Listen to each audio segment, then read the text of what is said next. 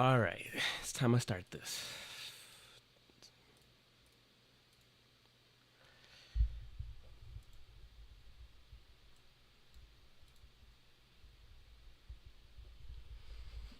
All right, getting into episode 12, which I am excited for.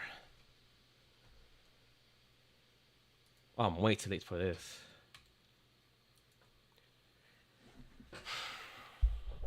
All right. The soldier seems to like the hot wind blowing on the deck. It reminds me of the warmth of the fire when cooking supper back home.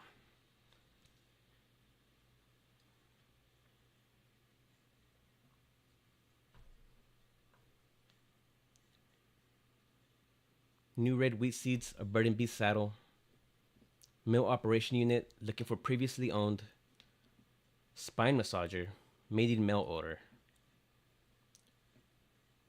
two woolen coats, Swinson's tailor shop, dad's needs his hem trimmed short, the romance of Eve's crossed out. I said I forgot. Grab some cheap candy to tide the kids over. Ask George if you can borrow his medal.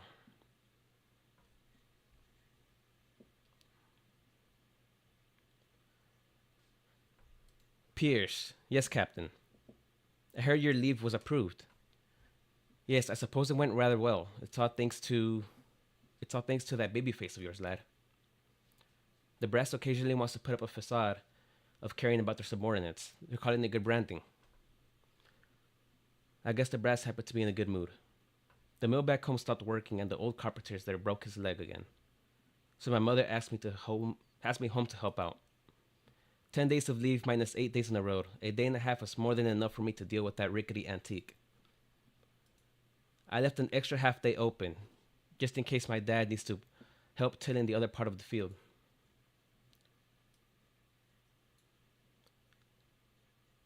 Alright, I should pick up another dozen work gloves. The ones back home are past their prime. Hmm, is this a shopping list? That's right, Captain. Just so nothing is missing, I don't know when I'm going to get time off again. Hopefully, you've earned yourself a real medal or two by then. Of course, all for Victoria. That's the kind of ambition I want to see, lad. I once knew a bloke named Todd. He and I fought against those spire casters out on the frontier, and he earned himself a solid gold medal. What a beautiful thing that was, glittering as it hung on his chest. It shone so brightly nobody could take their eyes off it. Our beloved Duke Windermere personally awarded him the medal, which is the highest of honors for any soldier. But at the celebration banquet later on, old Todd had a bitter look on his face. Can you guess why? Because he wasn't satisfied with the merits he earned? No, no, it's much worse than that. He couldn't lift his mug to take a swig of beer. His hands got replaced with a pair of wooden prosthetics. Ha!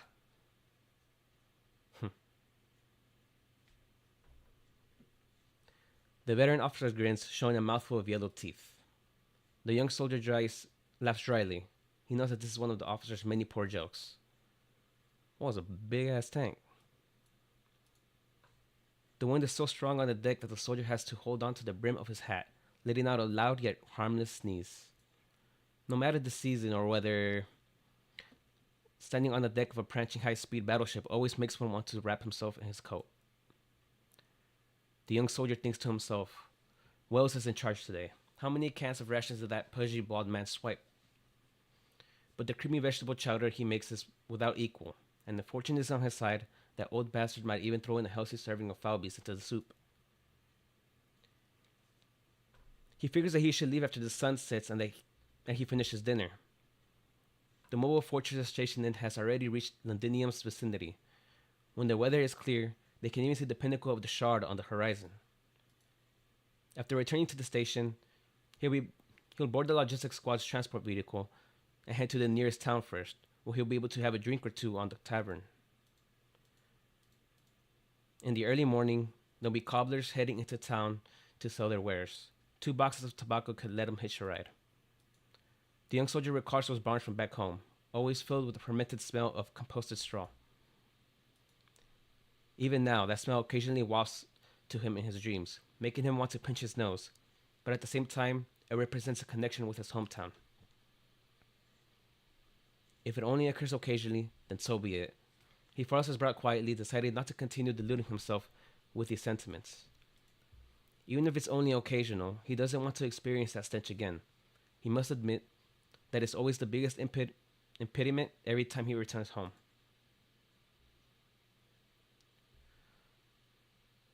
Ugh, the fog's rising again. I'll never get used to Londinium's bloody weather. Wasn't much better when we were stationed at Lithanian's outskirts, but at least you could enjoy a little sunshine in the afternoon. Go, tell the captain. We can't see a thing at this weather observation outpost. Something's interesting with interfering with the radar too. We should head back. Castor's forces are obediently maintaining formation. Go, Rodden moved his men further back. Other than the few familiar faces in the forward team, Old Wellington's main force still hasn't shown up. Other than our dear Duke Windermere, the remaining 7 dukes are watching on from the sidelines. The patrol's over. Sir, that sarcasm. None of our business. The brass always have their own agenda. But I heard that Londinium's... Pierce, I've been a soldier for over a decade. After drinking and playing cards, the most important thing I've picked up from being in the army is... Those rumors you hear are always bunkum and balderdash. Never pay any heed to them. The officers in the back have their eyes on the map and will take care of everything. Ours is but to do and die. Isn't it our duty to defend Victoria? Only they can decide what Victoria is, boy. Our job is simply to follow orders. Go and head back. Our day of peace is over. I ought to treat myself to a hot shower. This damn fog's making my bones ache.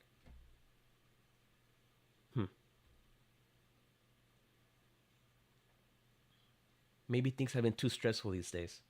The young soldier begins to thank himself for taking some time off to unwind. The battlefield always puts people on edge, even more so when you don't know whether, when, or where war will break out, or who you can trust. He thinks to himself, it's a bit clammy. He lifts his hands to undo the first button of his shirt. Seeing as how his dear officer has just declared the end of the armistice, a little disregard for protocol shouldn't matter. He thinks of the fireplace back home. A few years ago, he came home wearing a brand new military outfit, unwilling to undo even a single button despite sweating profusely from the heat of hearth. For that, the young lass surely laughed at him for quite some time. The young soldier curls the corners of his lips. Well, that's why I didn't bring you a sappy romance novel. Payback.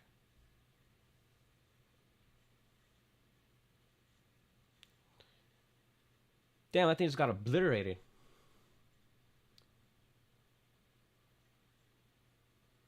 Oh, shit. Manfred. Main cannon output is normal. Confirming target destroyed. Good. We'll rip them. Begins preparations for the next phase. The Dukes will react soon. Theresa. Your Highness. Your Highness. New face? Yes, Your Highness. I was just promoted from the mercenary unit by the General. It is the greatest honor. You've always been my... It's an honor to make your acquaintance as well. What is your name? My name is...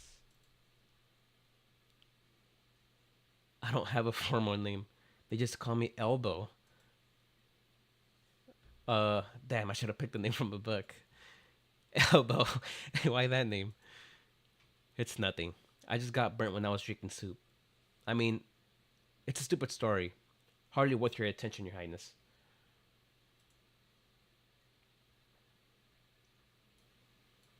You must have been holding your bow too high. No, it was Plug. That bastard ran into me. The next time I see him, I swear... Your Highness. Oh, I'm sorry, General. Your Highness. You may leave. It seems just to have a lot of work to do. I heard they serve a creamy vegetable chowder at the airship garrison tonight. Don't miss supper time. Thank you, Your Highness Theresa. When each battle ends, the Sarkas have a home to return to. When each battle ends, the Sarkas have a home to return to.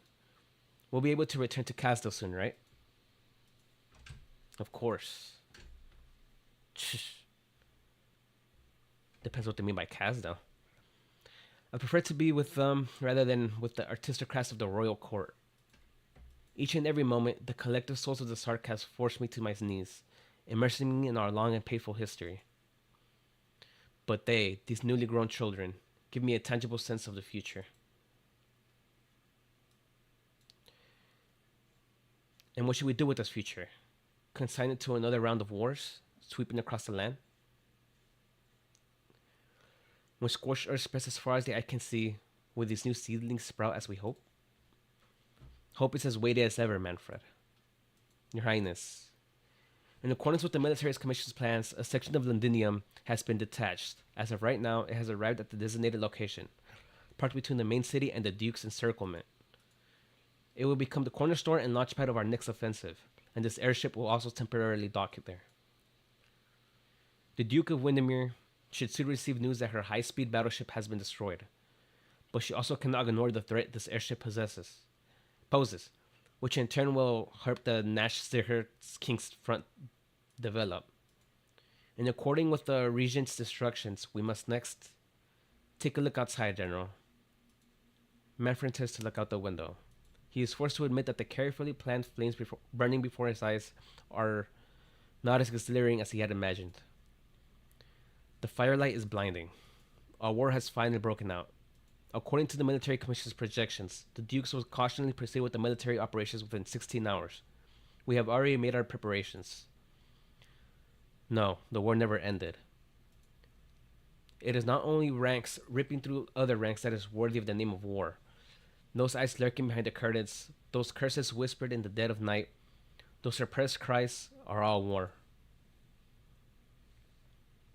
Those compatriots who perished alone in the barrens, those robes dragged across the ground during the black processions, those castle bricks and tiles sealed away in a collector's glass display case, are also all war. War has always been a part of us. We simply pushed it out for all to see once again. Even if the flames of war were ignited in Victoria, Castle has always been a part of the battlefield. I've already made many plans with the general about this. No, Manfred, that's not what I was asking. I simply observed that beneath our feet, the shadow of this airship covers all indiscriminately.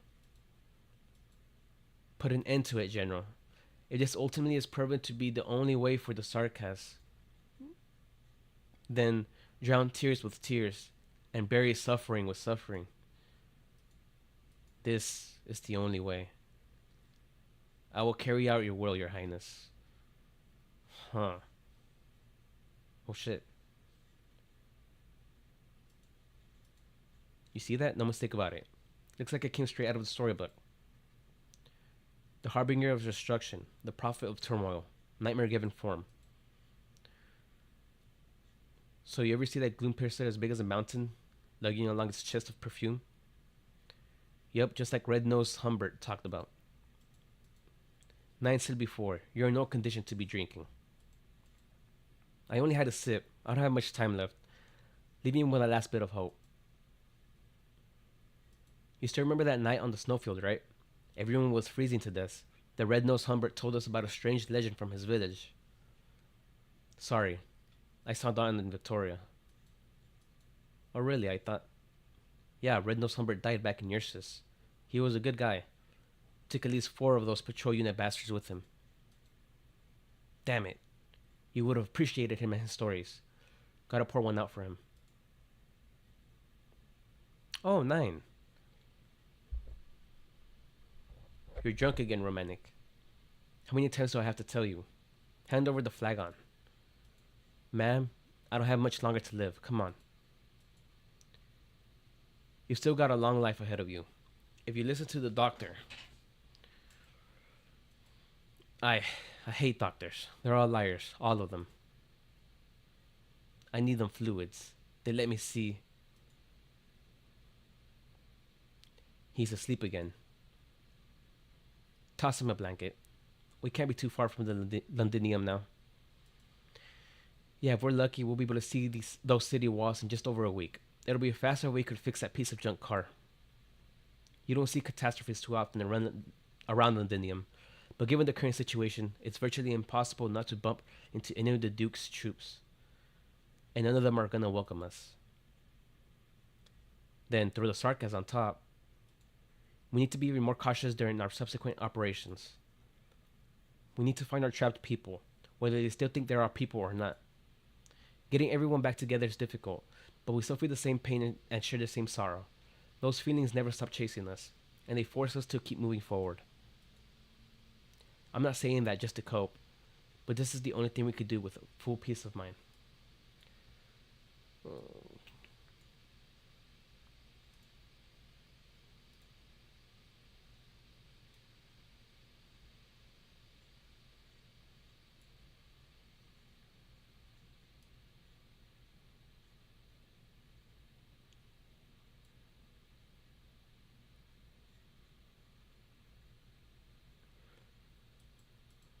Let those infected on the verge of despair know that they still have comrades out there, and that their lives aren't disposable.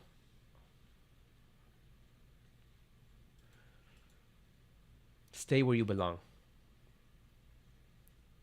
Tallulah. 9. I'm just getting a breath of fresh air. Fine, I have my eye on you. Flames are burning out there in the distance. They've been burning for some time now. Hopefully, it's just a patch of wood struck by lightning. Our squad will cross over. Lightning, huh? I saw you were making stew back at camp. I was just helping out the cook. She still had 2 baskets of potatoes to get through. I gave it a taste. Wasn't too bad. Alina. An old friend once taught me a few things. I thought I had forgotten it all. If you're still willing to play a part before facing justice, I won't stop you. But you'd best remember who you are, Tallulah. We'll be watching you. All of us. Shit. I know. Start packing up. It's time to go.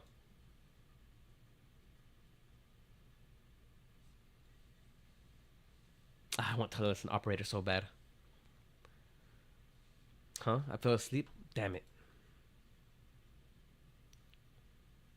Come on, 9, take pity on this old man and let me have another sip. Otherwise, I'm as good as dead today. Bah! Did you see that? The edge of the sky is blood red. Red-nosed Humbert said. He said that that's a good omen. A good omen, I tell you. He said that was the other shore? Victory? I don't remember exactly. Maybe it means tomorrow will be a good day, my friends.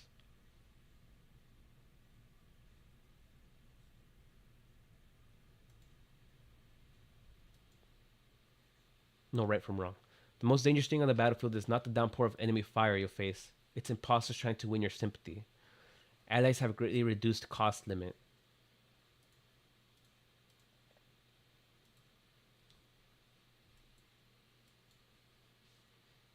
Tutorial.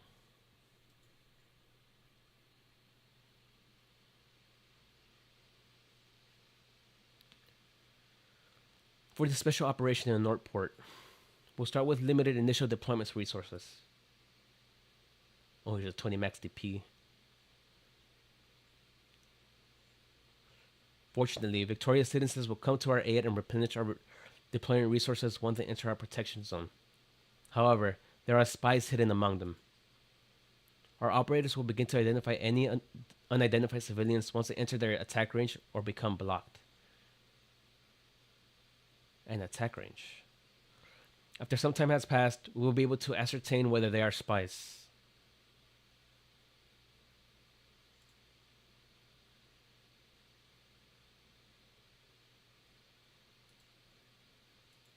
That takes a long time.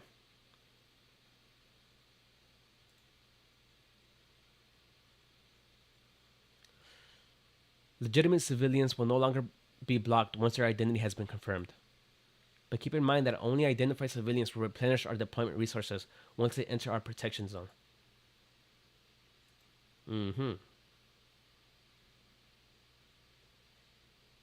So they have more DP? Ah. Hey, that guy looks kind of sus. Is he a spy? Oh my god. You can often tell a spy from a civilian by subtle differences in their behavior.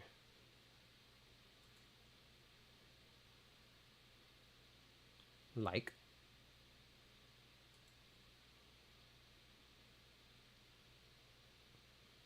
look, we've detected signs that that one's a spy.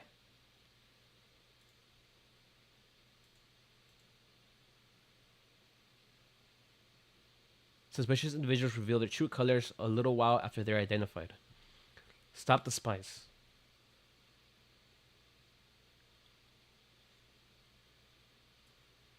Hmm.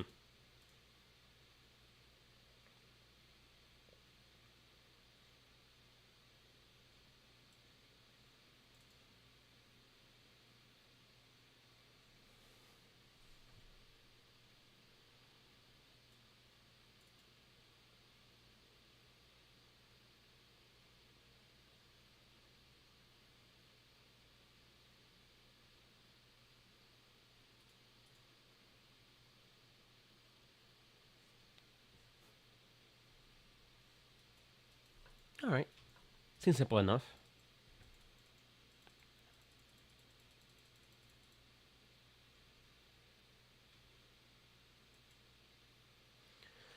Reception party.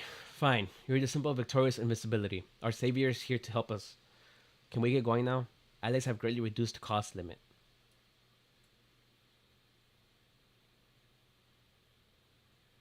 All right.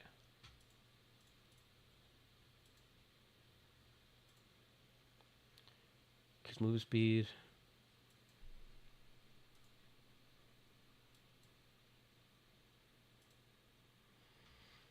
All right. Let's see.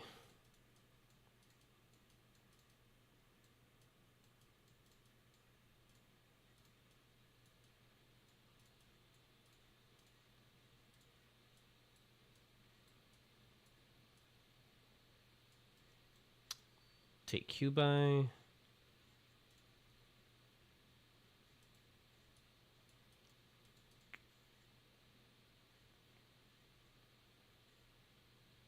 Not bring Saga.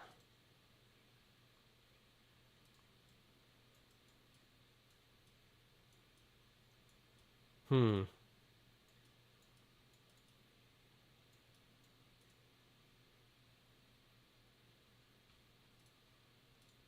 Or actually,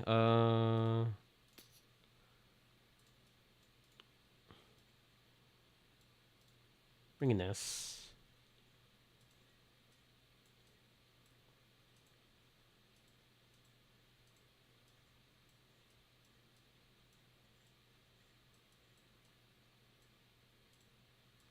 Let's bring gravel.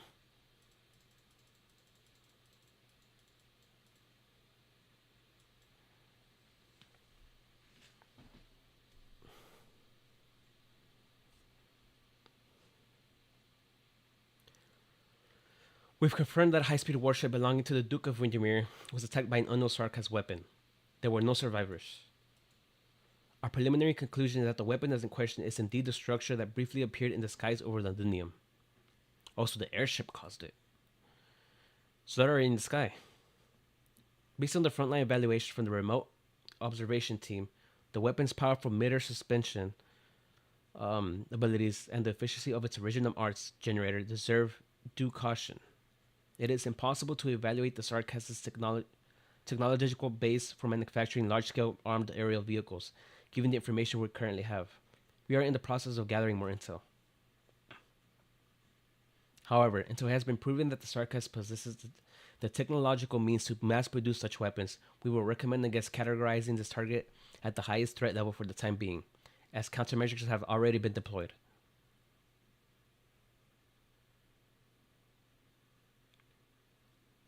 It should also be noted that Northport Borough, Londinium's old logistic district, was separated from the main body of Londinium City yesterday. Oh, so here you have the three dukes. Duke of Castor. What is this? The plate is now docked by itself between the city and the Londinium peripheral front formed by the various dukes.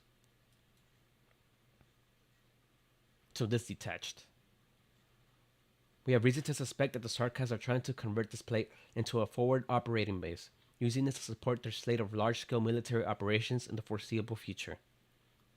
It will likely also be used as a temporary stop for that large-scale Sarkaz weapon.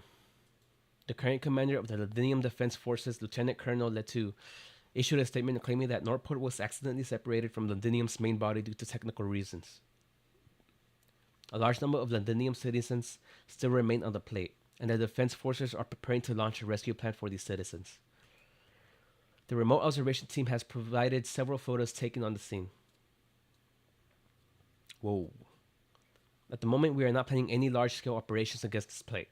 However, intelligence personnel believe that a series of irregular staffing transfers between the Duke of Windermere's mobile fortress and Ironclad Gallivy over the last 8 hours is likely related to the situation in Northport. Several analysts have pointed out that the Duke of Windermere's military claims to this plate are more radical than we previously anticipated, and the specific reasons behind this warrant a more in-depth investigation. We are monitoring the Duke's attitudes and subsequent actions in response to this Sarkaz attack, and will be submitting routine analysis reports at shorter intervals, awaiting further instructions. Oh, so that's the Duke of Castor. Huh. How sophisticated. Unsophisticated. But it gets the job done. They know full well that we all care greatly about our own reputations, especially in the face of Victoria's coming future. So they decided to throw out a bit of bait. A flying fortress, huh? It pains me to say this, but as long as they're holding Northport Borough at gunpoint, things are going to get messy. Now even Wellington doesn't have the nerve to rush over with his high-speed warship, rain fire down on the old logistics area, and snatch away his new toy. But he won't be able to resist the temptation. Affirmative. The Duke of Wellington's troops have sped up their advance. We suspect he's already gained intel on the airship. This massive airship is indeed beyond our calculations, and has the potential to reshape future wars. But as intelligence says, we're far from the point of things spiraling out of control. According to our estimates, even if the Sarkaz had a secret channel for transporting supplies, they wouldn't have had the time or resources to build multiple airships. Those damn devils can hardly bring out the value of this technology, but perhaps we can. That's right. Naturally, this is extremely important to me. Even if I don't give the order, I expect that you bring it to me. However, our gaze ought to be cast wider than just a singular piece of technology. What really worries me is we've let the Sarkaz run amok in the shard for too long. Oh, now you decide that? Even the most dim-witted fools will eventually figure out what lies behind those buttons and levers. Allerdale. I don't blame her. She was never ambitious enough. That was her strong suit. And I allowed her to keep it. But it doesn't look like there's any way to make use of our Stone of the Sword. Rest assured, the dukes who supported you, along with their vassals, are still resolutely on your side. I promise them peace and safety, and I will deliver. Forever honors one's commitments. That has always been the motto of House Castor since ancient times. Trilby Asher is already being dealt with. Naturally, they always have a way. Then, Your Grace, about the citizens of Northport. Lieutenant Colonel Letu said that he was preparing a rescue plan. You won't go wrong putting your trust in that Gaulish commander. I've met him before. He's an interesting man. The Sarkaz have never publicly claimed to occupy Londinium, as it has nominally been under the control of the defense forces. And this lieutenant colonel has managed to survive in his position for 4 years without getting caught up in any major trouble either.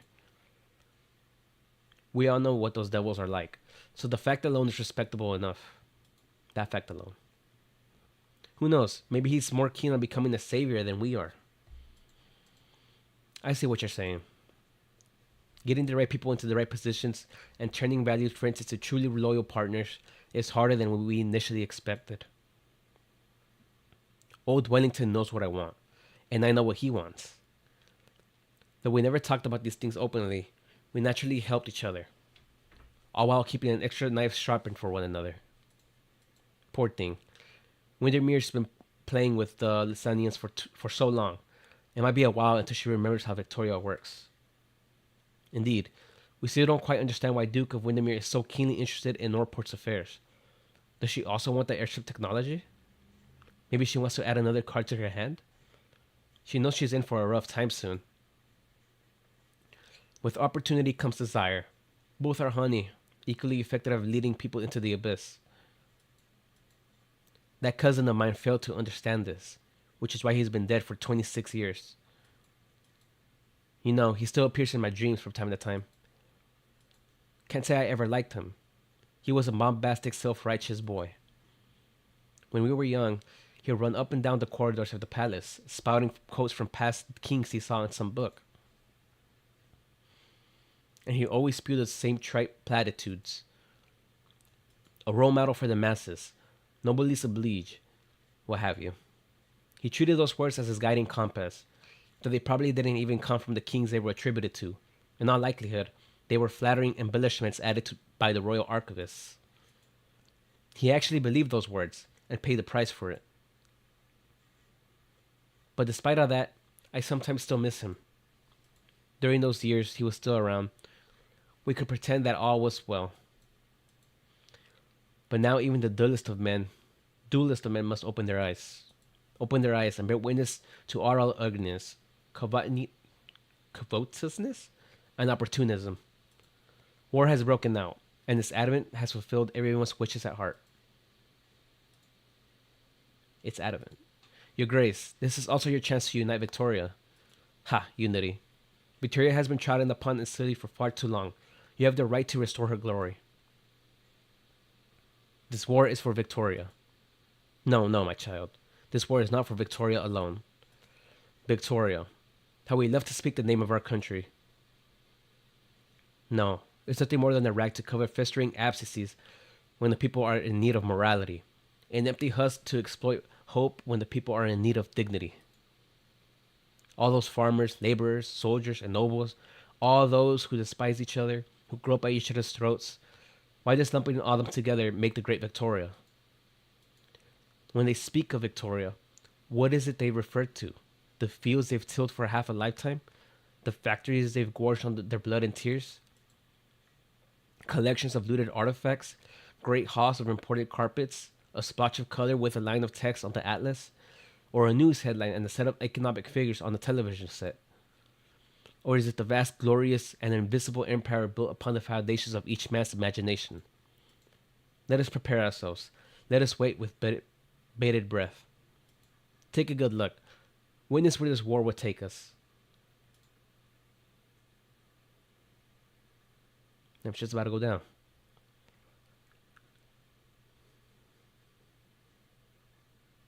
Good day, sir.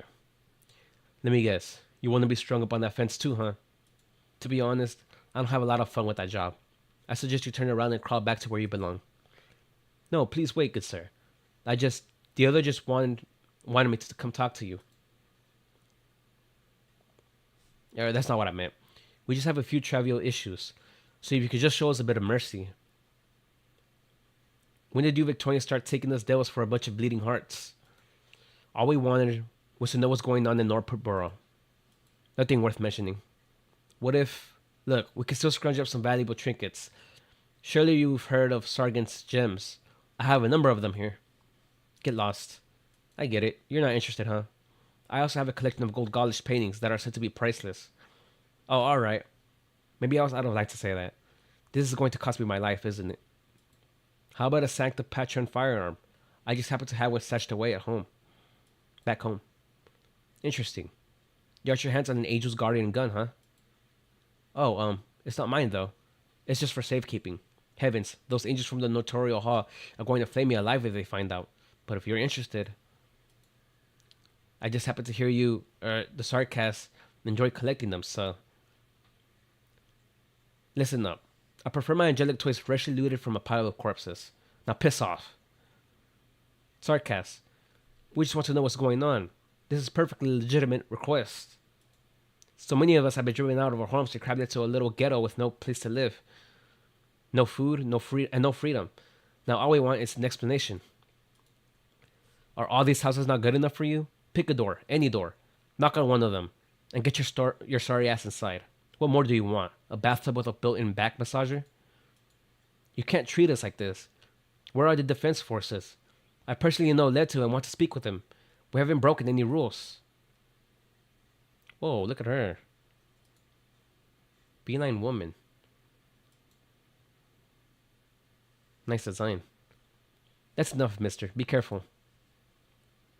They're armed. She has giant keys. Let go of me. What do I have to be careful for? Listen up, Sarkaz. I've lived here for 30 years. This is my city. This is my neighborhood. I know you've taken over those factories. I know you lust after Londinium's wealth, so take it. Splitting off a few factories won't put a dent in Victoria's glory. But I am my own man. Not even the king can take my home. Tell me, why did Northport Borough drive out of Londinium overnight? What's the meaning of all these walls outside the borough? Hey, are you trying to get yourself killed? What possessed you into thinking that you could challenge my authority? Wait, please, good sir. He doesn't know what he's talking about. Damn, he did. What a waste. Listen up, you sorry worms. To tell the truth, I'd like nothing more than to slaughter each and every one of you right now. Seeing your faces makes me sick, but the boss says you lot are still useful. So I promised him I'll show a little restraint. This is the grace I've afforded you. But know that I can take it back just as easily. Hurry, run, get away from here.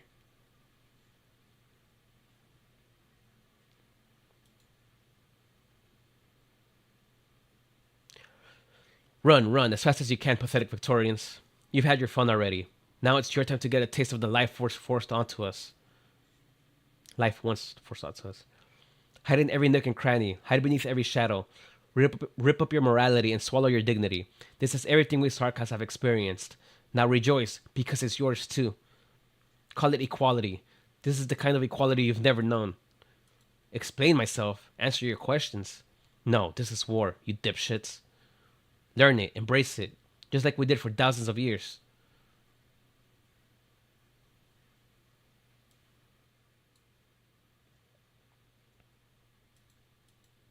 Aye, where am I? Stop your blubbering already. Did you think they invited you here for a picnic?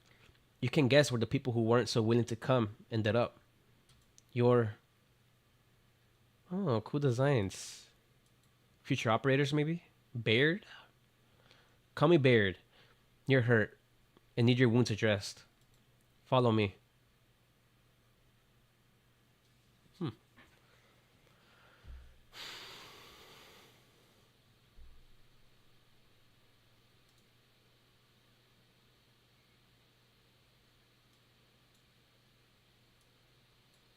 Alrighty.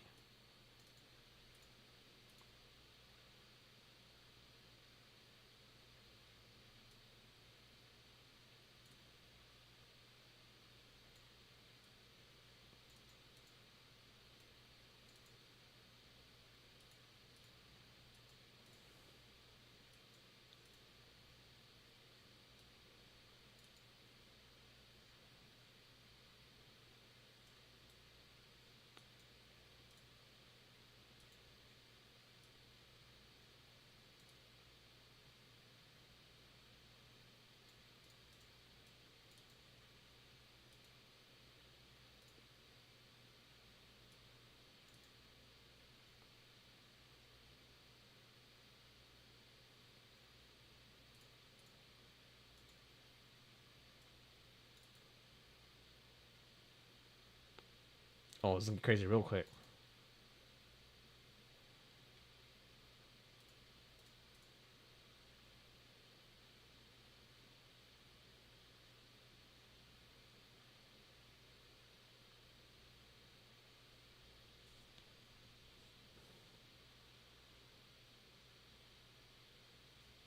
Woo.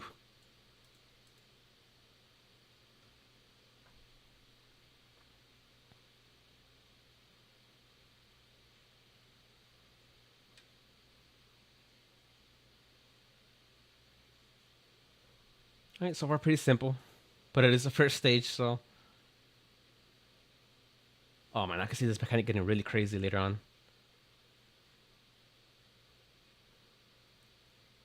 It's gonna be a lot to keep track of. Not only the enemies, but the civilians too.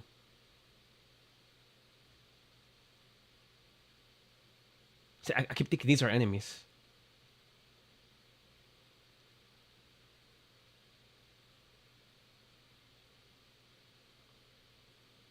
Wait, do they take block? I don't think they do, right?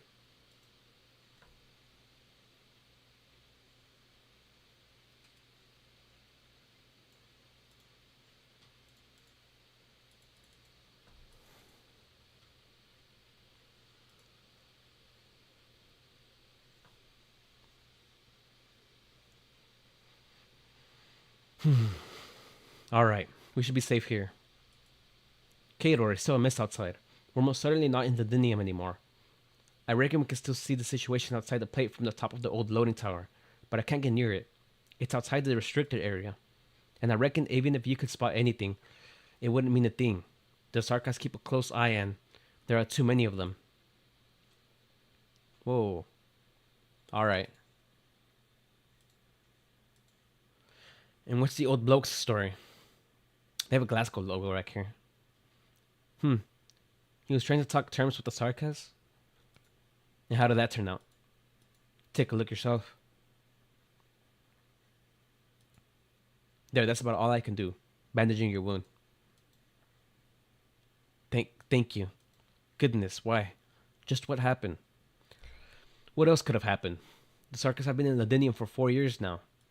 You can't possibly still think they were invited here by that poor sod Cavendish as his guests, right? But they haven't ever what? You must be one of those noblemen who never leave their mansions and neither maids to fetch them for their morning sisty milk. How'd you fall so low as to find yourself in Norport? No, I'm but a scholar. I have merely run into certain troubles financially. As soon as I finish my manuscript, I shall... Drat. The manuscript is still in my study. Baird, you really got a knack of finding these poor, down on their luck bastards, don't you? Would you at least have some respect? If all goes well, it's very likely I will become the Royal Academy of Sciences' next academician. Very likely. I still don't understand. The news kept saying that all is well. What more do you want them to say? Friends and citizens, I sincerely regret to inform you that Londinium is now a shithole. The special instructors that they sent to the newspaper offices and TV stations actually earned their keep, you know. Did you see whose flag they're flying above the munitions factory in Highbury? If not, you've got to at least remember the fire in the Osterrig the other day, right? But the war. What about the defense forces, the Dukes? Aren't they defending us all around Londinium? How can this be? The Sarkis can't possibly triumph over the Dukes, can they? The Delts are a bunch of savages who cower in the wilderness. The Victoria is the greatest country across all the lands. Who told you that? Did you realize that out of nowhere while munching on a cake at home? I didn't feel that way at all when the Dibbles held me up against the wall and frisked me. Alright, next. Academician? How do you say that word? Off you go. You don't belong here.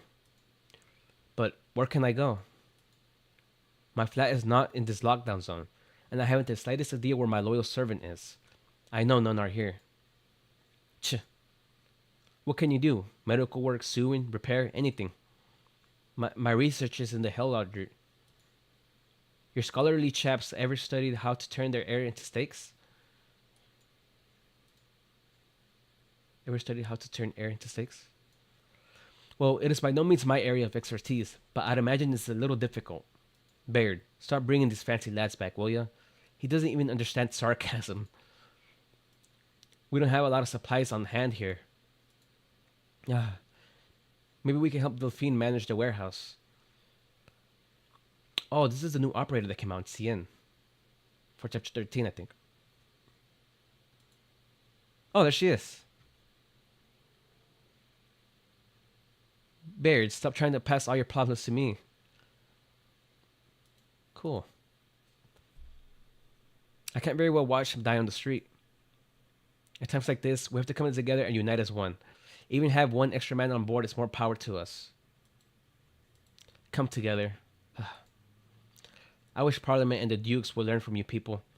We wouldn't have fallen to where we are today.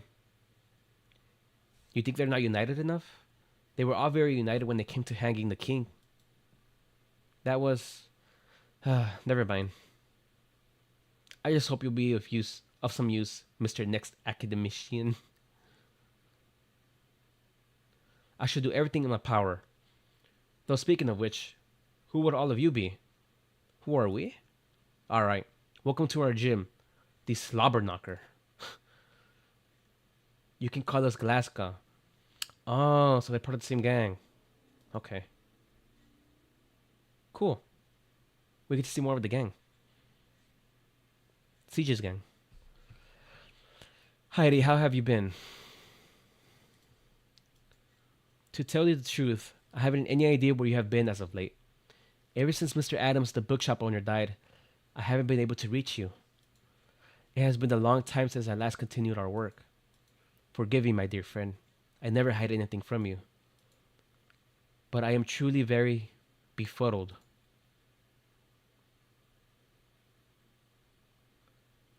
You once told me that peace would come again. But I can't fool myself with false hope anymore. I can't hide in my room and pretend that everything we do is still meaningful. Right, we could look at things on a broader scale. The dimension of history. Of course, peace will come. It will eventually. And war will undoubtedly shatter it in an even crueler way. I once thought we could win, and I still hope that we will win. But Heidi, if everything that we have done amounts to nothing but self-comfort. No, not if. This might already be the truth. These books, these desks, and this school that may come crumbling down at any moment. How are they meant to stand up against the force of a new era? Heidi, I can't keep going on anymore. What should I do? Lady Golding, are you alright? Molly, you're back. Are you writing a letter? No, this is nothing. I just remembered a few novels that I read before. The protagonists are always charming, suave, always heading to the front lines, wearing a uniform befitting of them with a pipe in their mouths. But the authors never tell us which battlefield they head to and how the trenches smell. Those who are enamored of the protagonist, both women and men, taste fine desserts with anxious hearts. Of course, we all know these are just literary techniques. The stories always end happily. Authors with a little bit of ambition might try to build what the critics call a profound atmosphere. The stories are adorned with preventable deaths. And they are always the protagonist's comrades and dearest friend, dying in the trenches to shield the hero. In the end, the wretched enemies find themselves defeated by the hero's sword, thus restoring justice and morality. And at his fallen friend's funeral, a solemn crowd gathers to remember his heroics, as petals symbolizing honor are scattered on top of the casket. This is the most emotional part. The protagonist clenches his fist, wipes his tears, and looks towards the morning sun with resolve. And without fail, they always say that hope will come and all sacrifices will be meaningful. And that's where the author stops. Let the readers imagine for themselves that truly beautiful future. Let them bask in that stately feeling in the end. I'm surprised you read those kind of novels. It was years ago. Everyone was that age once. I used to be obsessed with these books when I was still a young girl. I wasn't very attached to the protagonists, actually, but I was indeed obsessed with those deaths. Sometimes I imagine myself one of those heroes who sacrificed themselves for their cause, and the masses would sing my praises for the era I helped create, or, at the very least, my sacrifice. Ha, how childish. Later on, I thought I'd be clear-headed enough to see past these sugar-coated fantasies. But then, I started to notice there might be nothing inherently different between who I am now and who I was back then. Don't say that. You told the children yourself. Death is a solemn topic. Ha, did I? I don't remember. Perhaps it was just the lectures that I've got so used to giving. How was procurement today? Not too bad. The situation on the streets isn't very serious. The price at the shops haven't gone up. though there were more city defense soldiers than usual. And the Sarkaz soldiers, they're not as secretive as they used to be. But everyone is pretending as if nothing has happened, except what used to be Norport. There is nothing left except the support structures extending from the surrounding districts. What about those places? I need to apologize to you again. I should never have dragged you into this. It's just, Li Tu has his eyes on me, and every time I step out the door, I find myself followed by several ill-meaning men. Ugh. I had no choice but to make a gamble that you are not on their watch list yet. No, I'm glad to do my part for Lindinium. It's just that the places you told me about were all pretty quiet. I used the passwords, but no one answered. Maybe they've already given up? No, they are all stronger than I am. Much stronger. But I found a letter. It should be for you, so I didn't open it.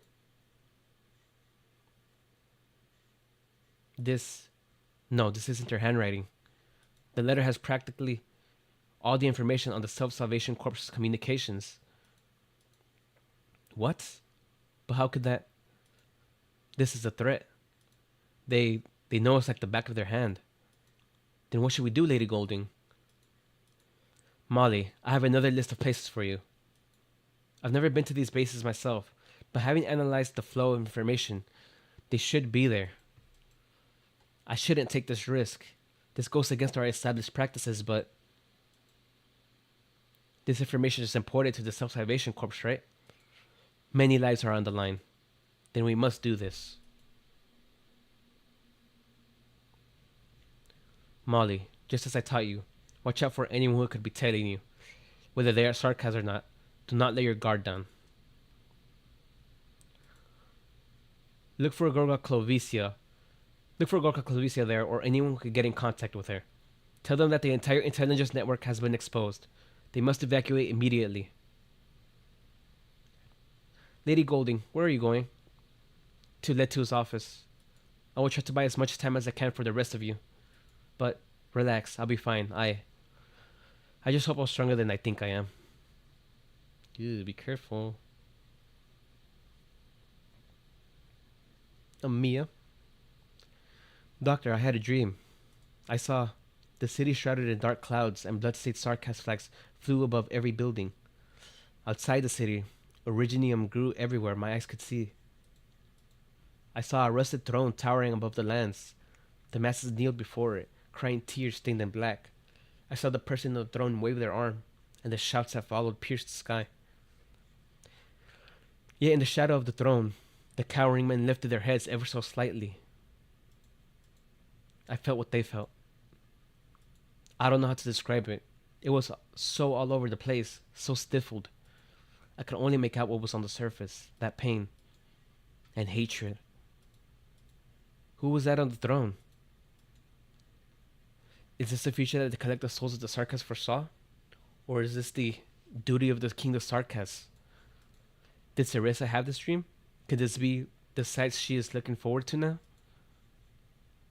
No, it can't be. Doctor, this dream, it doesn't mean anything, right? It's just a dream. Thank you, Doctor. Right, it was just a dream. Sounds menacing. I still want her as an operator. Amia, Doctor. Is Dr. Calcit better? Hard to say. Her body was hurt to start with, and her wounds are deep. Oh, that's right. She got, murked by Theresis. Forgot about that.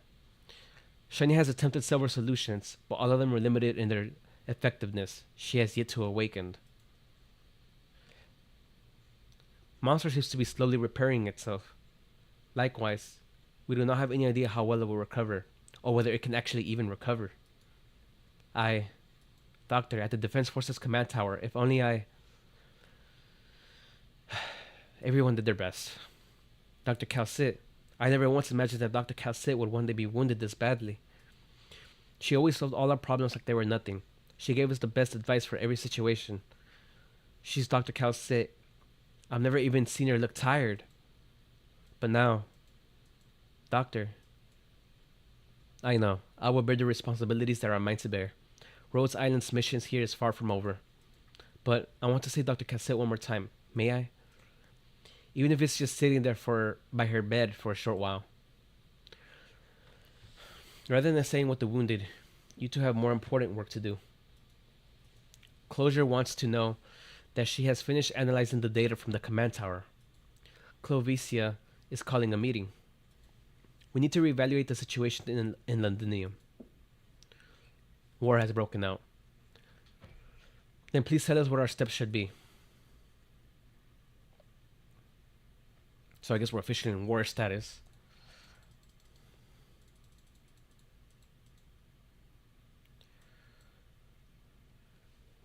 Benevolent betrayal. Villains need to always have the upper hand over the virtuous, not because they are stronger, but because they see morality as a weapon instead of a standard.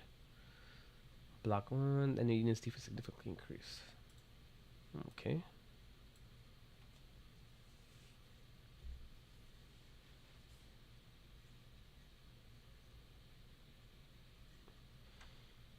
Mia, doctor, you're here. As you can see, the morale here is rather low right now. It's a mess, but please pay it no mind. Ever since Aderdale left, our logistics have been in shambles. But given the problems we face, this is the best solution we have. We lost many men in our battle. We once thought that these sacrifices would not be in vain, and that as long as we stopped the Sarkaz projects, everything would still be salvageable. Regrettably, they acted much faster than we anticipated. The Sarkaz, not only do they have the shard, they also built that airship. The report has been distributed to everyone. The airship attacked the Duke of Windermere's army out in the open. The illusion of peace has shattered. As for the shard, if the Sarkaz willingly started this war, then their control of the shard must have proceeded much further along than we expected. I'm too afraid to make this gamble. Alistair once told me the legend of the sword.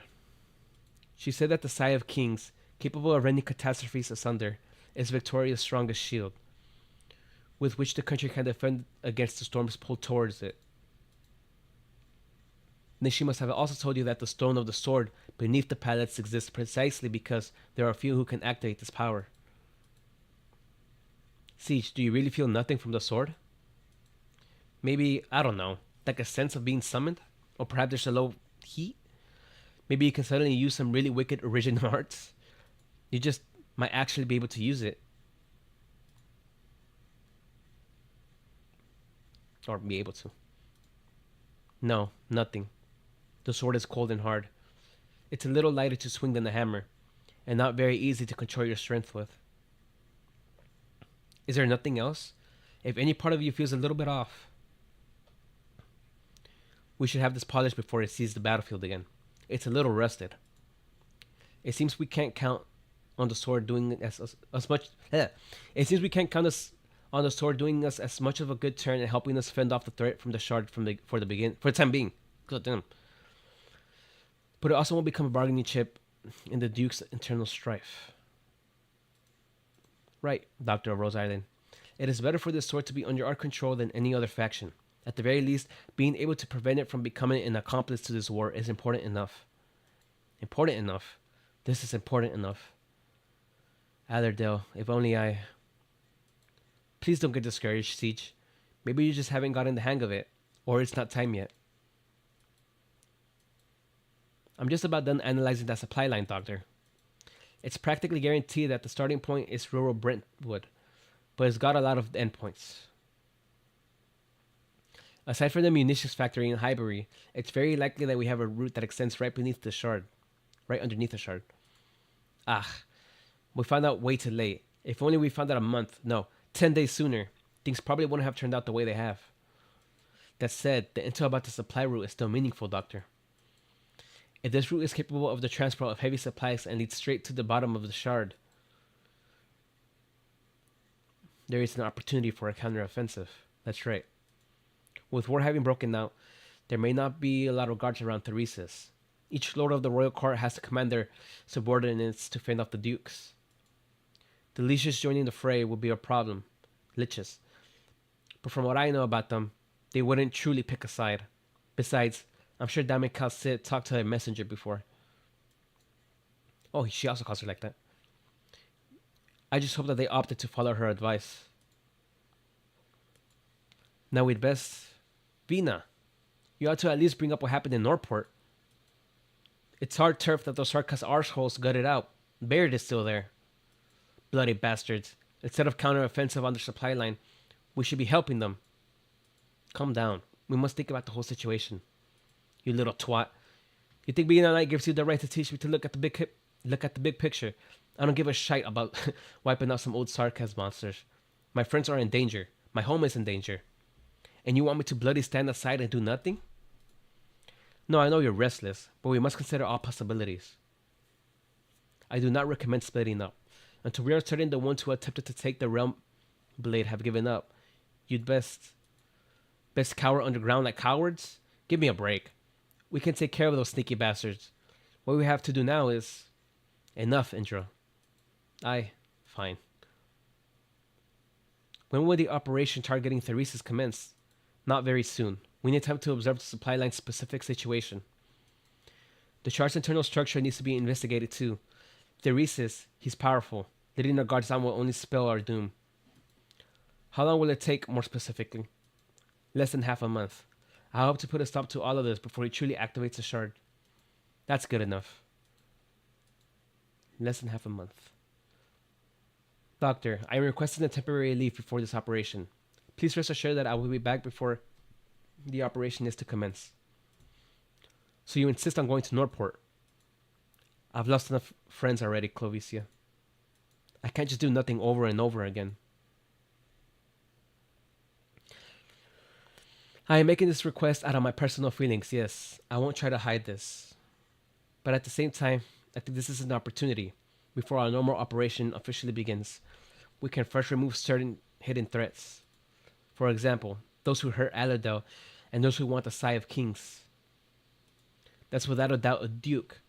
No matter what position he is planning to take, I think I should have a conversation with him. Ascalon said this already, but time is not on our side. I understand. I will handle this properly. Doctor, what do you think? There are still things worthy of our attention on that plate. Right, the Sarkaz airship is very likely docked in Norport. And this also implies Theresa, might be there. In this war, we will have to face her sooner or later. I wonder if the current Theresa has the same viewpoint as the old one, though. Or, like, even memories. There's another thing. Logos mentioned to me. Emergency. The Sarkaz ambushed the Camden Borough safe house. We, their forces... Ugh. Camden? What's going on? Alert. The safe house at Auschurg being ambushed. Feist. The safe house in Highbury is under attack. What's the situation over there? We're mounting a counterattack and are evacuating underground. The situation is dire. It's likely that the Sarkaz have... This is not a simple annihilation. They are planning to...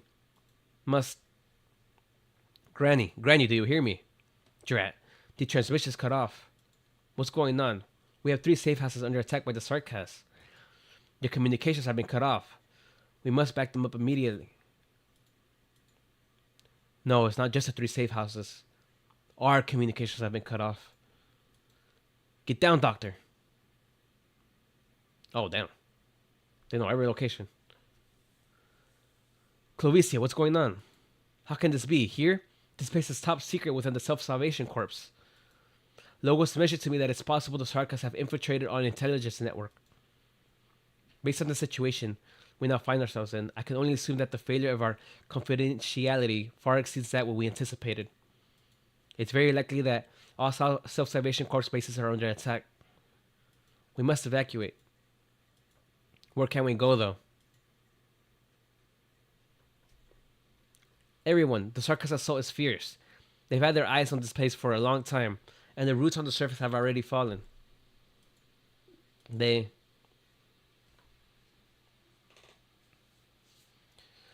mid-level buffer zone has been breached too.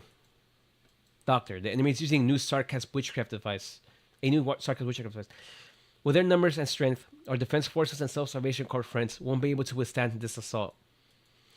Truth be told, we have no chance of winning. Robin, who is in charge of organizing defense, won't last very long. How much time can they buy us? 15 minutes. No, half an hour. That's all the time we have. Evacuate? Where are we supposed to run? There isn't anywhere safe for the self-salvation corps to go in Londinium. The equipment factory's third warehouse? The car park at the Four Seasons department store? Maybe Viscount Byron's mansion? No, they're all too risky. There has to be somewhere else. If it's dangerous everywhere in Londinium, we can evacuate the city for the time being. Evacuate Londinium? But, right, the Sarkaz supply line.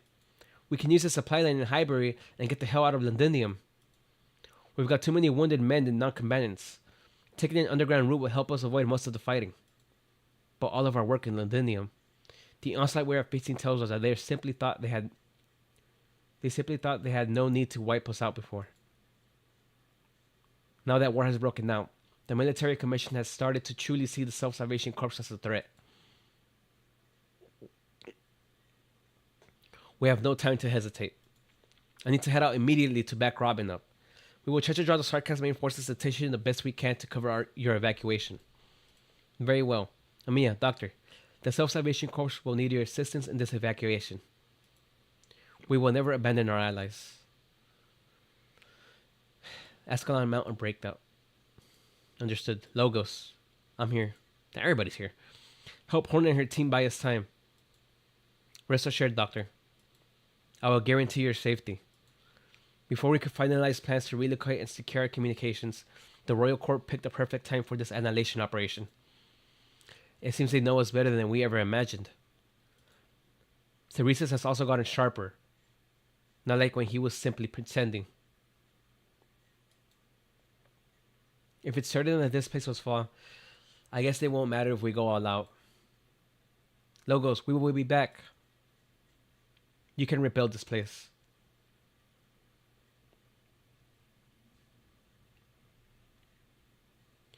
Next, we need to find the entrance to the Highbury supply route. Rock, you know the underground passages better than anyone. Rest assured, I will evacuate safely with the wounded. Closure, take all the wounded and non-combatants and go with them. I'm calling on you and Shiny to take care of Cal Sit. What? Huh? Hey, Doctor, what kind of sick joke is this? If I'm supposed to be a non-combatant, then so are you. You bet your ass I can beat the crap out of you. It's you who should be evacuating with the rest of them.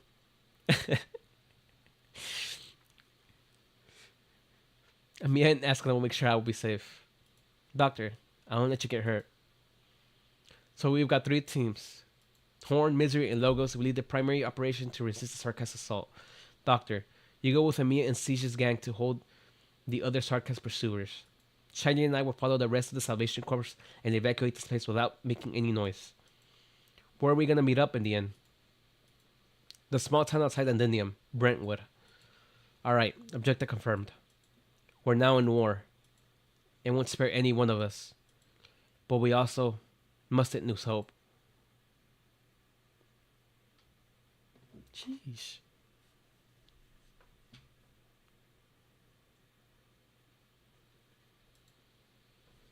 Alright.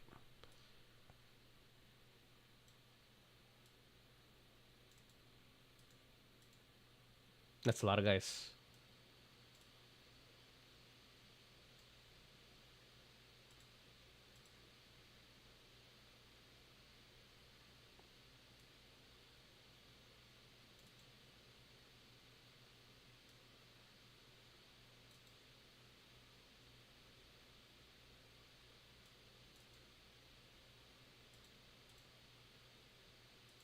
Oh shit. What about the 1 block? Uh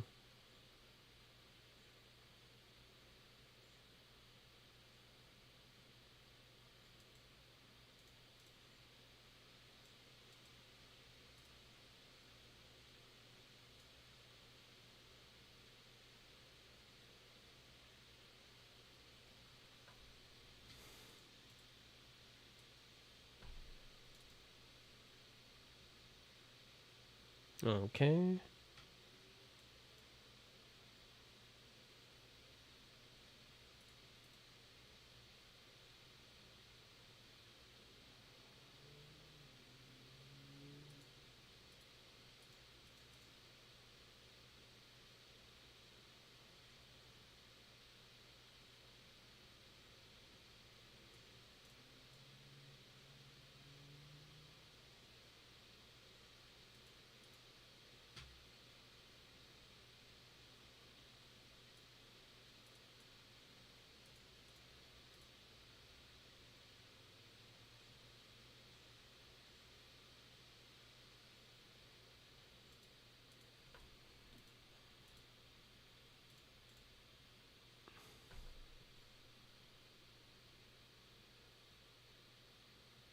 All right. Easy enough so far.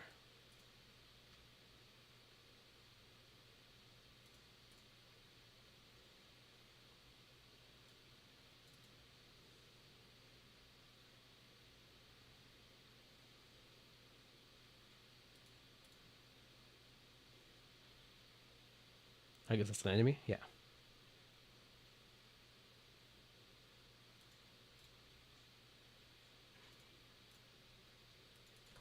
Murked.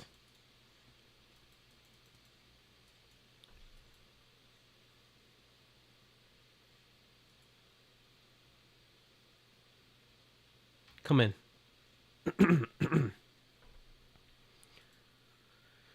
You're here, Golding. Letu, you know it's better than I ever imagined. What do you mean? The Londinium Self-Salvation Corps. Where did you get this information from? Does it matter? Have a seat, Lady Golding. Please, there's no reason for you to feel anxious. This war is not between you and I. Answer me, Lieutenant Colonel.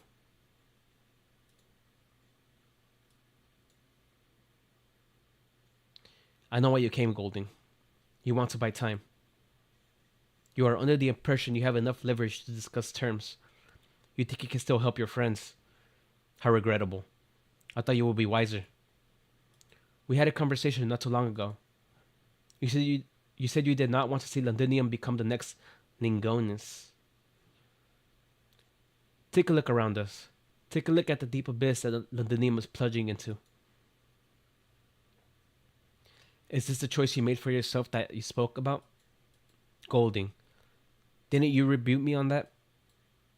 Correct. We are plunging towards that abyss. War has begun. War once tore apart Gaul, our homeland. What will it tear apart this time?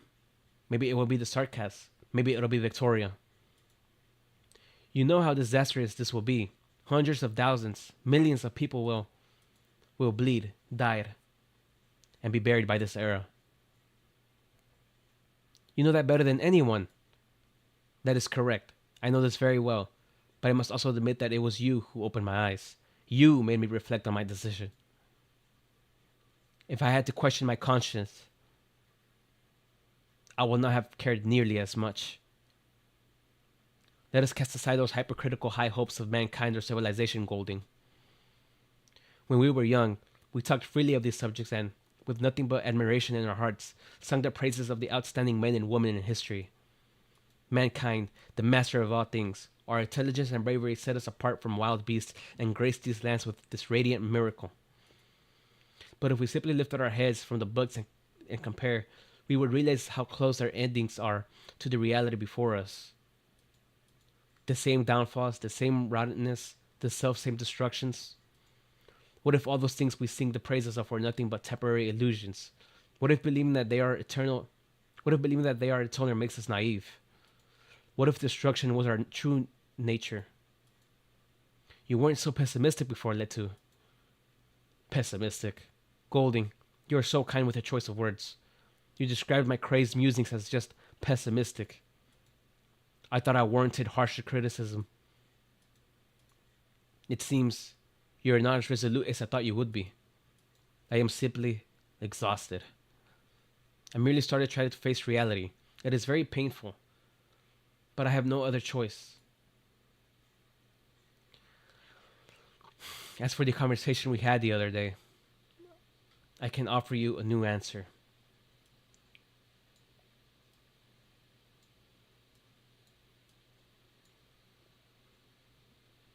I cannot offer you a new answer. I did not choose any missions for myself, Lady Golding. I only wanted to survive this ceaseless destruction. It's pitiful and weak, insignificant and inadequate, but this is the answer I arrived at, and it is the only one I have to offer. What else can I do? You're a soldier. You should have followed orders. Whose orders should I have followed? The king is dead. The Sark has run the parliament, and each duke has their own master plan. You could have become a hero? At what cost? What if the price is not one that I can afford? When you walked into the room, did you see the eyes of the guards standing by the door? The officers under me, my comrades, and those bewildered young men. Till has 5 children. Sazan's mother has been paralyzed for 3 years, and Todden's brother has neuropathy. The vampires will suck their blood dry. Bowing down will not prevent anything.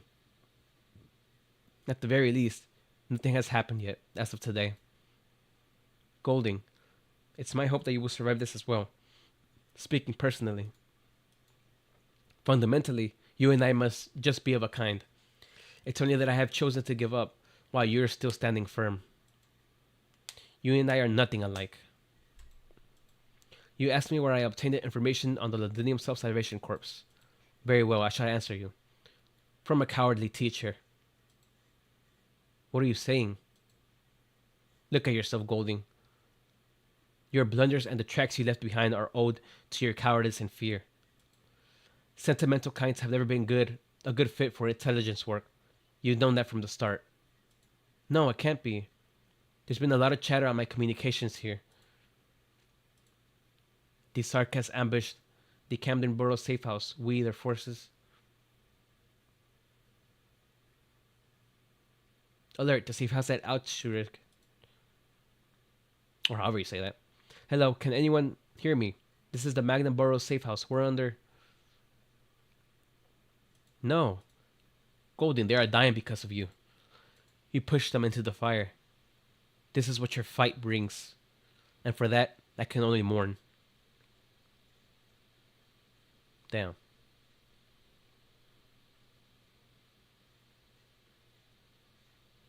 There's too many men. They're well equipped and they're working far too well with each other. Mercenaries aren't capable of this. These are military elites. Each and every one of them is a bloodthirsty machine who dug his way out of 1,000 battles. Out of the way, the lot of you. Indra, watch your back.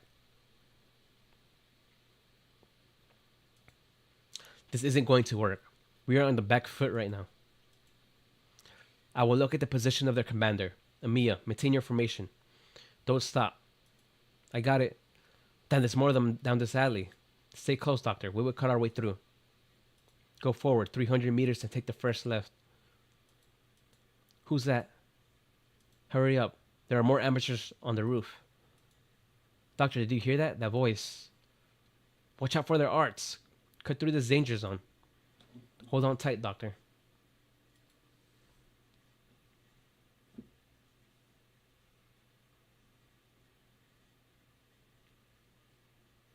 Left. Let's listen to that voice. I hate being ordered around. Fine.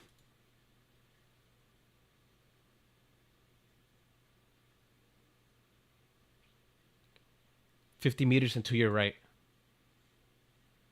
Is this telepathy? What the hell is this? Bloody, that's a wall there.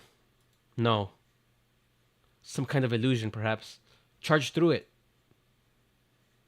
Harry Potter style.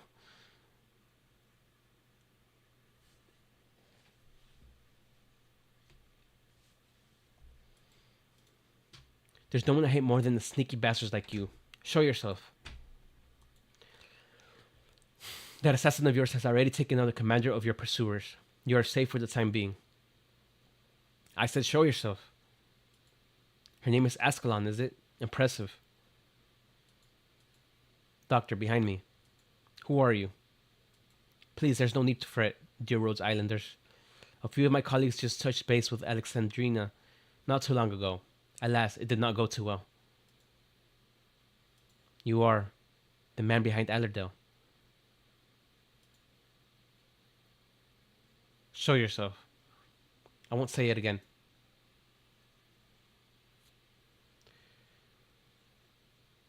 Please lower your hammer, your highness. You are merely wasting your strength. As heir to the throne, from a certain viewpoint at least, you should have a bit more patience. You said so yourself not too long ago, that we should have a conversation. You had the self-salvation corps tapped. Their evacuation plan will be successful. Do note that this is a promise, not sarcasm. Whoa. My sincerest pleasure to meet all of you, ladies and gentlemen. I hope there yet remains room for our objectives to coexist. An Ashen Trilby? Very perceptive lady Isabel Montagi. I should have expected no less from a scion of the Count of Manchester. Indeed, we are often referred to as the Trilby Ashers. Should you have the chance, please send your mother's my regards. Your mother my regards. You... Please, there's no need for alarm, Lady Montague. I harbor no ill will against you and your friends at the moment. Is the arts gimmick you have over there a gesture of your goodwill too? I'm not fond of having conversations next to a pile of explosives. This is merely a precaution. Well then, here's a precaution too. Lower your weapon, Miss Ascalon. This is not worth it. Is that a gun behind them? A cannon? Rhodes Island Pharmaceuticals made a series of passages and call permit requests for so-called industrial waste recycling and processing purposes, currently hiding within the territory of the Duke of Gododin. Gododin? Currently 631 kilometers away from Londinium. And what if we are? Miss Amia, I surmise your recycling work is proceeding apace?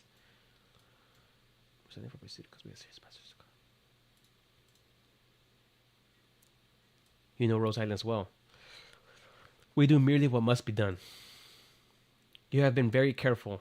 You chartered your course and built a well-hidden supply network around your ship. You wish to avoid Victoria's intention. And you almost fooled us. Regardless of whether your intentions are good or otherwise, wouldn't you agree that discretion is the worst quality there is to a ruler? Who do you serve, Mr. Trilby Asher? If at all possible, I would say that I serve Victoria. Alas, the reality is that I only serve a small part of Victoria. This small part is more than enough to keep me well occupied, however, which means you work for one of the dukes. If the Duke of Wellington saw us as a threat, Rhodes Island would already have been attacked. The Duke of Windermere's control has yet to reach Duke Gododin's territory, not by a long shot. From what I know, the Duke of Normandy is more interested in business. Most other dukes are fence sitters. You work for Castor. God damn, bro. Doctor, the commander of Rhodes Island, there exists very little information on you. We were under the impression that this was due to a lack of importance. We will reevaluate our internal appraisal. What is Rhodes Island's worth to that part of Victoria you speak of? We actually do not have much of an interest in the so-called pharmaceutical company that deals in waste recycling. But your operator has a very unique background.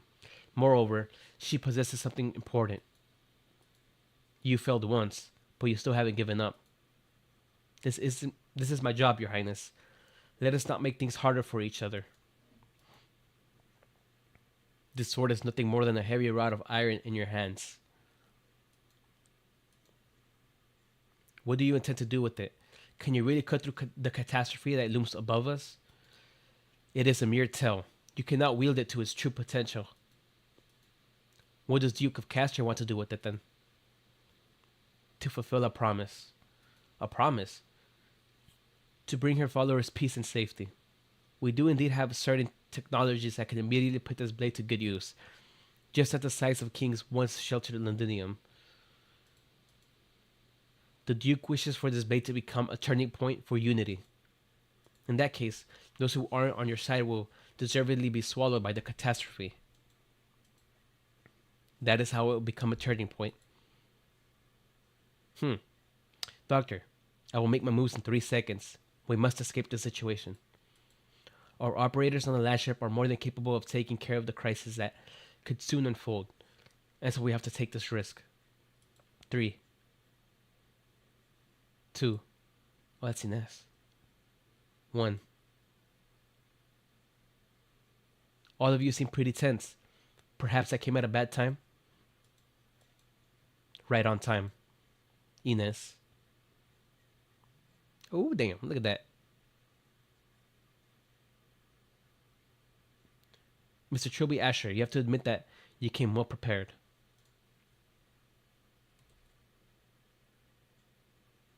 Oh, damn it.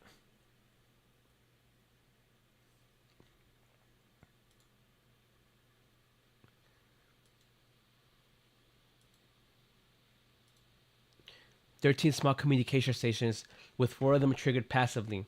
They were set up to automatically send out orders if they don't receive your message after 10 minutes. I didn't want to venture a guess as to what orders they were meant to send out, so I took the liberty of crushing them all. I hope you don't mind. Your subordinates were very strong, even after they heard the word vampire.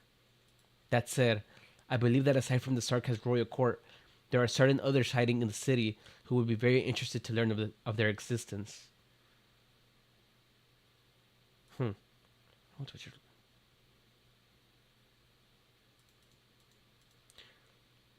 "Tell me, where do you suppose I should take them?" "Ines, former Sarkaz missionary. It's hardly surprising that you are still alive. We've determined for some time now that someone was behind all these little tricks around the Londinium. You've done very well. We know that there are a sizable number of Sarkaz mercenaries inclined to leave the military commission's control. But we both know that does not come without a cost, don't we? Your business partner might be in a fairly dire straits. Perhaps we should be a little more blunt with each other. I know you have more tricks up your sleeve, and you know we still have some trump cards in our hand. Let's stop probing each other.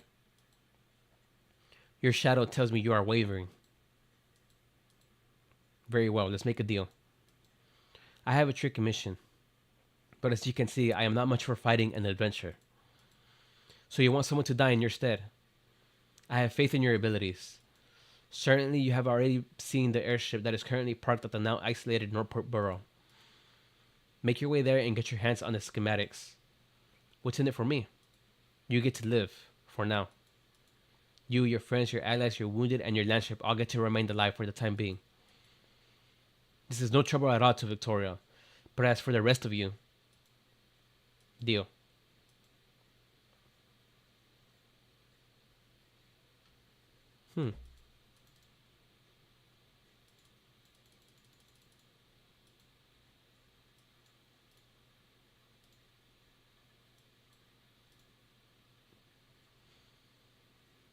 Unity is luxury.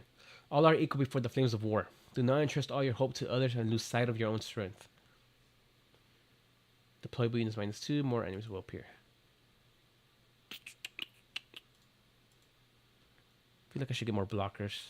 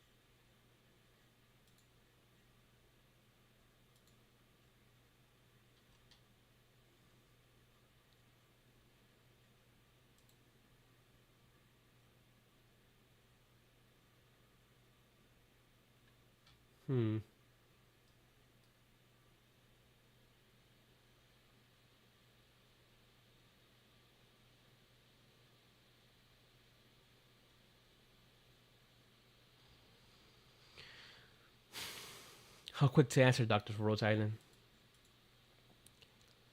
A safe location has been sent to Alexandrina's terminal. Please stand by there. I cannot guarantee your safety for any actions you take outside of our arrangement. My terminal, when did...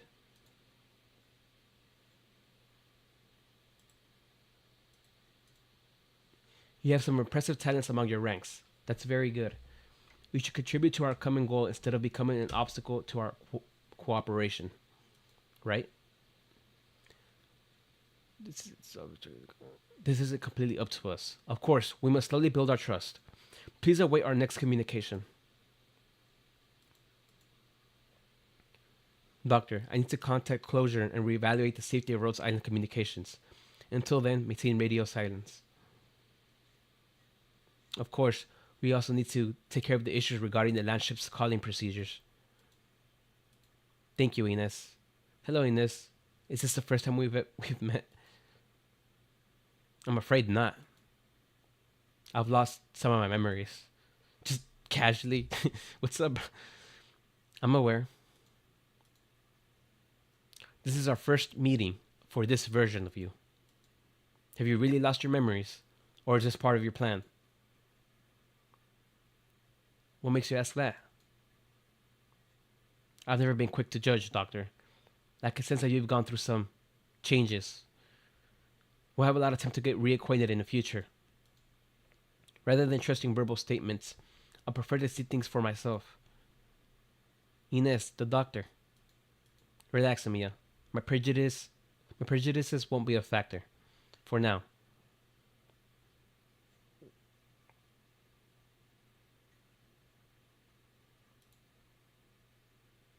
Hold on.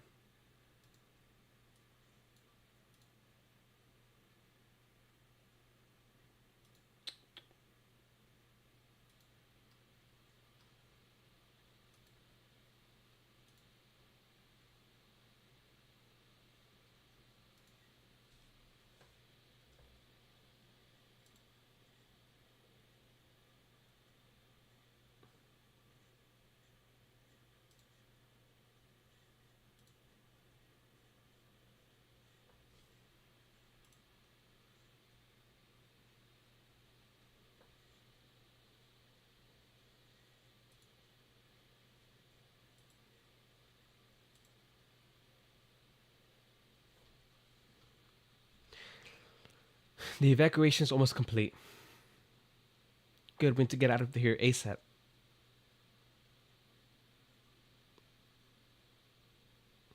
That sarcasm from Rhodes Island. It's the same logos?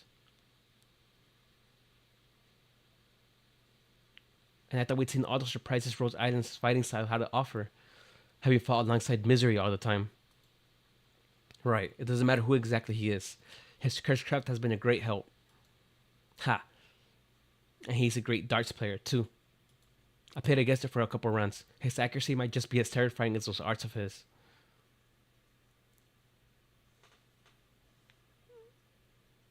A friend of mine taught me a couple tricks before. That's all. He's no match for me in the chair sliding match. But when it comes to darts, he's not so bad. He's talking about, what was the Sarkaz's name with the sniper? Horn, the Sarkaz forces have retreated. We should seize this opportunity. According to the plan, I think they have that in furniture lore. The whole chair thing. According to the plan, Rhodes Island and the Self-Salvation Corps will take the supply route, head towards the exit, and make their way to a town called Brentwood to build a new safe house there. We will regroup with them there.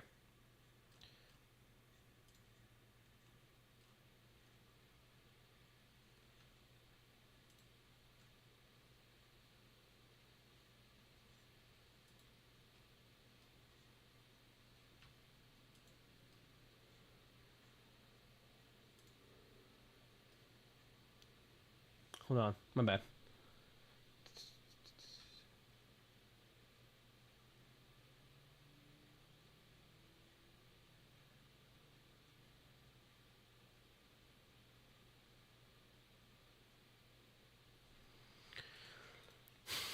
I suggest we charge toward the city walls.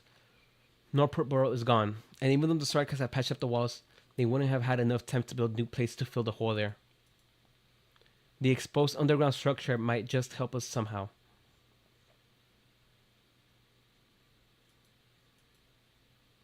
Looks like I've met another old friend. The one who taught you to play darts. Regrettably, no. Unlike this old Fred, my friends are loyal to one another until our deaths. Everyone, I'm afraid I still have matters to attend to within the city. Horn is more than capable of leading you outside Londinium, and my coworker Misery will also lend you his assistance should the need arise. Understood. Stay hidden, everyone. Follow me.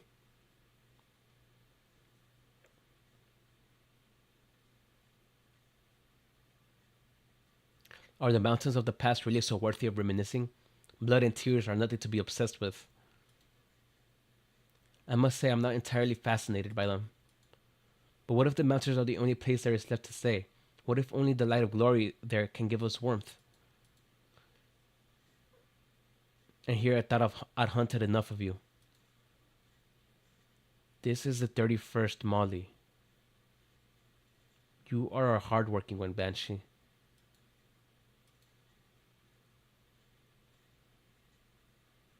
Huh. But you prevailed nonetheless. You helped the Reese's decimate the Self-Salvation Corps. That's business. I will pry up every tile in Londinium to find the last of your hidden shards, the Matsi. You yet refute the possibility of change. This has always been your choice. Oh, this sarcasm.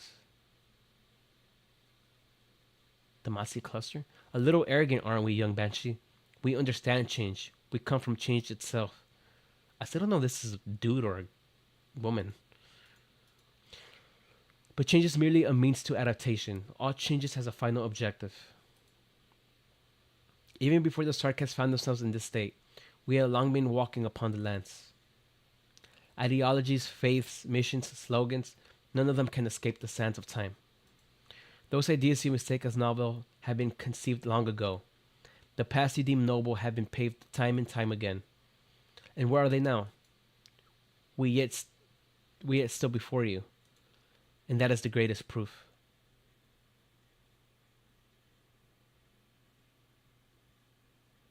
Bang.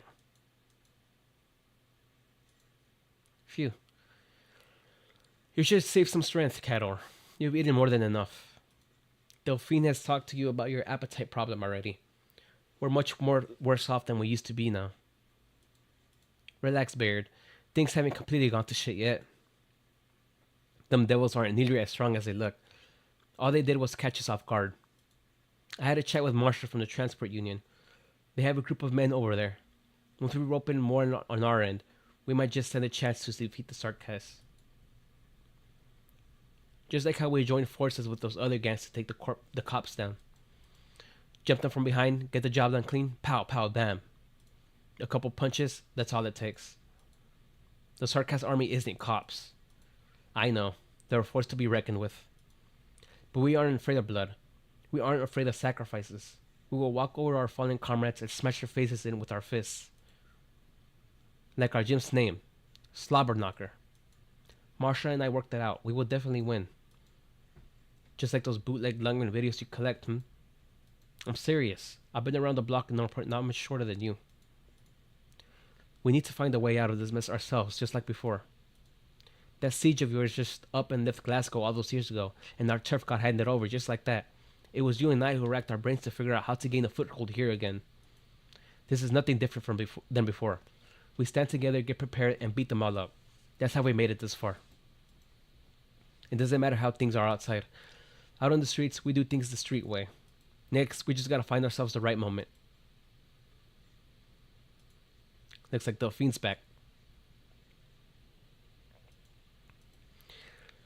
Did old body Per finally give in? Given the circumstances, you're paying a pretty decent price. I'm sure he...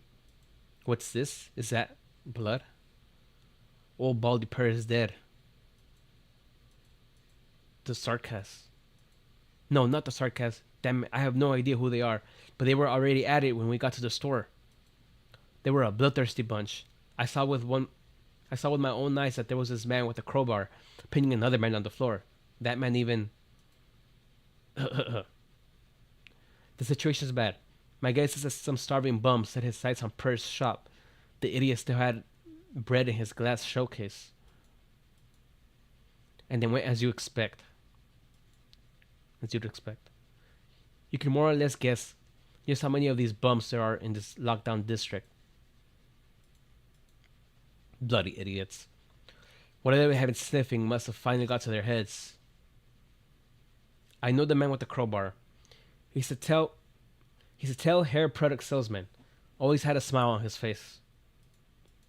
I bought from him a number of times since he gave me discounts. They aren't all that good though. I saw him just now. His eyes were deep red. There was blood on his lips. That crowbar was completely bent. I almost didn't recognize him. Fear is spreading, Kador. The transport union guys did say there could be cowards going nuts. But how could...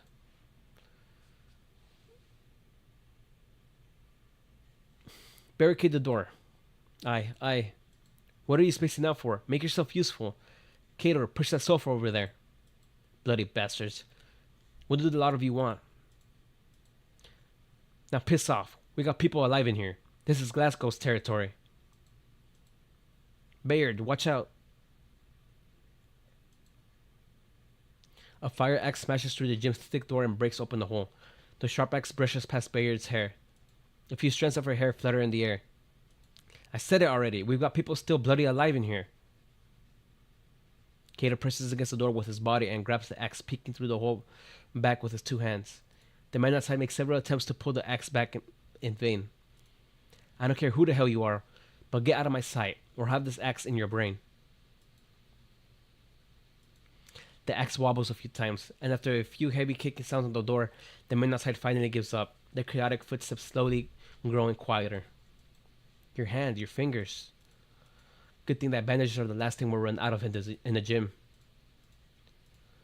Bayard, Delphine, we need to take inventory of our resources again.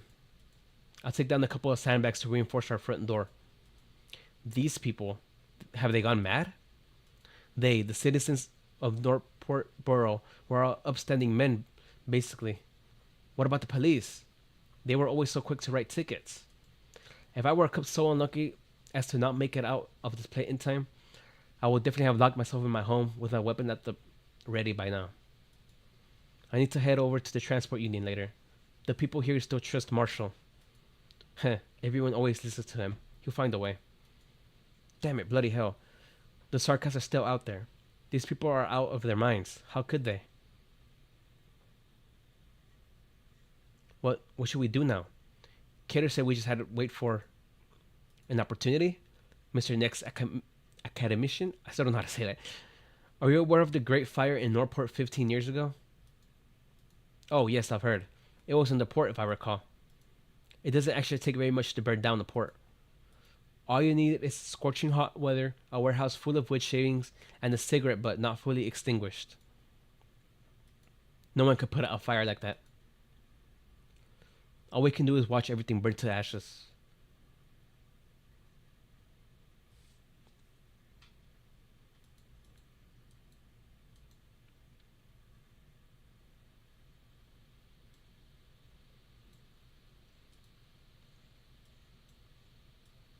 Hmm.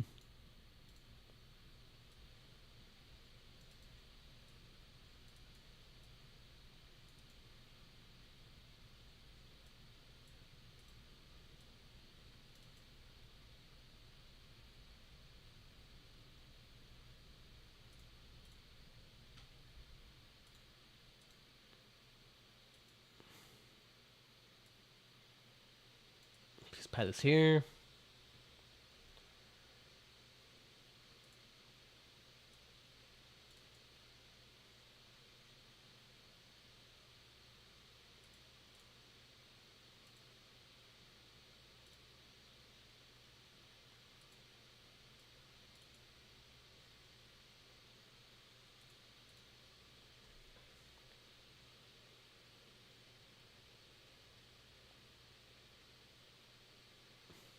Oh, jeez, this is all I can play. Okay. Uh, hmm.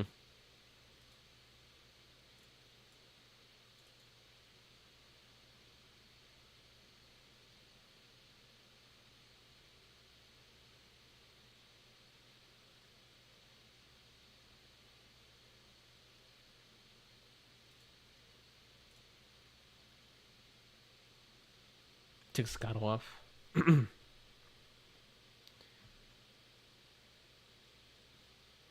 These guys reminds me of the drill breakers.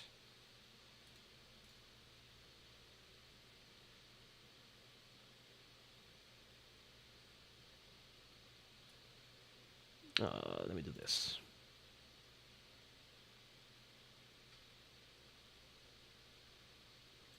Oh god, these guys are back. Oh, that's fucking annoying.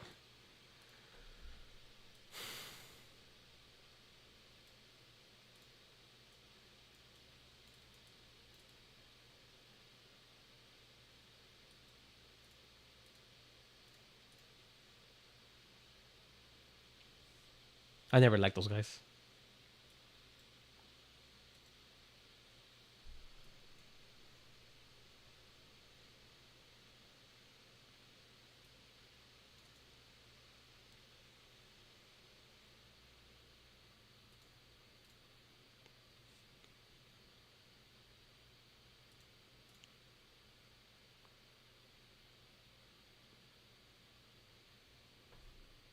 All right. Simple enough.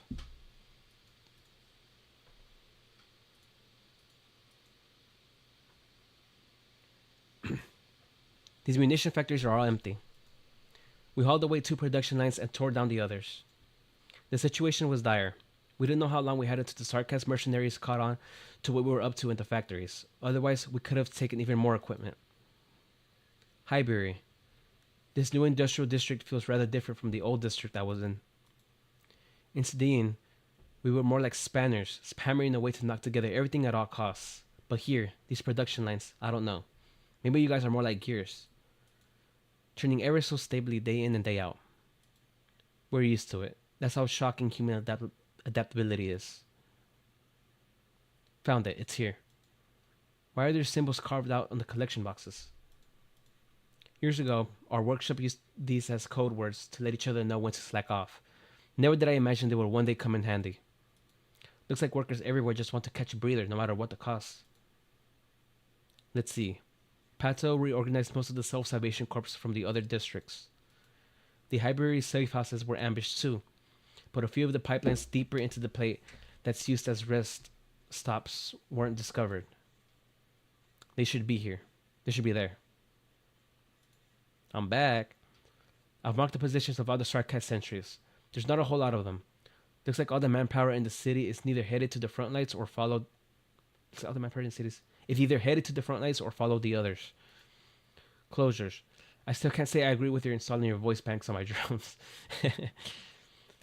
Hey, don't forget I helped upgrade this drone of yours. Alright, enough chit chat. I just heard from Askelon that some of our communication systems might have been compromised by some Victorian Duke. I don't really buy that they can hack us all the way through. But just to be safe, I'm gonna run a whole security audit. Feist, have you confirmed where the rendezvous point is? It's confirmed. Awesome, let's see.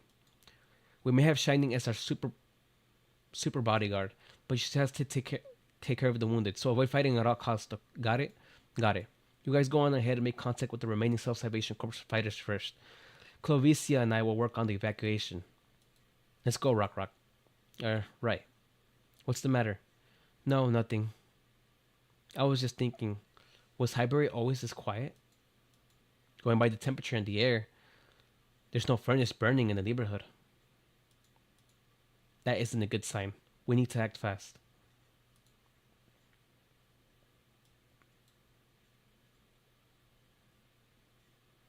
We should be able to make it deeper to this maintenance access. Who's there? Vice, it's me. Tommy, you're here. You should have waited for us down there. The Sarkaz army has just cleared out our safe houses. There might still be patrols up here. I know. We suffered pretty heavy losses. They broke his arm too. Catherine gave him first aid. How much longer till the rest of your group gets here? They should have already left. Don't worry. There's a professional doctor among them. She will take care of his arm. Alright. Our people are all at the lower level of maintenance access K13. I heard the Self-Salvation Corps are going to evacuate from Londinium. Only for the time being. We will be back, Tommy. We're the Londinium Citizens Self-Salvation Corps. It's just that we need to get our wounded somewhere safe first. and there are none in Londinium. All right. Now head on down. Catherine keeps it to herself, but we can all tell she's worried sick about you. Have you heard about what happened to Norport? Good gracious, the Sarkaz plucked the whole plate up and tossed it out of the city. I heard that Flying Fortress even destroyed the the Duke's high-speed warship. A high-speed warship. War has broken out, Feist, but I've never truly experienced it before. I used to think that joining the Self-Salvation Corps would be no different than before. I thought I'd be standing in front of the assembly line, turning screws, and the only difference would be that the weapons go to you instead. This is our home. Of course, Londinium's our home too. We belong here and nowhere else, right? Tough situation. If you ask me, I think I've shown more than enough good faith already. Hardly unexpected. We too have noticed the Sarkaz secret transportation network for some time now. But it's true that there are certain details that are worth getting to the bottom of, and we will continue our investigation with a focus of these areas. And I have a decent guess as to who is behind some of these events. I hope you will share the results of your continued investigation with us. Of course, just as I previously promised, Rose Island's response is fast. Your terminal signals have already been re-encrypted. If the opportunity ever arises, I would love to meet your engineer, Closure. She might not like you. Smug ass face she has.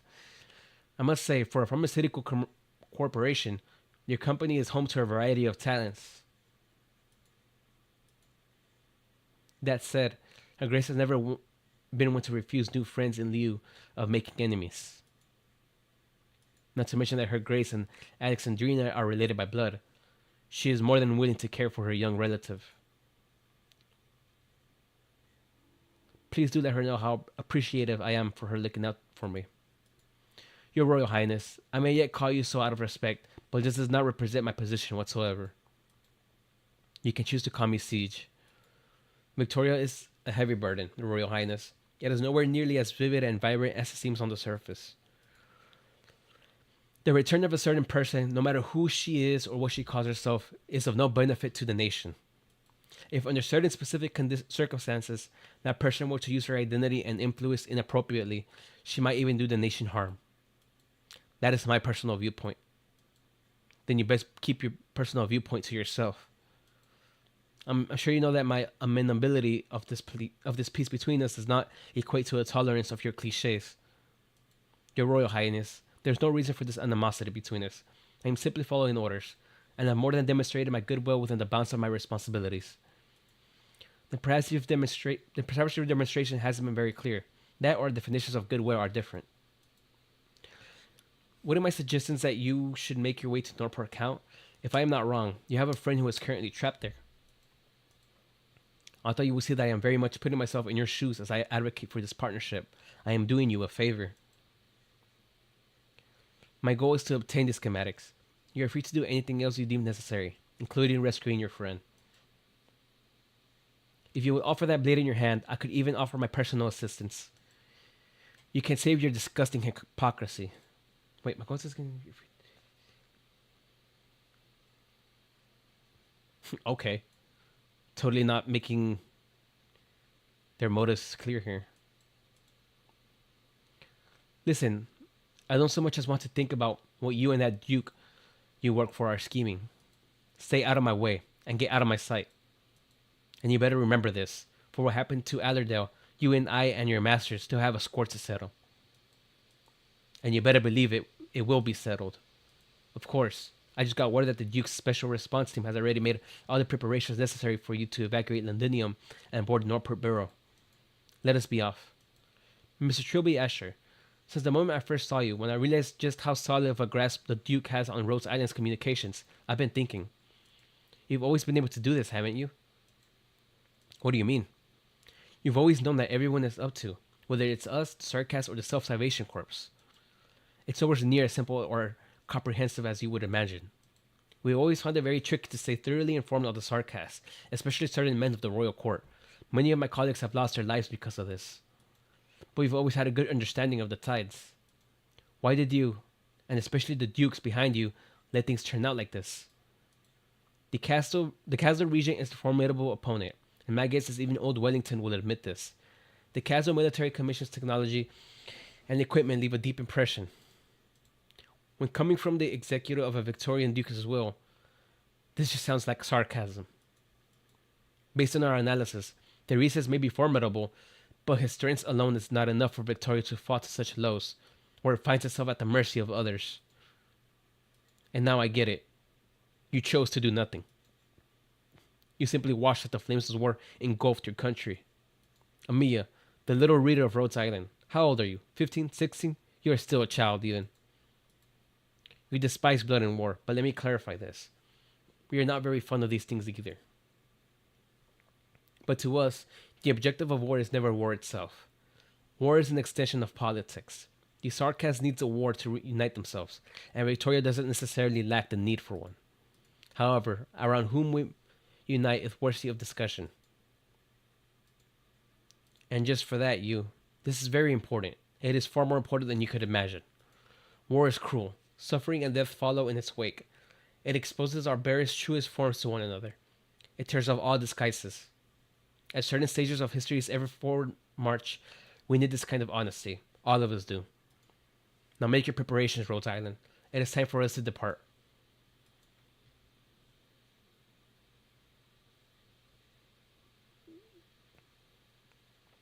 Molly, they caught you too? Latu, she's just a teacher. The children in school still need to be cared for. You have already destroyed what you came to destroy. Must you drag even more innocents into this mess? You're here, Your Excellency. The Banshee came looking for trouble with one of us again. I will send a unit to provide support. No need. Taking a walk with him isn't so bad. You should go to the old Red Eye. He had just opened a new bottle of wine, waiting for you, and we had already grown tired of his stories of yesteryear. You are a much better listener. You are a much better listener than us. Understood. Please pardon me then. Golding's throat has never felt this dry. The person in front of her looks and acts exactly the same as the Molly she remembers, down to the tiniest movements. She is always frowning a little, watching every move of the mischievous children. At supper time, she will hand out bread to everyone and chastise anyone who hasn't washed hands. Her expression is the same as ever, but for some reason, the drop of sweat dripping down Golding's back seeps into her clothes. Lance scratched his thumb again yesterday, but don't worry, I put on some ointment. He's always such a handful. What are you? The teacher has made it back to the school already. She will take good care of the children, I'm sure. How about a chat? Relax, it's just a chat. If you don't feel comfortable, we can continue to use the identity of the owner of this appearance around you.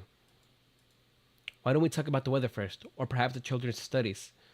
There is the play too, Lady Golding. Merely thinking about it brings tears to my eyes. The children have all grown so big in just the blink of an eye. Enough. Stop talking to me like you're Molly. Stop using that face, you monster. What do you want? How long has she been Molly? Would you like a cup of tea? The two has pretty fine tastes, and his tea here is exquisite. We finally have a satisfying outcome for all the missions the recess handed us. Now we can take a short break. How long have you been around me? Not as long as you think, so pretty recently. Can we skip the boring work talk though? It's break time right now. We want to do something that we are truly interested in.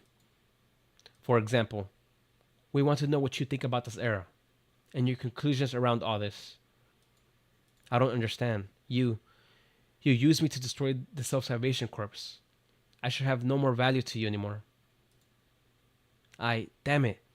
I handed all this out myself. Don't blame yourself. This is no big deal at all. We had all kinds of ways to locate the Self-Salvation Corps strongholds. You are not the only lead we have. This may sound a little hurtful, but you aren't even the most important one. But we do indeed have a little bit of interest in you. We enjoyed your work and chatting with you. So let's have a chat together. There's nothing more to this. It's just a conversation. We've had conversations like this many times, with countless identities, with countless others. But we are still confused. We still don't want to give up any chances that could lead to an answer. Lady Golden, how do you think we should live?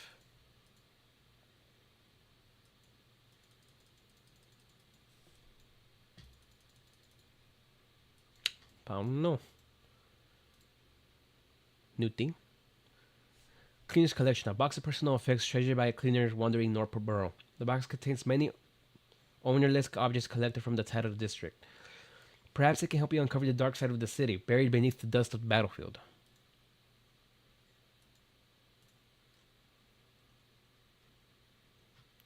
So we get Morgan on 17.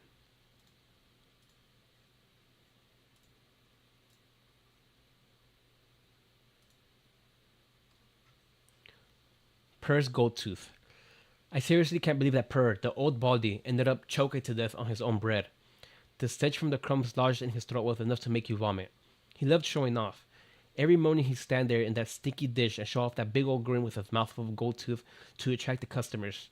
I swear it'd make my own teeth itch with envy. Purr would always scrub his bread cabinet squeaky clean every day, and he'd boast about his loaves every time he met someone. He'd often shove a couple slices my way in exchange for some words of praise about how great it was that his fortune was trickling down. But I knew that he didn't want me to disgust his customers by standing in front of the store. But ever since the devil started frequenting Norport, his business gradually became harder to run. Even his precious gold tooth disappeared, leaving an empty hole behind to complement his bald head. Yes, compliment. That's the word Pert taught me. He told me that his gold tooth has been taken away by those bread-snatching bastards. But that gave me some relief, at least knowing that there was some karmic justice in our rich friends getting the short end of the stick. Right when Norport Borough was driven away, I warned Pert to lock his doors and hide. But instead of listening, he even mocked me, saying that the reason I never made any money in life was because I was too lily-livered. But now the lily-livered one is still alive. That day, I hid in a nearby block waiting to start my work, praying that nothing would happen to the old baldy. But even in the end, I never heard his voice. I thought he managed to make it out, but never imagined that his dead body would get mutilated beyond belief by those bread-snatching madmen.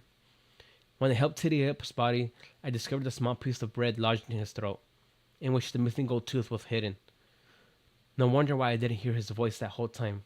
Alas, even this greedy old baldy wanted to cling to his precious treasure before he died. I'm sad that an old friend is dead, but what really kills me is that he made a cheap fake into his treasure. Per's not such a bad man. From the bottom of my heart, I swear I was quite fond of the old baldy, but he simply was too much of a money grubber. But then again, who isn't?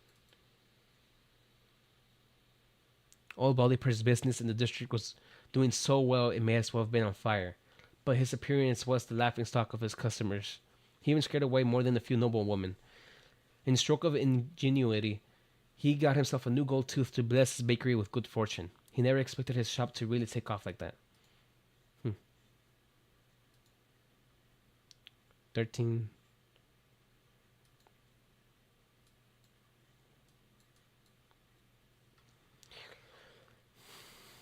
A reed survives the fierce gales, while a mighty oak topples. The old worker seems to know this well. Alex have greatly reduced cost limit.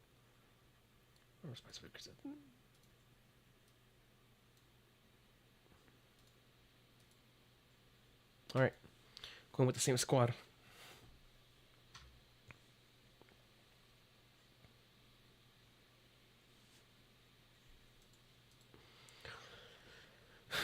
So this is all the Londinium Citizens Self-Salvation Corps men who evacuated the city.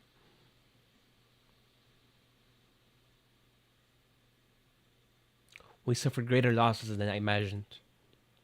Some decided to stay, even though the Sark has destroyed our stronghold. That doesn't mean they have a list of our collaborators. We don't know exactly how bad the leak was, and a lot of our men think things weren't really that bad yet. They still pretend they can get back to their quiet, peaceful lives. Can't they see we have nowhere to run? Don't say that, Rock Rock. Most of them aren't fighters. They are just waiting to place their hopes on us. Most of the people who stand with us aren't. Soldiers who don't know who they should be loyal to, journalists who lost their jobs, workers sick of sarcastic exploitation. normal folk who have had enough. The Londinium Citizen Self-Salvation Corps were formed by men like them. To leave Londinium, the place that we called home since we were born, is a lot more than delivering intel, forging a few weapons, and fighting the Sarkis mercenaries. It's to find where you belong in a real war, with no end in sight, and may end up dragging any number of people into actual turmoil. This is truly horrible. This is our Londinium. We should rely on no one but ourselves to defend it. That's what we used to think, at first. We thought we had been giving it our all to fight that horror. But when it finally arrived, it turned out to be far more than we could actually bear. To tell the truth, I don't know what fate has in store for us from here on onwards. We have some new friends now, but the enemy has now truly bared their fangs. We may soon find ourselves annihilated, become wandering ghosts that drift the wilderness, and in the end disperse all over. Clovicia, stop being so gloomy. I came here only because I don't want to be handed liberation by anyone. To be handed liberation by anyone. That's why we are all still here. I'm a worker. I'm not one to talk about righteousness. All I know is that the work pieces I knock out are the most trustworthy. I want to save my city from those people hiding in the palaces and castles. I can't do it alone, but I found you. If we don't have what it takes together, we'll unite more people. If we still fail in the end, then fine. I'll accept that outcome. Hey, Rock, we're so far from talking about outcomes. Now hurry up and walk faster. A sticking passageway like this isn't good for your wounded man's health. Right, the air of the countryside should be better than inside Londinium. Based on Rhodes Island's analysis, we should enter a branch of the Sarkis supply line up ahead. We're back. Granny, what is the situation like? It's safe. We didn't run into any sentries, and there's no signs of patrols. It looks to be a maintenance access. There are some instruments there, although I have a faintest idea what they are for. But it's strange. We couldn't find where that real supply line was. Nonetheless, the access should be more than enough for an evacuation right now. Now hurry up, boy. Have your little friends get off their asses. A moment of safety doesn't mean peace forever. Okay, I got it. I'll take a look at the equipment we took. There might be something we can put to use. The crawlers that got ridden off might still be useful if luck's on our side. Granny, it's not that I don't believe in what we're doing, and I'm not losing heart over this setback. We can come back, right? What kind of answer do you want me to give to you? I've been cheering everyone up, but I've never really left this place myself. On top of that, we're leaving like this. Feist, I used to think every so often that we're actually pretty lucky. We were born in this city. We have trustworthy friends and jobs that are worth doing. And at the weekends, we can even head to the pubs and the alleys for a pint, play some cards, and maybe win some change. Of course, Victoria has never been truly at peace. The things we make are sent to the border region to fight the Sargonians or the Athenians and blast holes in their bodies. Not that it has anything to do with us. Huh. So they are fighting the Athenians. Interesting. All we had to do was stay in the factory and turn screws on the iron blocks. We suffered pain too, and we had scars that would never heal. But we never had to worry about who to kill, or we will be killed by tomorrow. At the very least, we could live, or at least pretend to. When the Sarkis came, our lives got a little harder. When the factories were handed over, our lives got harder again. But the way I see it, I consider us still more or less lucky enough. Just what is your definition of lucky enough? Being able to stand here and talk about the past. But now our luck has come to an end, and no one can keep winning the lottery forever. But so what? Most people aren't lucky at all, and they still manage to find themselves a way out. Now go back to work, big deal in the corpse. The chopper isn't going to pack itself up.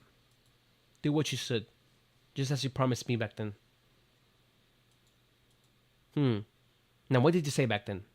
I will walk into every night. Enough, Granny, I was still... Regretting your lies now? No, I will do it. I will still do it. Times like these, you look just like Harvey.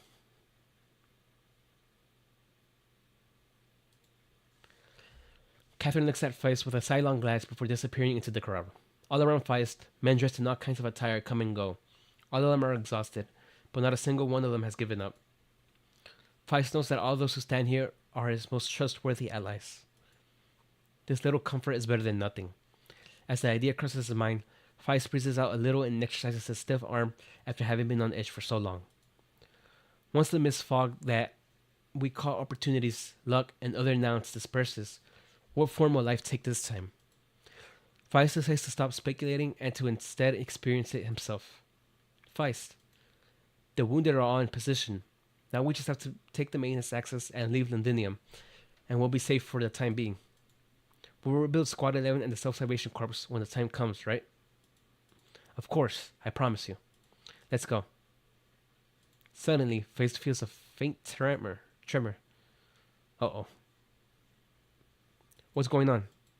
In the distance, the exit and entrance of the underground structure gradually begin to close at the same time. Why is the passage getting sealed off? Did the Sarkas find us? Damn it. Catherine and Clovicia are both over at the entrance. No, I've been listening in on the Sarkas communications channels around us. We shouldn't be exposed. It can't be a wiring problem, right? No, these passageways have manually controlled gates. I checked before entering, and I didn't see any problems with the drive system. Feist has very good eyes, and he has always been very proud of this fact. This is pretty rare in the factories, where lighting is always needed for the workers to actually do anything. Yet at this very moment, he would rather not have seen what he saw so clearly. At the other end of the entrance, beyond the gap that is about to shut, he spots a few familiar silhouettes. The silhouettes flash by until the gates close completely, and the last ray of light disappears behind this iron frame, until darkness engulfs all of them. Feist tries his best to regain his footing. He feels the taste of blood sprayed throughout his mouth. He tries to swallow his blood stench, but finds himself unable to. He can't. Blood. This isn't part of the plan. Who's over there at that side of the passage? What are they trying to do? What's the matter, Feist? Are your lips bleeding? I know who it was on the other side. They're my friends. The factory workers of Munitions Factory number 11. They said they were going to check if there was any equipment that we could take. They're the only ones who could have closed the gate. Ooh. Were they betrayed? Tommy. Catherine, this wasn't my idea. We all decided this together. Just like when you saved me. That's a whole separate thing, Catherine. Tommy, get back to work. Find the Defense Forces soldier and tell them what happened here. Alright, I know where they are. Were they betrayed? I have to say, your kidnapping skills are far worse than the Sarkas. I'm not trying to look for trouble with you, Catherine. How many years have we known each other? There's no surprises here. But we don't want to die in the Londinium countryside, killed by those monster arts either. I'm just a foundry worker. I can use the furnace, the choppers, and I can cast some passable parts. But now they want us to leave the city and fight a war with the Dukes and the Sarkas? You've got to be kidding. Out of all the things that I've ever held in my hands, the only thing that even remotely looks like a weapon is my spanner. Looks like a weapon. Catherine, I promise, it'll all be fine. I have an uncle who's in the Defense Forces. I can talk to him, see if he can plead on the factory workers' behalf. What about the things we've done? We attacked the Sarkas. We can say that it was the Self-Salvation Corps who did it. We had no choice. Ha, and you think they'll believe you? We may face harsher treatment after this, but as long as the Dukes win this war, we could go back to our lives before. We forged Londinium with our own hands. Everything will get better. You didn't used to lick the nobles' boots like this. What choice do I have, Catherine? Tell me, what choice do I have? I just don't want to leave my home. I just want to walk in the streets of Londinium again. Maybe play ball with my friends every now and then. I don't want to die in the shell crater in the countryside with my arms and legs all blown off. I've seen it before. The Sarkas, they will only get more and more brutal. My daughter might not even be able to put my dead body back together. Go, Catherine. I don't want to be rough with you. As for you, little leader of the resistance. Where did she go? There's only a rope that has been cut in the spot where Cloviosa used to be. Huh? She was just here a minute ago. Where's she? She said, yeet. You mean to tell me you couldn't keep an eyes on a little girl? It has to be some kind of arts. Whatever, let her go. I heard she's just the daughter of a tailor. Yeah, that's true. We don't know if Caviosa has any arts. I just hope that she'll find a hiding place in Ladinium's dark night.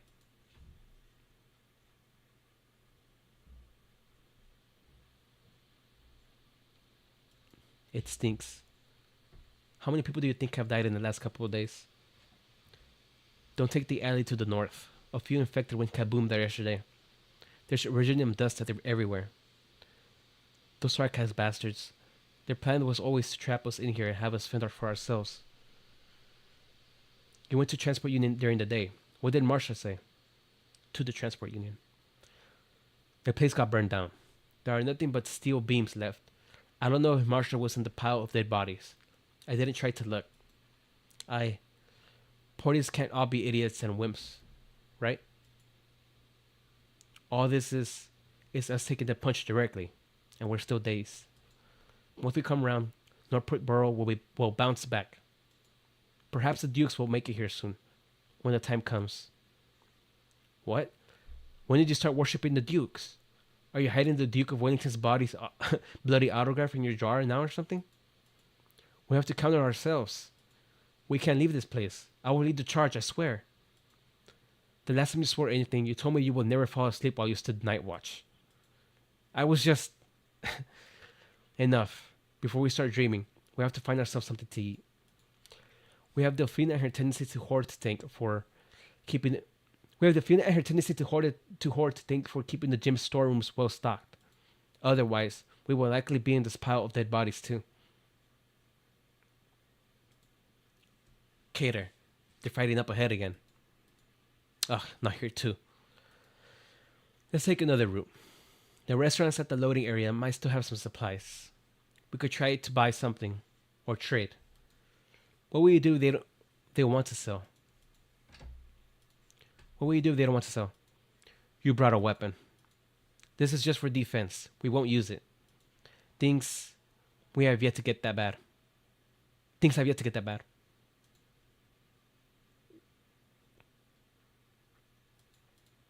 Brittle steel.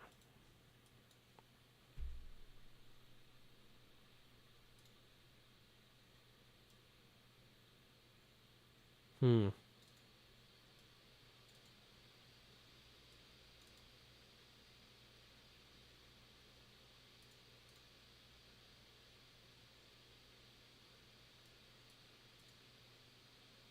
the max is 15.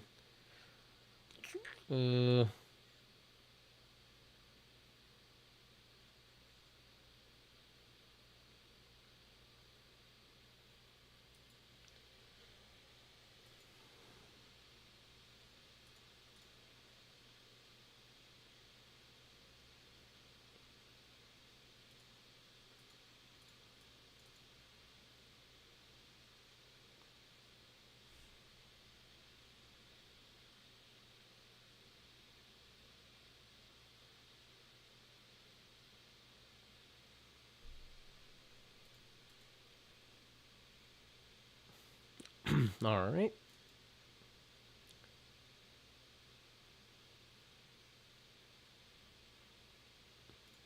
Ow, that guy hurts. Holy shit.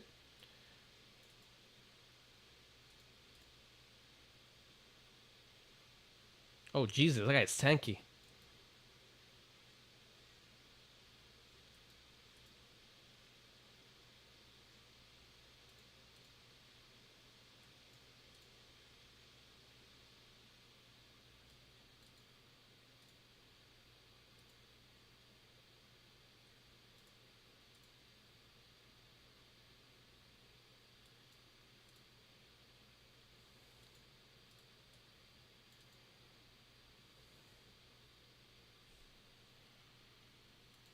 Oh, Jesus.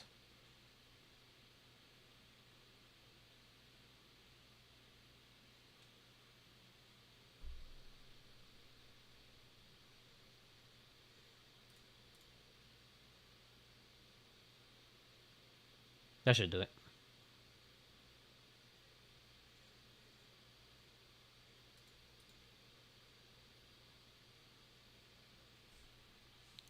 Easy. Easy game.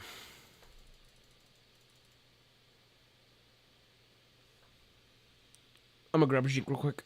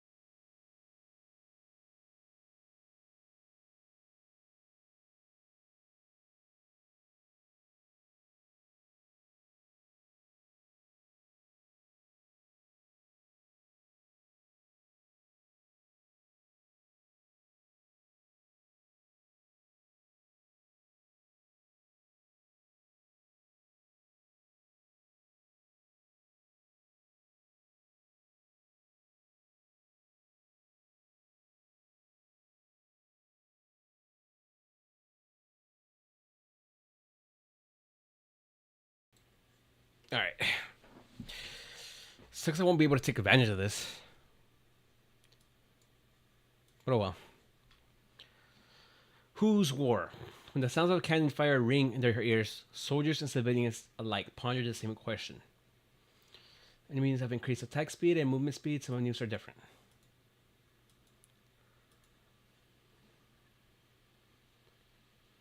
Oh, straight to the battle.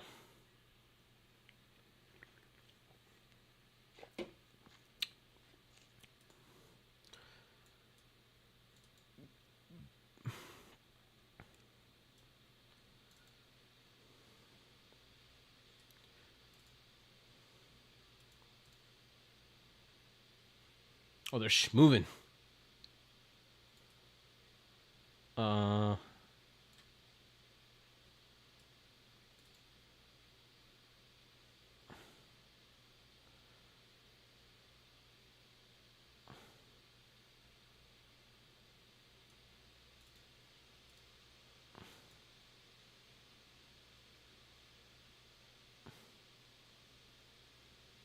Whoa, that guy's huge.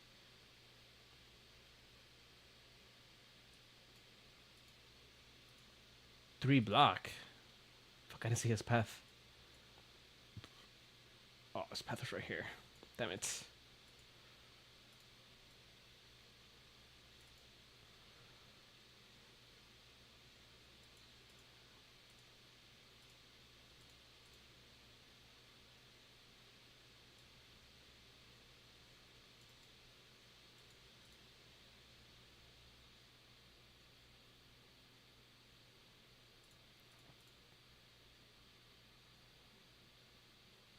Should have placed Hoshi here. Oh, no, that's not good. I don't have any more three block. Destroyed.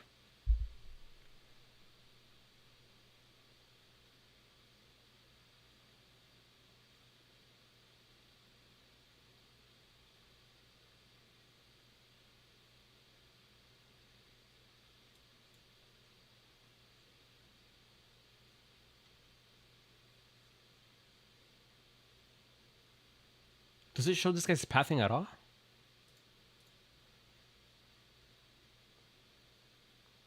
That's a pretty nice combo. The Ines low plus Q-Buy.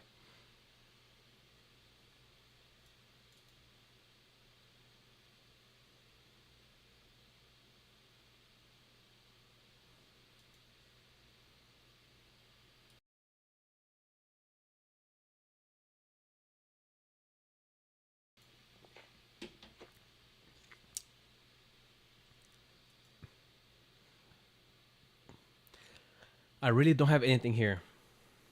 Bollocks. We saw it with our own eyes. You used your stove. Where did you get food? How come you have something to eat every day? I just found it by chance. Found it?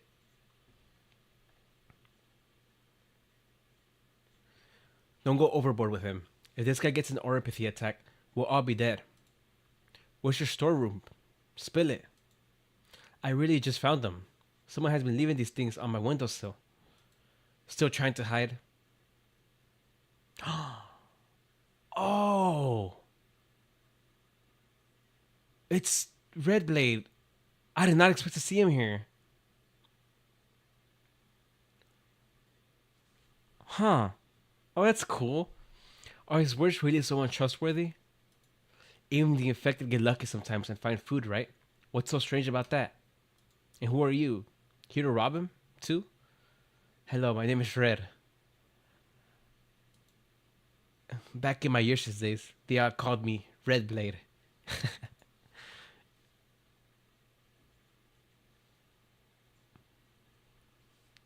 I did not expect that. Pick up the pace. Stay close. Hang in there. We're almost there. Drat. There's more and more of them.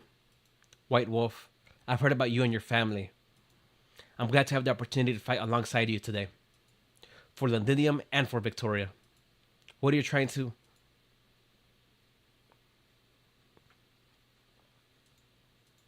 Don't stop. Keep moving.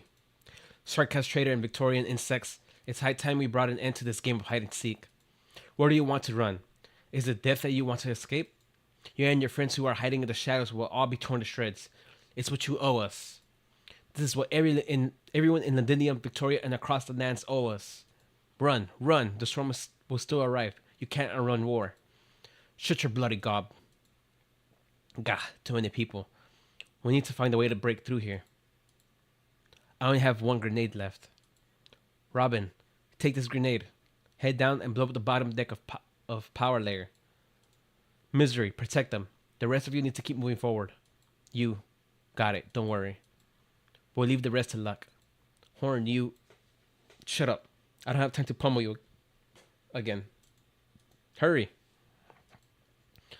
Horn turns around and faces a wave of enemies surging on her position. She smirks a little. It is high time this all came to an end. All this fleeing, the battles, and the sleepless nights. Soldiers are meant to die in war. I wonder what Bagpipe is up to right now. She tightens her grip on her weapon and prepares to charge. Under the dark, cloudy sky, a strange sound can be heard zooming in ever closer from afar.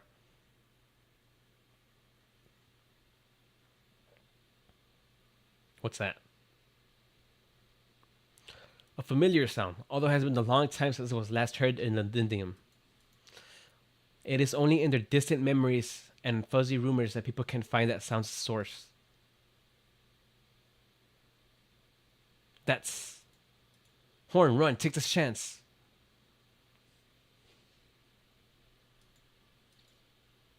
You're... Whoa.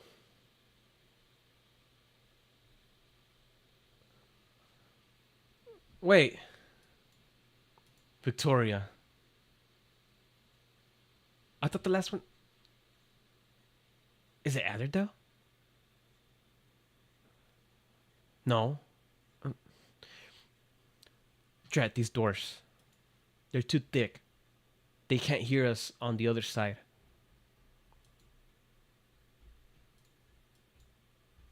Grr. They took Lovicia and Catherine. Are they trying to use them as bargaining chips with the Sarkaz? These despicable traitors. Shining, can you open them? We can't delay any longer. We don't know when the Sarkaz will make it here. I will give it a try. No, don't. Don't make a big show like that. That's only going to draw the enemy here faster. We have a bunch of critically wounded and non-combatants here. If we actually start fighting the royal court guys, even if we can get away, what about them? We'd only be waiting to meet our maker by remaining here. I don't know what my friends are scheming, but my guys is they have more in mind than keeping us here. I think that's a typo. My drone has a small laser cutting device. These steel plates may be thick, but if you give me some time, how long will it take? Oh, keep your pants on. I need to test the output first. Feist, do you remember what happened to old Bill? It has to be one of those monsters has got to have infiltrated us again. He fooled us again. We were too careless. We should have noticed sooner. Feist, are those sarcasts who could change their faces here too? I mean, how are they going to tell them apart? That's the thing. When those things exist, how can we trust anyone? What if that's not what this is? They're our allies. They're Ladinium workers too. I know. I grew up with them. But what if this is their decision? This is a choice that Tommy, Pato, and they made with everybody else. But why? We're supposed to be on the same side. It's easier to believe that your allies were replaced than to accept that they've betrayed us. But that's exactly what happened. I could tell that what they were thinking, more or less. Once the rage-induced fervor dissipates, it's not so easy to choose to keep fighting. Clovicia said as much before too. In the end, we're just a bunch of normal people.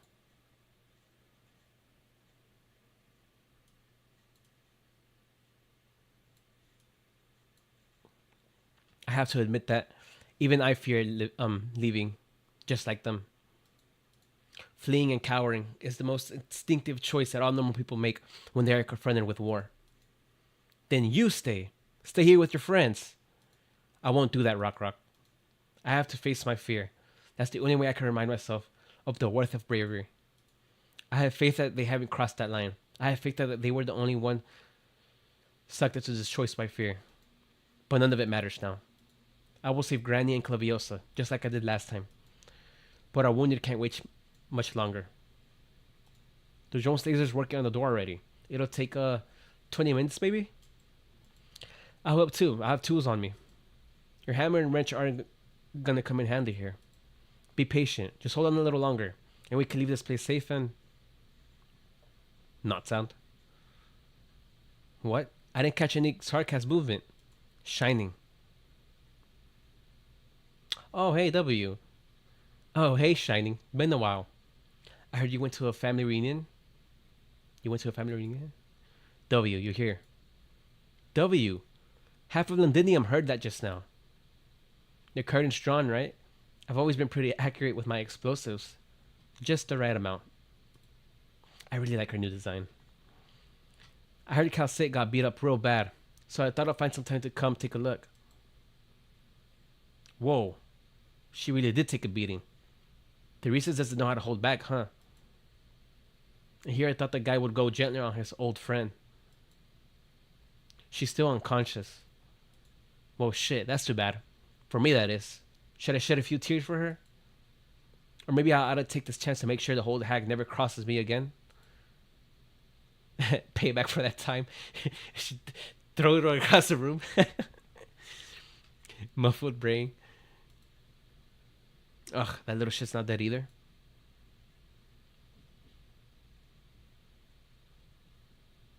So that means Monster can actually stay active even with Calcite unconscious. Still so nasty. Monster was very heavily damaged. It wasn't until 2 hours ago that it recovered its motor functions. I suggest you avoid provoking it. I'm saving its master's life. At the very least, it's gotta learn to treat me with a little bit more respect. Otherwise, now that's more like it. The Royal Court fighters are heading this way. Quick, we've got to get out of here before they... Oh, quit your yapping, Closure. It hurts my ears. Whose fault do you think that is? If you're so worried, get your men to move double time already. I know a couple good spots outside the city. Want to take a look?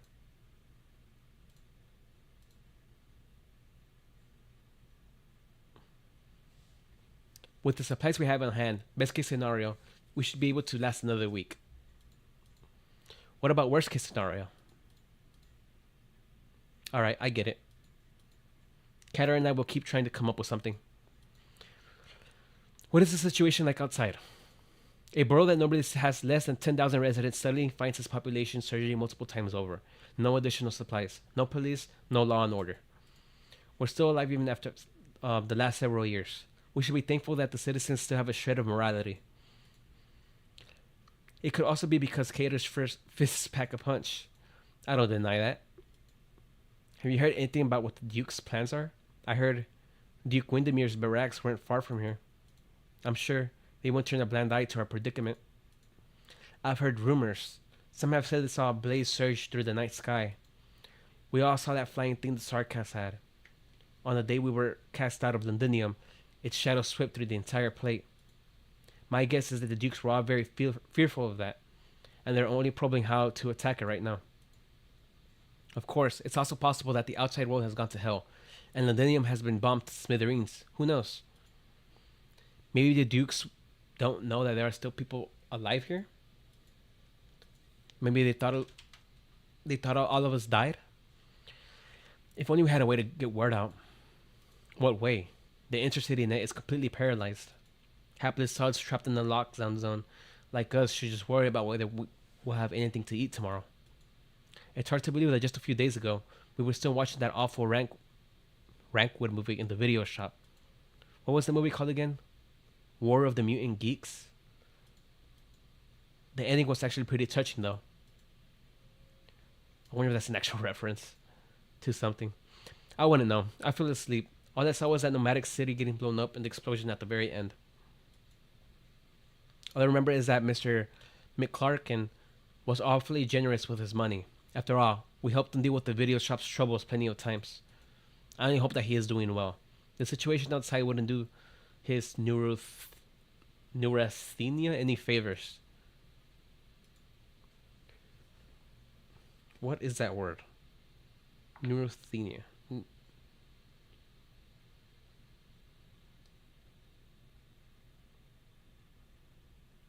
Lassitude, fatigue, headache, and irritability. Associated briefly with emotional disturbance. Okay. I stopped by the video shop for a look. His door was sealed shut.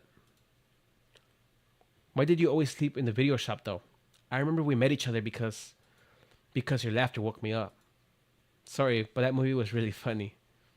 But to start, it was your fault for falling asleep there. There's no better place to sleep than there. That comedy director is really famous. I have all her. An untimely growl that signifies hunger can suddenly be heard, shattering the easygoing atmosphere that the two finally managed to build. Sorry. You've been eating too little. Your stamina won't last if you keep this up. It's okay. We need to carry on. The lives we had came to an end just like that. In an instant, this is what it all turned into. There are lunatics and dead bodies everywhere. There are the blockade walls that the Sark has built. There have been men attempting to break through them the past couple of days. Their brains are still hanging on the walls. Yeesh. I still don't understand. How did it? War has broken down, Bayard. I know. But just because of those few weightless words, everyone's past disappeared without a trace in the blink of an eye. Whose war is this? The Dukes are trying to protect Victoria. Protect? All I know is that this war is not mine. I don't know about that one. A small broken stir as well as the clang of multiple cans can be heard from the shadows. What are you doing?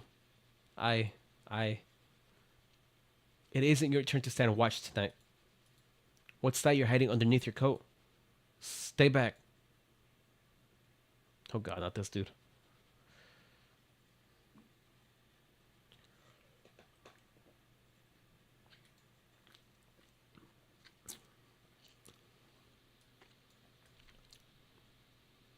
Ooh. The hell is this?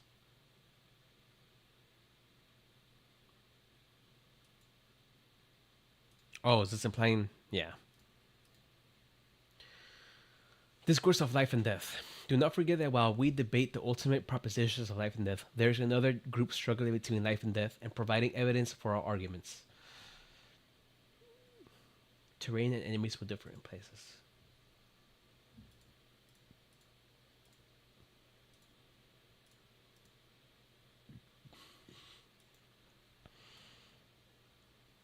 Let me change this to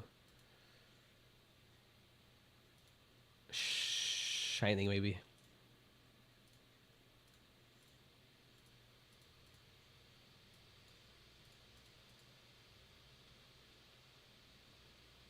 Do Tlapsis.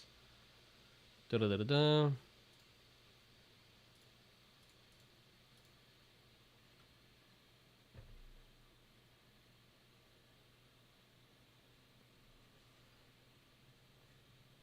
Stay away. All of you stay away. This gutless man suddenly pulls out something that brandishes it in the air. It's a fountain pen, and even in the dark, you can clearly tell just how fancy it's decorated. He's a scholar of heraldry. Claims he could be the next fellow of the Royal Victorian Academy of Science. Maybe that's the pen from which all sorts of marvelous criticisms used to flow. But now it's just a pathetic, utterly shameful weapon, clutched in a trembling hand.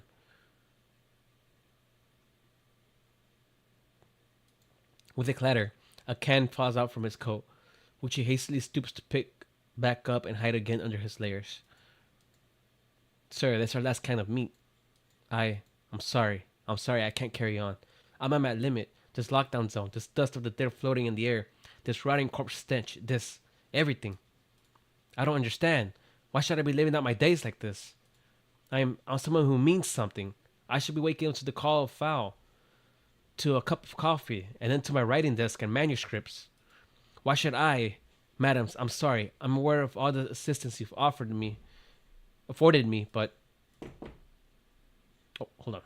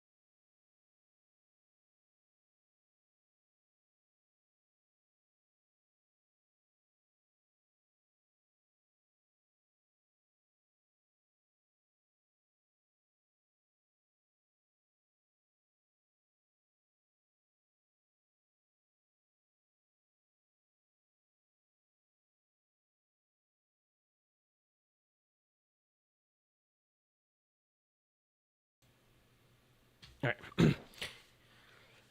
Excuse me, really, please. But this isn't the sort of thing I should be doing.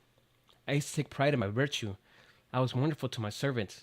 I would tip double what anyone else would whenever we went out to eat.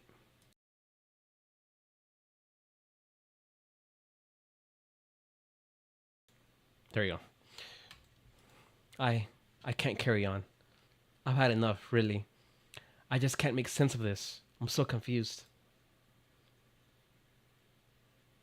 Then you're free to put down that can you've got and be out of this place.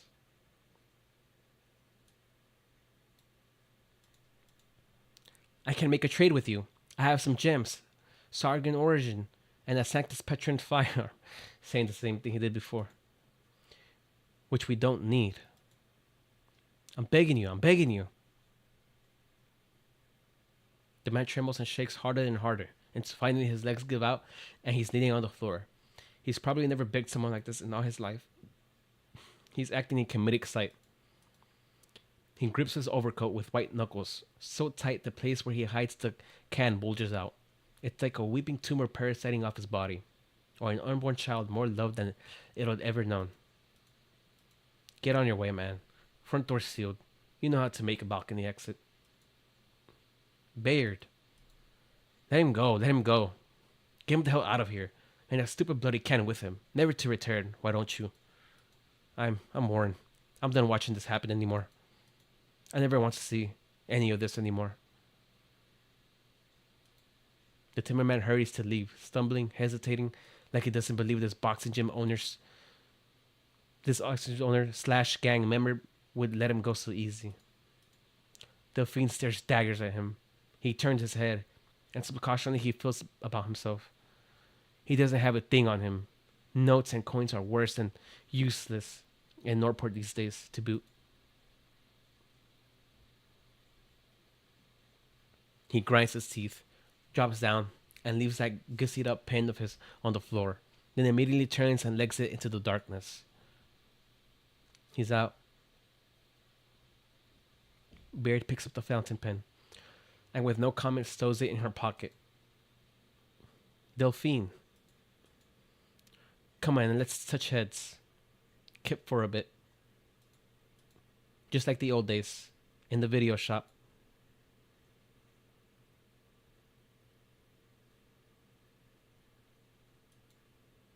Paprika. Young girl. You say you're the merc freshly assigned here?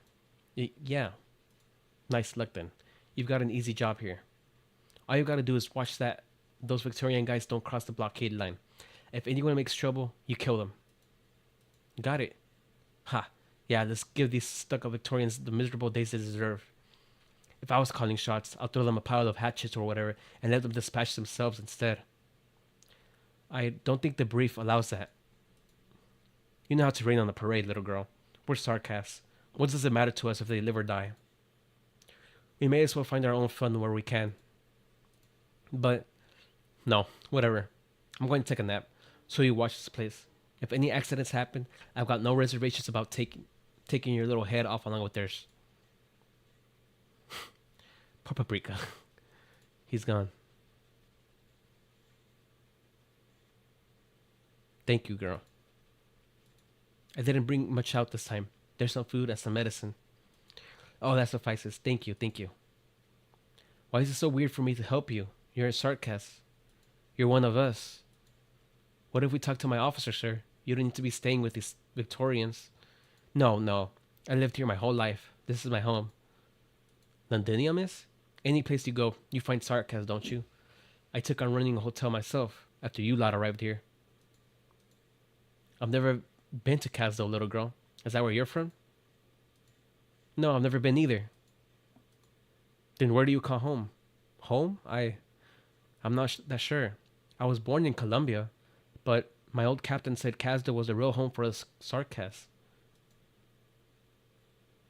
Even though you never set foot there? I don't know. But that's what all of them say. Haha. I don't take much notice of what those soldiers like to tell us. Never mind going out killing with them. I'd rather get the chandelier in my hotel fixed. You should have seen it when it was in good shape, I'm telling you. A crown of jewels to beat any diamond necklace. Not to mention all the efforts I spent as a younger man, hands-on polishing that thing to a spit shine.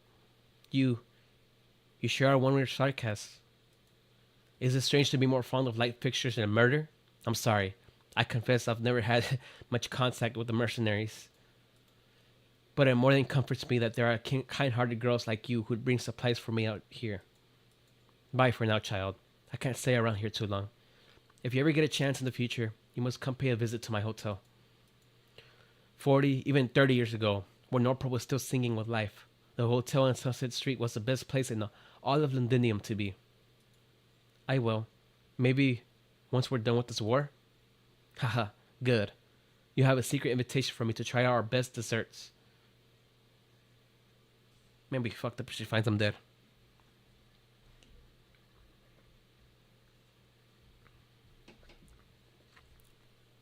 Shatter. Such witchery has no purchase against us. Banshee, you've made more than enough attempts over these past days. It is time wasted. A true grasp of our cluster's natures is not yours. Your knowledge is wholly attained from study. Altogether parched as your personal experience. Perhaps you should lay down your pen of bones for one moment. We would like to simply take a walk with you. In the words of a good viscount we once became, the city offers no better time than the present. Walk slow. The footpaths about the city center are Londinium's pride. Domasti, what fate is it you wish to elect for yourself? You're profuse with incarnations and transformations. You believe death is always yours to outrun. I will perform your elegy for you in your hole. Please, don't look to scare us, Banshee. We know the methods at your disposal. We simply point out that an individual's death is not the end to us, just as a city does not metamorphose for a street's removal, nor does a civilization collapse for a written script's vanishing. Yet any civilization will languish at this line. And thus we value the renewal, the experience. We know close to every one of your forebears, Banshee.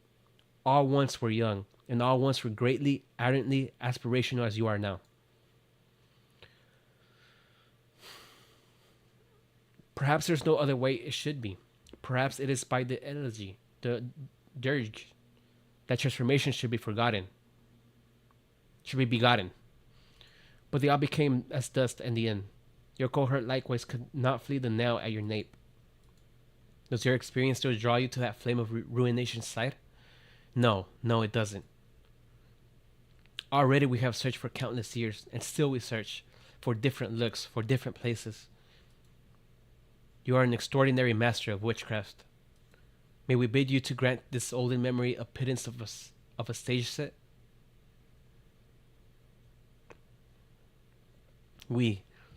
I sunk into Sargon's sea of sands for 100 years, the time when the King of Kings expeditions had only just come to a close. I sunk into Sargon's sea of sands for 100 years, the time. The King of Kings. How old is this guy? Such exploits call to you to follow in their wake, especially before they fully pass into legend. Banshee, stir those sandstorms for me, a fata morgana though it may be. I ask a meager moment of your precious time. Come seek my origins with me. Let us immerse in them. Let us trick together. Maybe you'll understand me, or maybe I'll find myself in you. Prove yourself to me. We will reach a conclusion, Amatsi. Curtains. Of course, obviously, this doesn't quite match up with what remnant memories I have, but I can't blame you. The wind scours all too many traces. It was here I built my people's houses. Newfangled wonders like nomadic cities weren't yet to be, and the houses built of stones ultimately vanished into thin air within the sandstorms. Built, then destroyed. Built, then destroyed. Most might tire after facing such a cycle, but in it I was happy. You liken this to civilization. This is the renewal you so enjoy? No, not enjoy. That was a sloppy metaphor, no more. Ultimately, there's a construction to every civilization and an ending. And yet I possess neither, though I so yearn to. You aren't a stone, you're sand. Sand. Yes, Banshee, I am sand. Unable to be constructed, its very own end. A state you're not content with. I once became as a Lord Amir's countenance, and met the King of Kings of that era. He proclaimed himself the Shah of past and future, that all answers to all creation lay in his golden trove of treasures. Wasn't the King of Kings alive? What was it, like 900 years ago? 800 years ago? I asked him, Your Majesty, what meaning is there to all we surround ourselves with? Where would you lead us? He lifted his head high and proclaimed to me, My very thought is meaning. Such was his arrogance, his egotism, that basking in the light of the afternoon sun, he believed himself civilization's ruler. But all I could see was that, comically, he trotted on a corner of his own cloak. I was bored, and so I departed the place.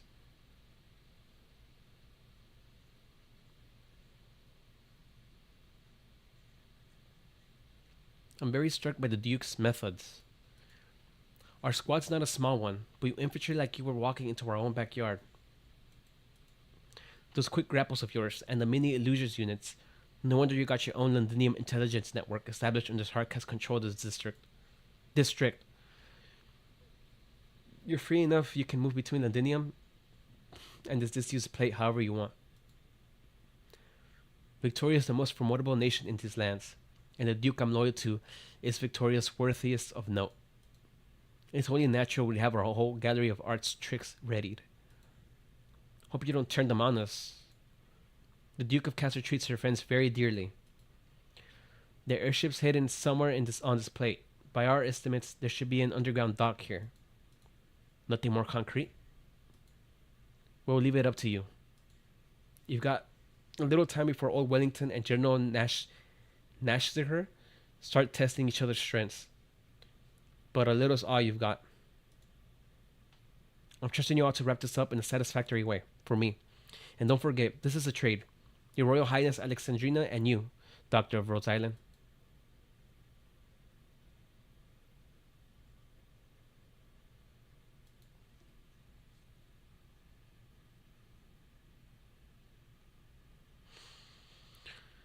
Okay, so they go through there.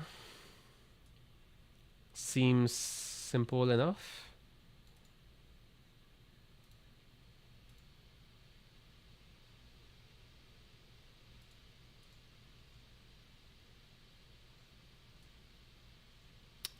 Hmm.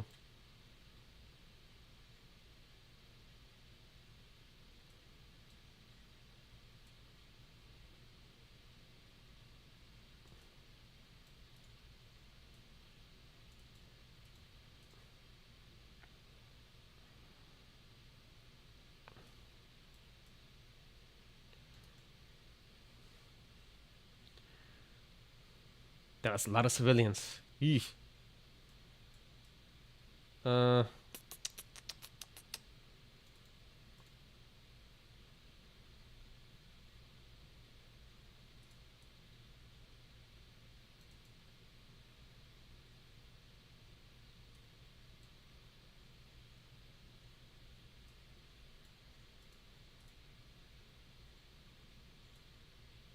Uh-oh. Not good, not good.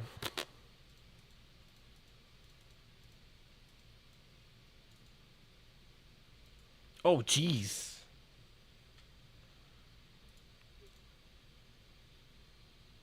Okay, well, that's not good.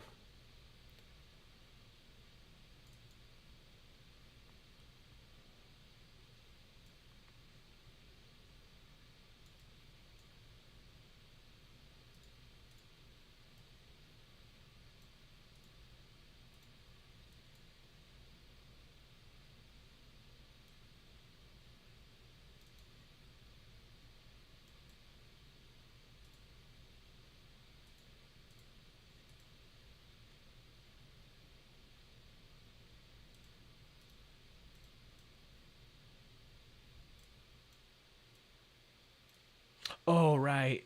The 3 block.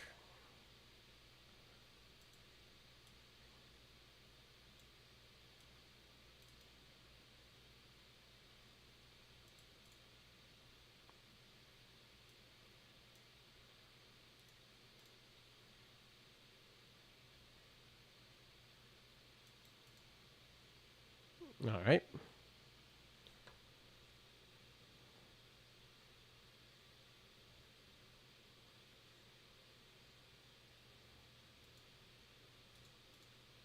That's gonna hit.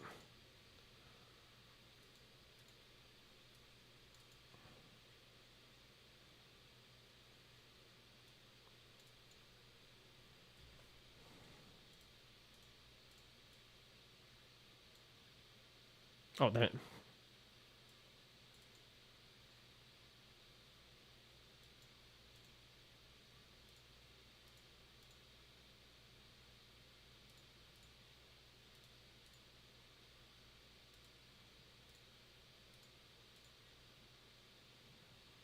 There we go.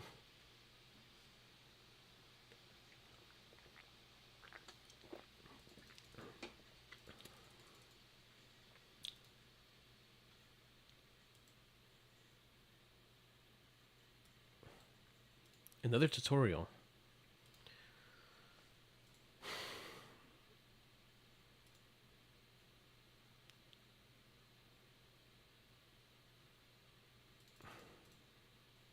They should have made those last longer. The proof of science. This middle tag isn't something I picked up from a pile of corpses. No, it was personally given to me by a respected scholar as thanks for saving the future of Victorian heraldry. Let me be clear. The title of Master Scholar is too modest for such a man of culture. He also went out of his way to correct me, saying that I cannot call him Master Academician yet. But he clearly is no different from those bigwigs in the Royal Academy of Sciences. It was purely by chance that I met the scholar. I was doing some cleaning beneath the bridge, which just happens to be the place where this bloke planned to cut his life short. There's no point jumping from there anymore, as ever since the devils arrived, a whole mountain of bodies have been thrown down there. Besides, how could such a respectable person meet his end here? I quickly pulled the Master Scholar back from the edge and told him to look someplace else. But he suddenly became excited, saying that he ought to read more, and finish writing a book of some sort. I didn't dare ask, so the Master Scholar gave me this shiny tag on his own, in exchange for a charcoal pencil. To be honest, what I wanted most was the canned food he had hidden in his person.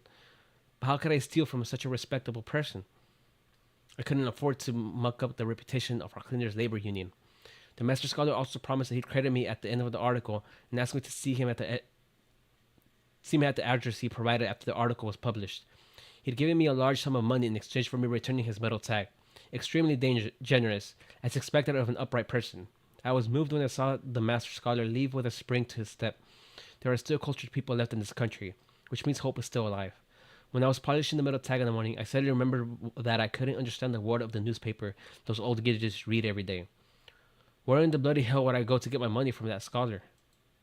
Psst.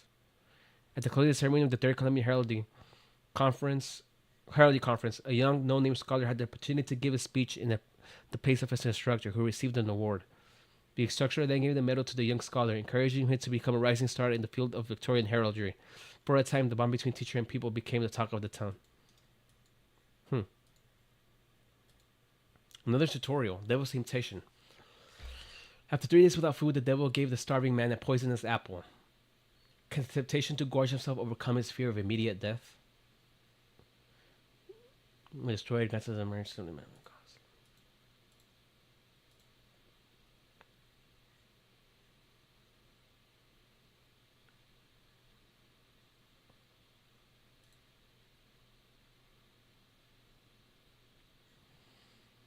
Doctor, we spotted a large number of enemies. However, we lack the resources or backing from civilians to deploy the AoE operators. Fortunately, we found some emergency supplies on the streets. Oh shit. I guess we break up for DP.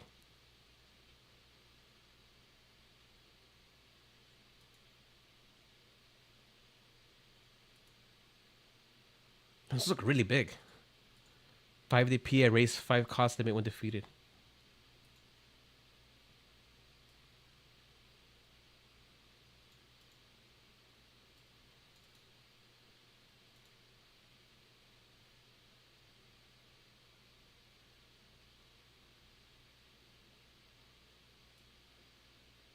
Alright, simple enough.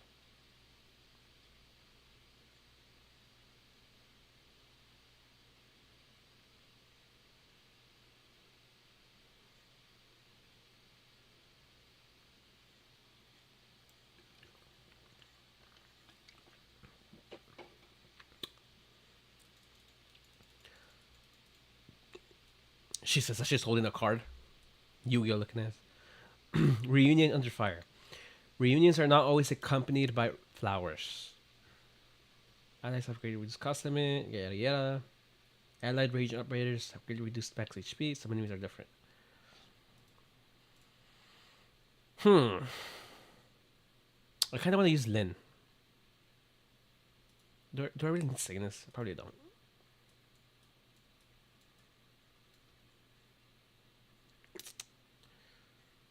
I mean, I like using them with Cubi. Where is Lin?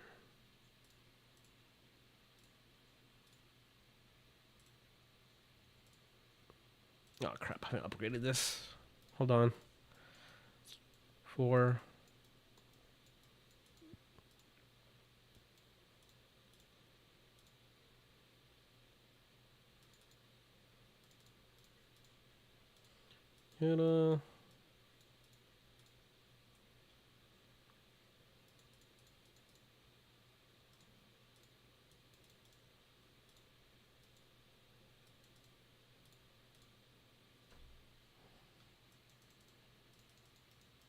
Dame Susuru.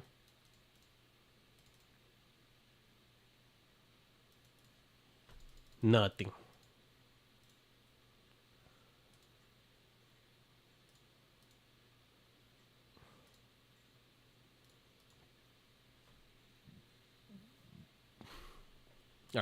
Let's go.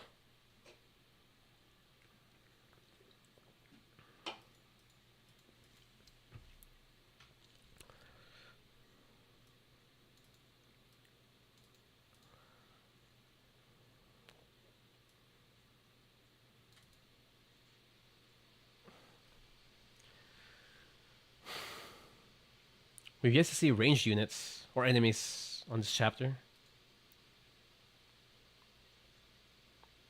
So I don't know how Lynn's gonna get attacked, but we'll see.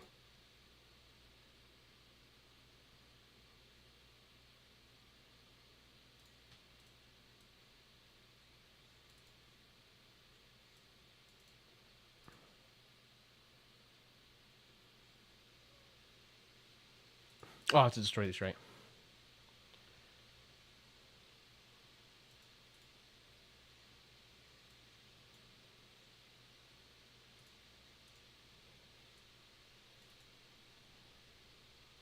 Oh, there we go.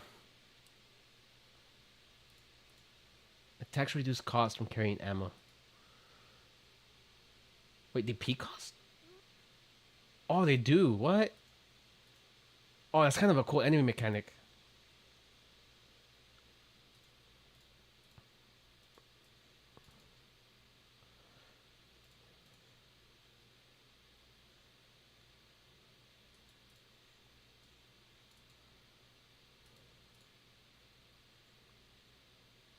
I like the mechanic. An enemy that actually interacts with the DP cost directly. I feel like we should see more of that in this game.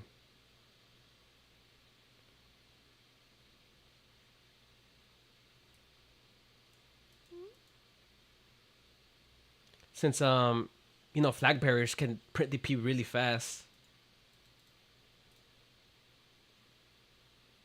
Something that could potentially like counter that.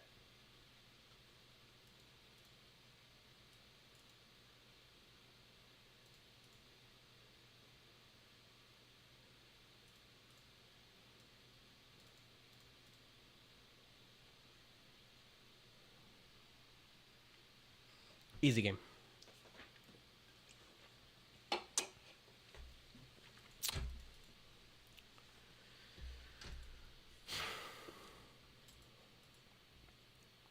It's really changed around here. Ruins, corpses, and original dust floating from the dead.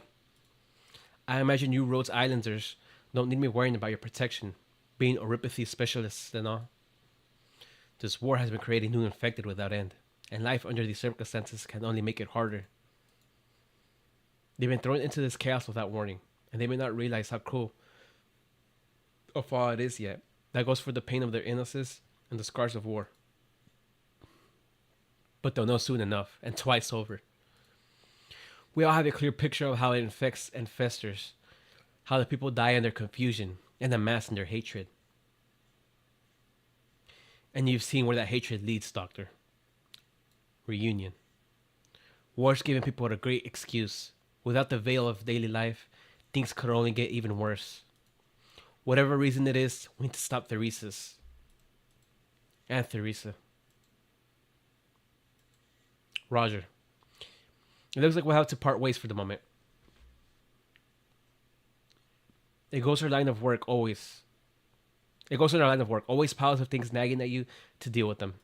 Right. I think I was seeing you in a bit. Stay productive now. Bleeding hell, he makes my hair stand on end. Not even the old PC Whitman never made me feel so sick. Alright everyone, chin up. Welcome to the HQ of We Merry Glasgow Gangers. I mean, I can guarantee it was at least. Don't know how Barry's been running the gym since we left. Siege, Morgan, you not got anything to say? Indra, love, I think I stepped on something. Dog shit. Probably just someone's pet scampering for the street.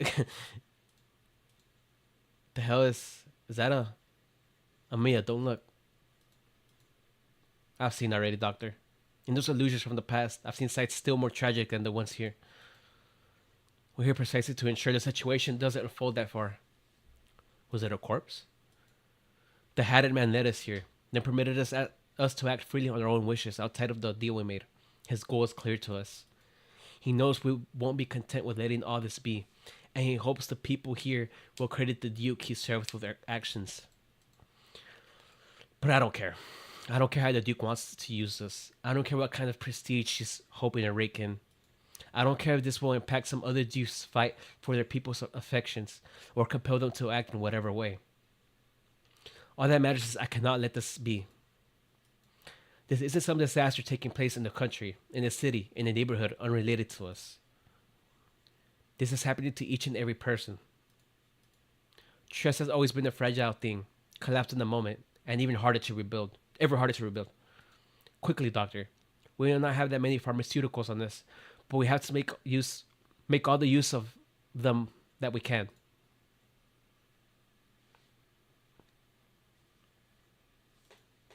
There, that should be okay for now. Sorry, I'm not a professional doctor. This is just some basic first aid. We stabilized your neuropathy symptoms and stopped your wounds worsening. That's all we can do for now. You need rest and supplements. After that, it's down to luck. Do you need us to bring you home? No need. Hunger knocked me out, that's all. Just was sleeping for a bit on the pavement. What? What do you be wanting? I've got nothing to my name. We don't want anything. Nothing? Go back home, sir. Here's some food. Keep it hidden. Don't let anyone else find out. Who the? Alright. I'll be out of here then. You've gone too long without food. Don't eat too quickly. You need to let your bodily functions recover bit by bit first. Now imagine being shown this kind of like kindness after all the shit you've been through. Right, got it. Thank you. Amia, we have a lot of people staring at us. Most of them with ill will. Two groups are planning their moves and readying Molotovs. I know. But at the same time, the desperate have seen us too. And the ones hiding themselves in the dark, deathly ill, so have they. Just the fact we're here might have been enough to relight a spark of hope in them. After a violent collapse, any rebuild demands great care. That's right, Doctor. We don't need for the people to trust us. We need them to reestablish a trust in each other. That's what underlies a society coming back to life. Someone's coming. Doesn't matter. I'll sit right here. I'll stand in front of you. This is our street, and we're pulling her back out of this chaos and anger. Doesn't matter who it is. Bring it on. Mind yourselves. Here they come. Oh, hey. Hey. Is that... Oi. Watch you don't fuss about nothing, Hannah. Nearly sucked you straight in the gob. You lot show off like a circus. You want everyone here targeting you. Come on, with me. They're gonna run. Shit, the Glasgow's got in first. Surround them. Out of the way. Missy Nez, don't take them on, not for now. I recognize a few of their lot. It's just the fear and torture is driving them mad. Nothing they need to pay for with their lives. Head to the alley we used to bunk off at for snooker. Same door as ever. Got it. Bayard, Will, see you at home. Come with me. Quick, get a move on. Don't lose them. I haven't eaten for days. I can't run. On your bike and get out of here then. You'd eat dead people if you had any spine. I'm not your nanny. Oh, here's Red. You want to go? Who are those people? Eh? Who else are they gonna be? It's the Glasgow bastards. The Glasgow gang, are they? Are we getting them together or am I getting you? No, I reckon I've seen them before. And that one in the uniform. Things here got more complex than I was predicting. I need to move fast. He sees Rose Island. I've gotten my ass kicked by them before.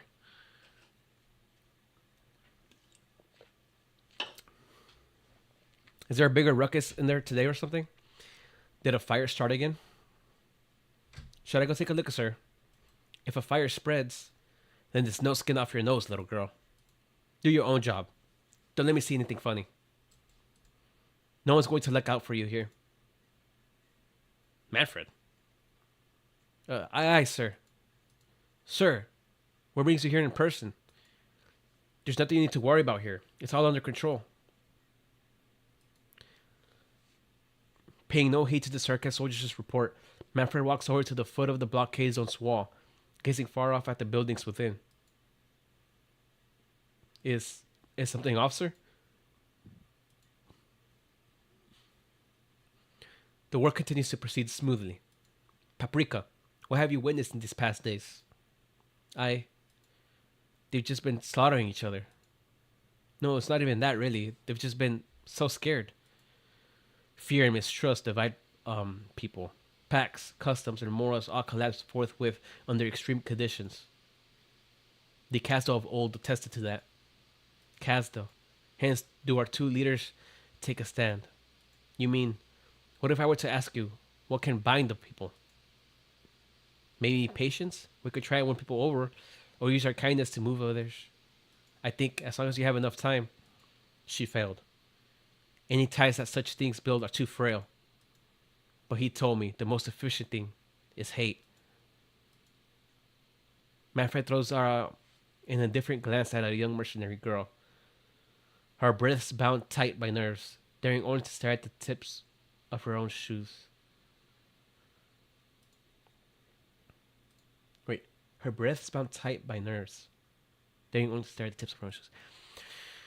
You have persistently been sharing your own supplies with those behind the blockade. No, that was a sarcasm. I thought, what? How could you? Sarcasm so rectorial should make you even more sick. Sir, I assure you, I will immediately continue. Sir, we cannot have everyone inside dying of starvation yet. In time, there will be a great use to the military commission.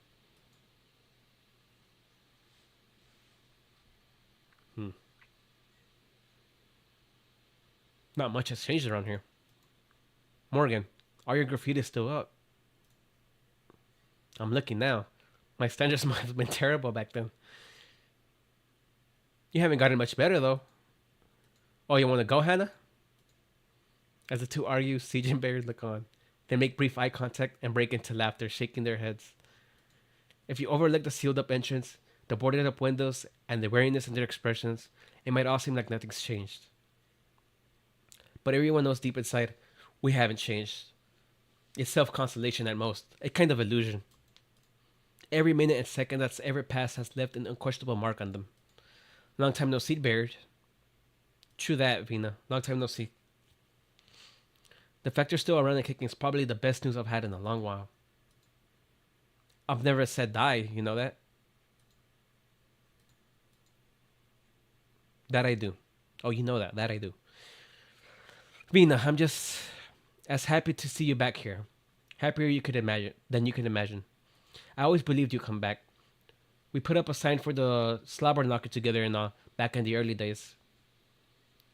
Just, it's been hard for me to get to grin and bear it in these times. I know. And I know you didn't come back just for my sakes. 5 whole years ago, you scrambled out of here. I remember Norport was practically open season already. All those bastards after your neck. I wasn't ready then. I didn't want to tow anyone else into my business. It was leave or nothing. So you're back here now, back on our street. Now you're ready. I hope I am. The Rhodes Islanders want to look for that Sarkaz airship here. I'll be assisting them as a Rhodes operator and all. But I've never stopped being a member of the Glasgow gang. I'll get you out of this mess. That's my duty to you. Always has been. Ha, same as ever you are, Pina. Not one bit different. Ha, just like it used to be, eh? Just, there's one thing. I don't know if... Bayard, we're skiing on supplies as is. Now you bring in all these people? You want everyone to split up once you're done eating? Or are you hoping I'll go rob some blockhouse with security up to here? Shut it with that, caterer. Although our stockpile is definitely... Please, it's okay. We brought rations with us. We even have some surplus. Not the biggest amount, but enough to put us out of dire straits for now. We can change the zone together. As long as we can unite everyone on the plate. Pfft, unite? Listen, Cactus Runt. Unite is an easy word to toss around. But you lot are more than welcome to try. Fingers crossed. Your will makes a difference. Always worth a shot.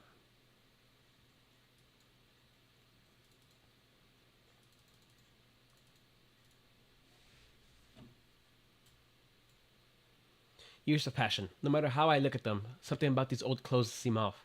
Did someone wash them for me? So if you're rotated mentioning, some of these are different. I'll go with the same squad.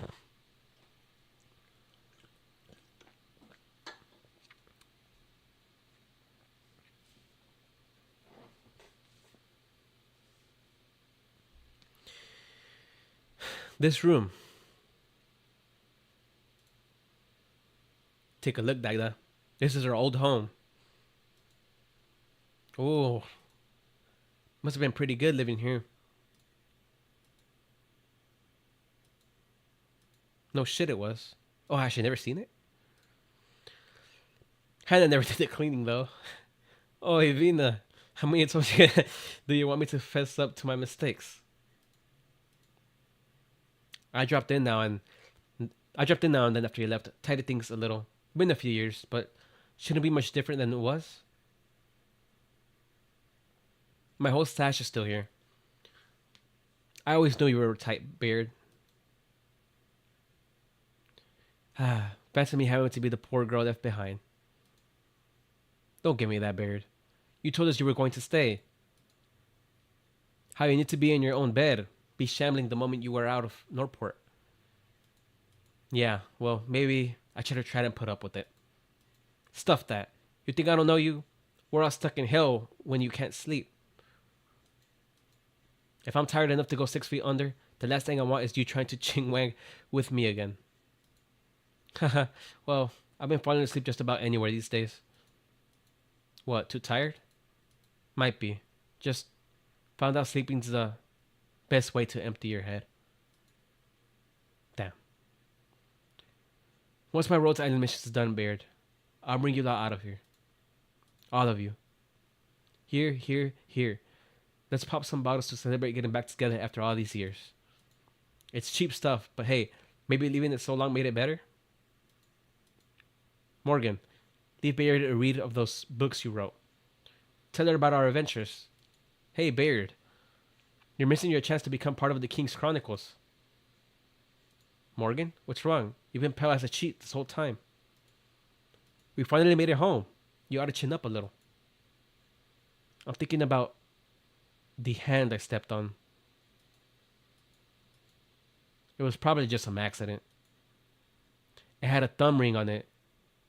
Something's telling me I've seen it somewhere before. Uh-oh. I feel like I should remember. But I just keep drawing a blank. Bayard, what's been happening in Norport all these years? Not much, Morgan.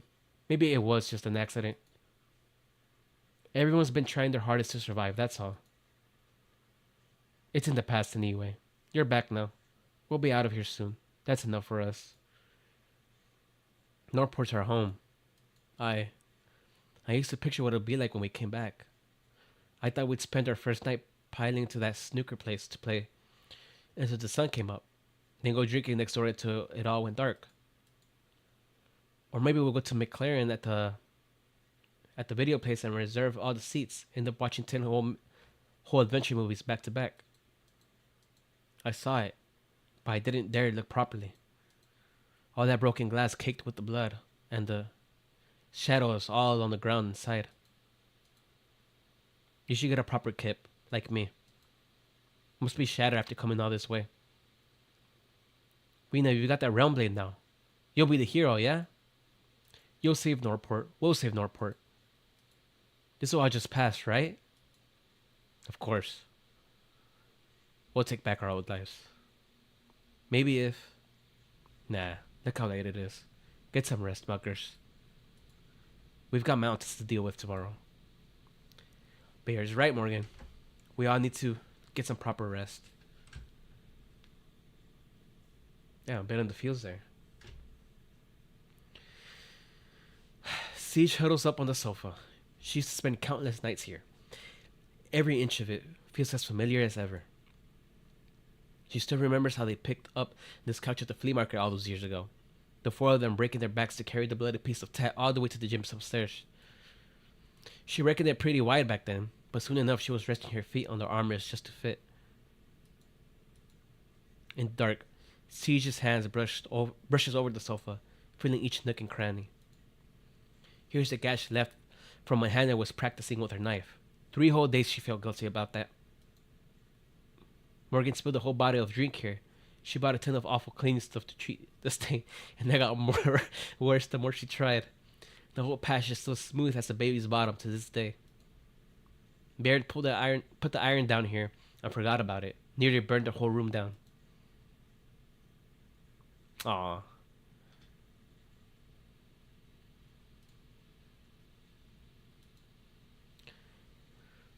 She used to believe these days would never change. She used to be sure these days will never wait. Oh, she used to be sure these days will never change. This is their Glasgow gang, their neighborhood, their stomping grounds, their home.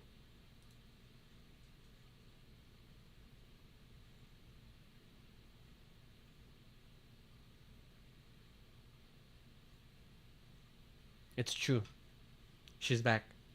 But deep inside, she's not one bit happy.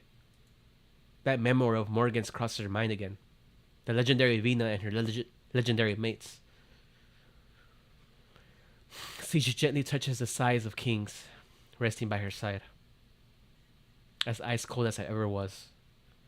Leader, hero, king. King of the siege, Vina. Alexandrina Vina Victoria. Something on your mind, Vina?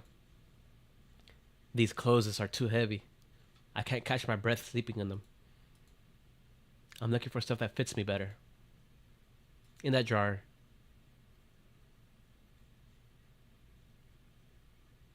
Hey. It's her outfit. Huff. Haven't gotten any taller, Come on, we're adults. We stopped growing ages ago. You never know with these things. I remember when we first met, you were only about this tall. Enough. It's the same old gruff you always spout about time passing. I haven't had anyone in years to tell me that same old guff too. I'm sorry, Beard. I'm just glad you're back, Your Majesty Vina. I mean, even her expressions look tired. I feel bad for her. Don't call me that. Your Majesty. Alright. King of the siege. Same as ever then.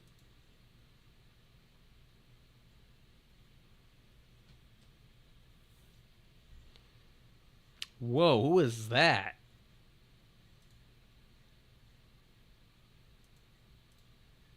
What is it? Lady Ermengarde? Have we heard that name before? Don't call me lady. I'm not that old yet.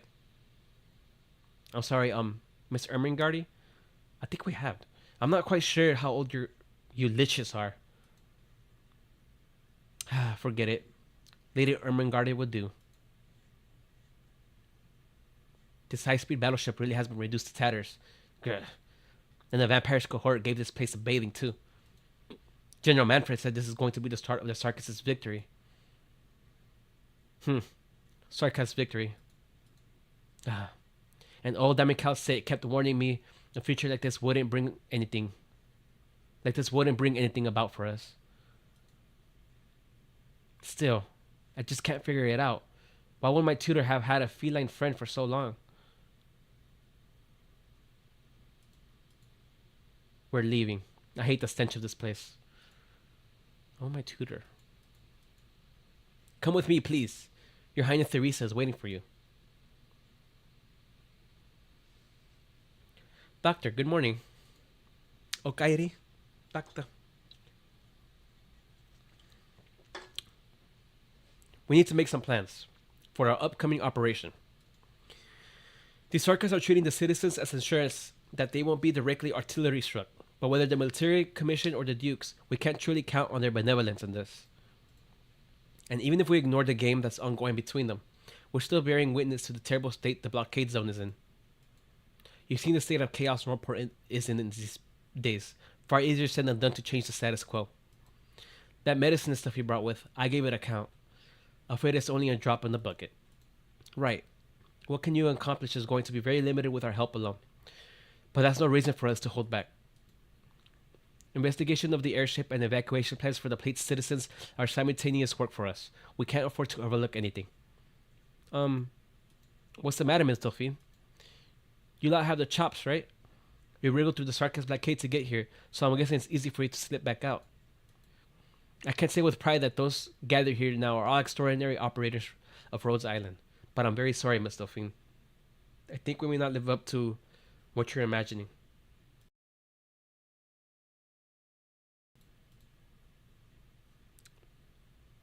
When pitted against those steering the war from behind the scenes, we may very well be called puny. So, you only got here thanks to some help? Unfortunately, it's a deal, as the man loved to put it, and not a fantastic one at that. The smug ass face she has, bro. Are you a sarcasm? Didn't think a duke would have found another sarcasm lot to work with instead. Someone thinks too much. No, I just read the papers usually. Very good habit. You're still planning the evac right now, aren't you? Did your fancy pants backer agree to help? Sadly for you, no. All signs say she doesn't care. But you lot obviously do. Ha! Welcome to Rose Island. I keep my opinions to myself, though. My concern is whether we can get out of here alive. Then I have a proposal. Rose Islanders, this may be a bit of a risk. The Sarkis have locked down every information channel out of Northport, and I think I could guess what their excuse to the wider public is. And see, I trust any of the Dukes to know it is nothing more than an excuse. But they won't spoil the facade themselves. In fact, the Dukes and the Military Commission of Casdo have quite an understanding on that. Yes, the Sarkis is using this people as an excuse, aren't the Dukes?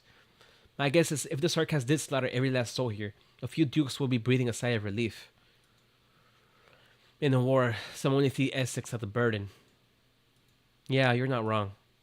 So we go to break that silent understanding. Go and break. We need to give some of the Dukes a push. Make them act more decisively. Before we're all dead here for real.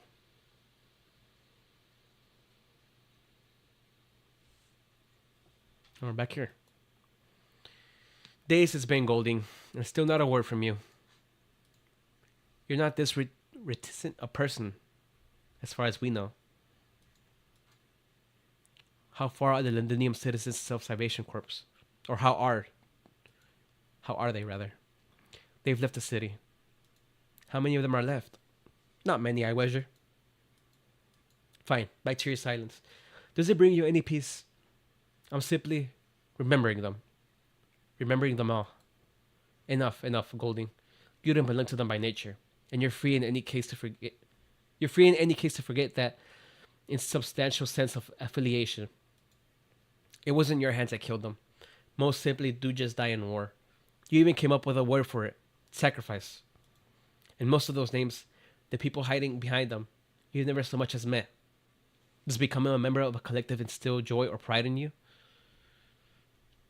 A member of a collective. Regretfully, as you've seen, we can only belong to ourselves in the end. No, I used to believe that.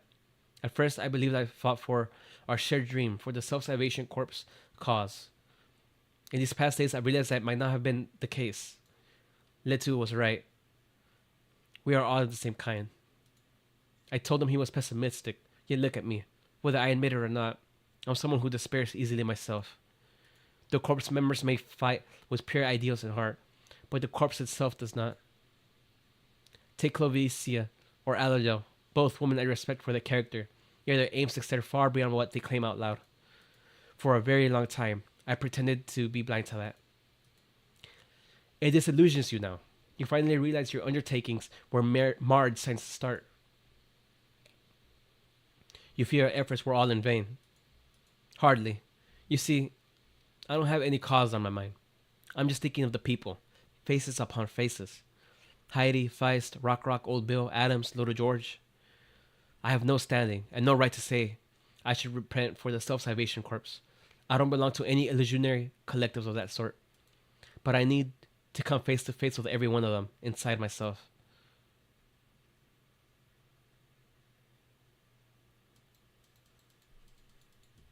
All right.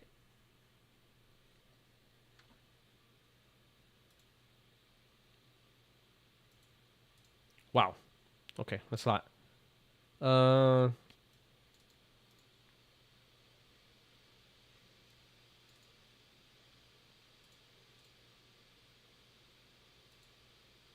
hmm. I'm gonna do this.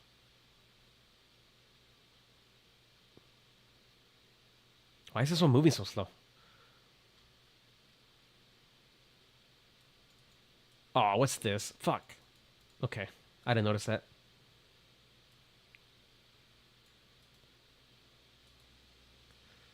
Oh, it's kind of annoying.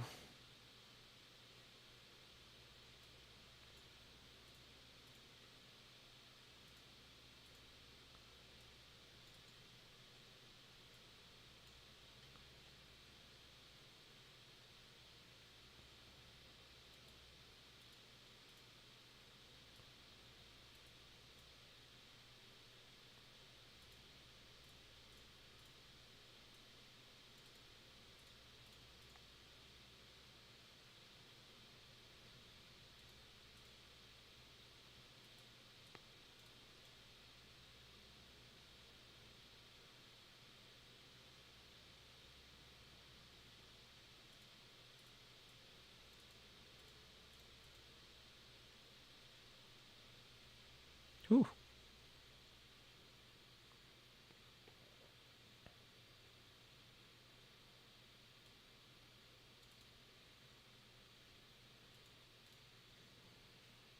Alrighty.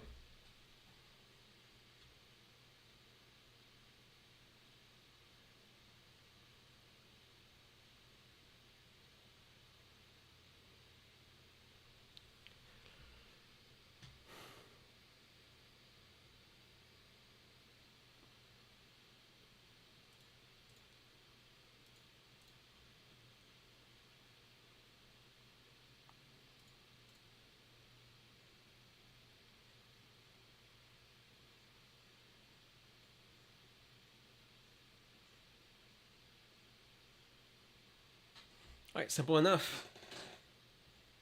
That was really easy. Stage.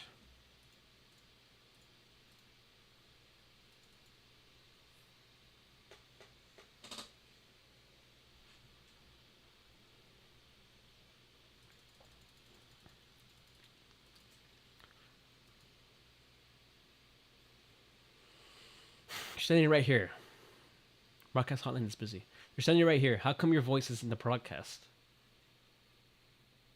Huh. Whoa. Oh, this reminds me of Frost Nova.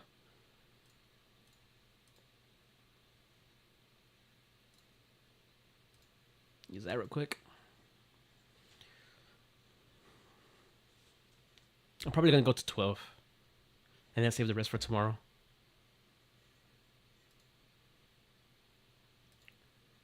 When HP is below half, creates a clone at their location. Okay.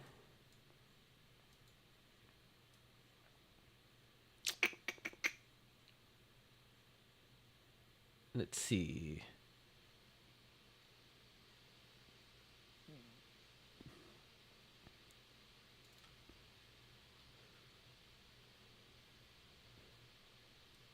Not sure what I want to do here.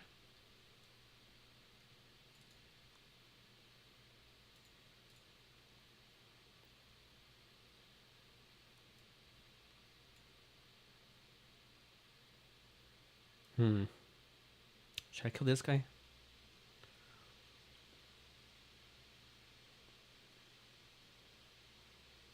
Oh, they're like the R6 guys.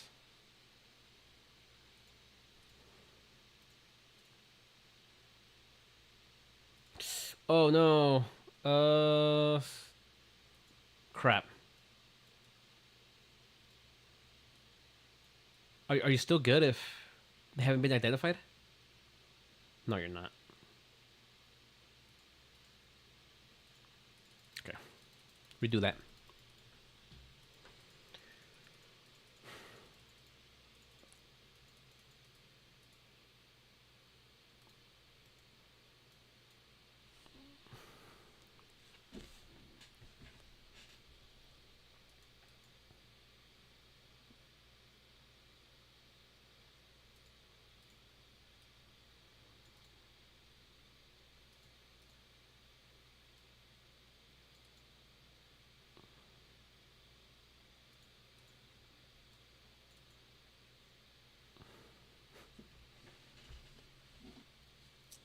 let's just put like pallets down here or something. And then our shit will deal with that.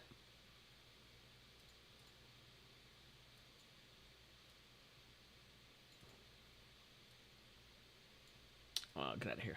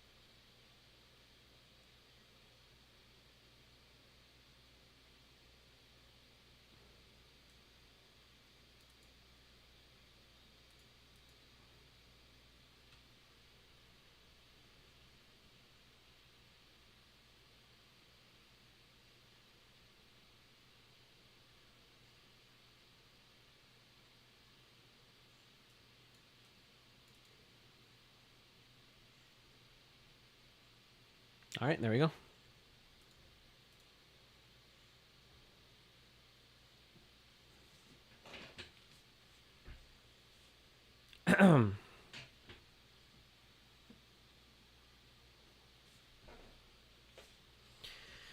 Shining. W, perhaps you could drive a little slower? Oh god, you have W at the wheel? That's the last person not just behind the wheel. Our tragically wounded diamond will hang in there much longer, Shining. Hold on tight, everybody. Incline ahead.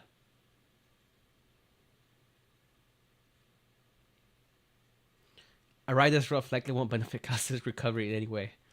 And she's like, fuck that bitch. So what? Teresa's couldn't hack her to death. You think a little bad suspension is going to be what does it?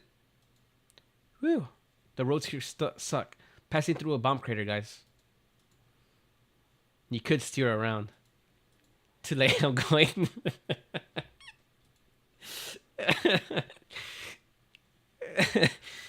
She don't give a fuck, bro. Yeah, Cassette Jr. Now get your claws off me. You're free to screw off the car and drag your sorry little master behind us. Your choice. Got something tickling in your middle skull? You can try it. I'll play ball with you. Spit out of metal? Or maybe I should just throw you off and make roadkill out of you. W, we're in a hurry. This hag can't cough a single word at anyone right now. And look at how sad and distressed your stupid wimpy pet is. I've never felt this good in my life. You don't want to get paid back on your boss? Medical department shit stir cassette reduced to this? She is my patient now. Shit stir cassette reduced. Ugh, you're boring as ever. Let's go, man. Tell Closure and his circus troop to follow our route. With the Dukes and the Swordcats duking it out, I'm the only one who still knows where to find an opening. You're very familiar with the terrain and situation. How do you think I survived the past few years? What, did you picture me swimming in Londinium sewers? Our mercs got our ways. Once we're through these ruins, we'll hit our destination. Is she already there? You've got my word. I never miss a chance to make someone owe me. But pushing the wheelchair's not on your base plan. I got an extra favor for that. Fine. Oh yeah, what's the deal between you and the hag? Dragging an end cap into Londinium's a pretty terrible idea. She is my... No. I am her sin. What does she mean by that? Huh. Interesting wording. A comm station. We need to broadcast our existence out there. It'll be an invitation. Right on the money, Dr. Rose Island. The Dukes need to know about this. If none act, it gives us. If none act, it gives any other Dukes fodder against them. When the crown's vacant, everyone will want to be airtight. You know Victoria better than I imagined. Where can we find the comm station? The signal hub for this place got wrecked by the Sarkans right off the bat, but I know of a small station we might still be able to use. It's in the pub. Best house in all of Londinium before Norport went to pot. They set up a signal transceiver with a mad high power in there, so they could get ahead of their guests from all.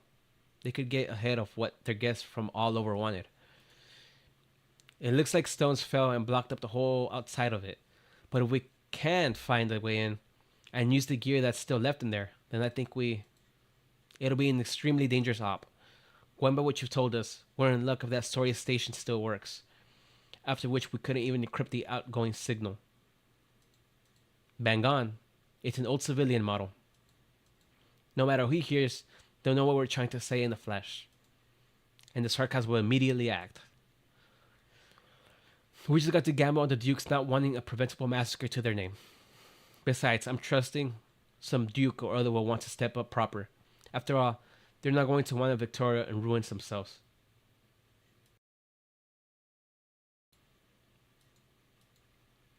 The Duke of Windermere, for example? She could be one of them, yeah. Interesting. Looks like you do read plenty of newspapers, Delphine. Doctor, Amia, I believe this plan is feasible. We need to inject a little chaos to shatter the deadlock. One or more Dukes on the offensive can be a smokescreen for us, whether it's finding where that airship is located or creating conditions for the people to evacuate their abandoned plate. And before we do, we need to put an end to the pointless infighting and cutthroat slaughter in this lockdown zone. We need to give them a reason to reunite. Letting everyone know hope still exists, for example. Yes. If we can make headway on that, and distribute the remaining resources here to those who need them most, then maybe we can hold out for even longer. Rebuilding broken trust, just like you said. Real or fake, hope is still hope anyhow. So that's your genius plan? Go to an old pad for an old comm station and beg the Dukes outside to save us because we're all dead meeting here? Incredible. I might want to applaud you lot. If you have any good ideas, you can give them right now, Cater. Aside from charging past the Sarkis blockade walls. Just didn't think after becoming thieves and conmen, we'd finally be groveling on the ground to all those snot-nosed blue-blood boys and girls. If you don't like the idea of being a Mayday, you can think of it as a wager instead. Oh look, what an elite word, wager. Oh, we're off making a wager with the people in their castles now. Lucky us. And you could choose to keep robbing people in the street. I won't stop you. Pick what you want to talk about. Cater, I know you care about your dignity like nothing else, but now is not the time for it. Damn.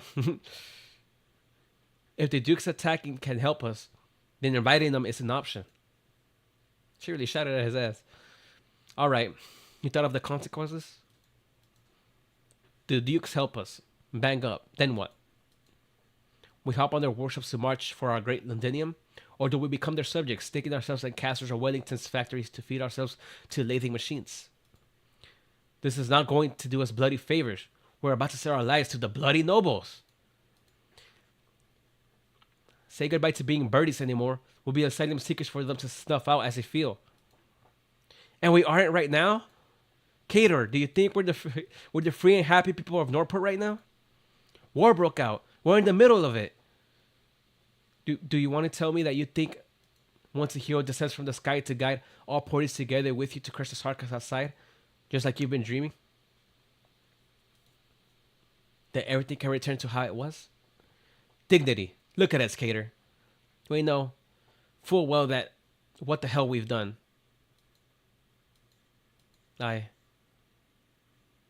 Shit, what's happening? In the street, they're all armed. Okay, no panic. We need to clear this up. Do they not want to live anymore? Who still has the strength to scrap this hard? Every gang sheltering in Orbit should be in the same boat as us in terms of low supplies. Through the boarded up window and all that can be seen is still live smoke. Then hollering and cursing coupled with crying and begging, the The sort of thing they've had to tune out these days. Blind eye, deaf ear. But this time, it's not a brief clamor from the dingy alleyway. It's not a following nervousness or hesitation or any attempt at cover or disguise. Within the smoke, a luggage trolley nonchalantly rolls down the street, very well the previous property of some inn, a past life of convenient suitcases big and small, belonging to guests from all corners. Now, pushed out amidst the dust of the explosion's aftermath, it becomes the focal point where everyone gazes gather, the target of all their ardent desires.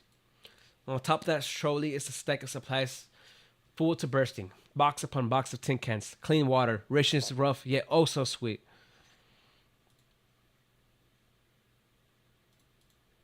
That's her voice fails and falters. She finds herself unable to avert her eyes. I need this food. Get lost. You get lost, God's sakes. I don't need you here. You can't eat that much. Okay, someone panted that there. You can split a bill with me. Come on. Just a few rolls of bread will do. Take your hands off the stuff first. The crowds are quarreling, ripping and tearing, and luggage freewheeling from one group's hands to another. People fall, climb back up, throw themselves at their mountains of hopes, each with a wish to get their share from it. But most end up empty-handed. Bloody hell, where all that shit even come from? Half an hour more and they'll be killing all their own. Hey, stop. Oh, cool, she has a butterfly knife. Stay back, for now. They won't hear what you're saying. We can't.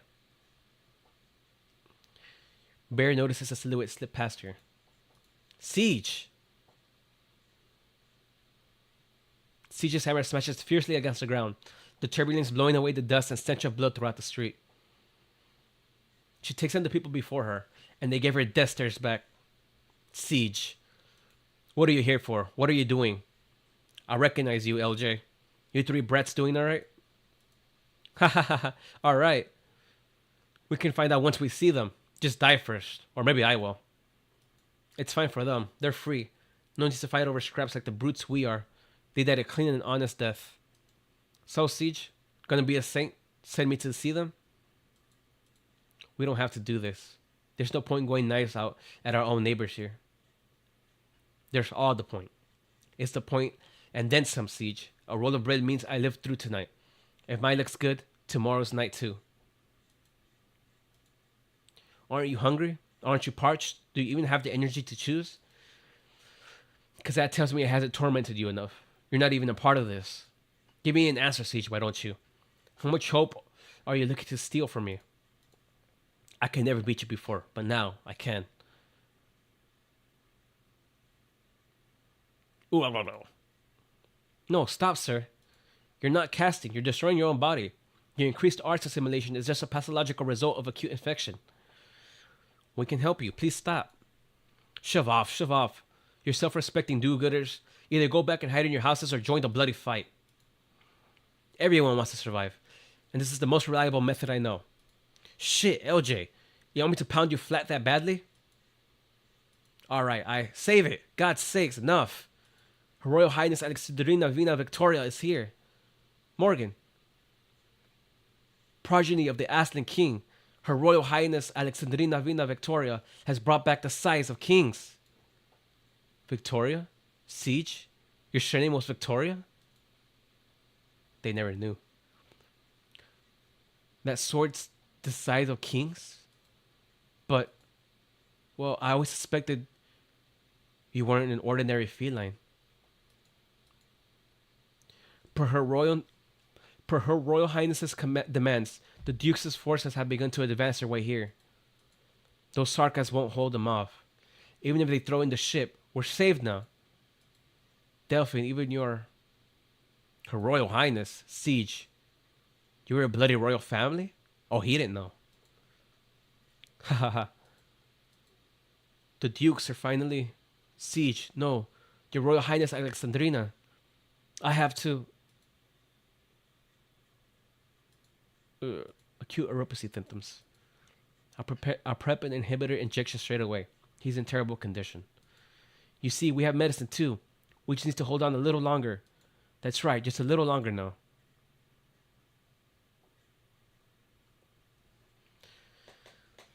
Cat's out of the bag.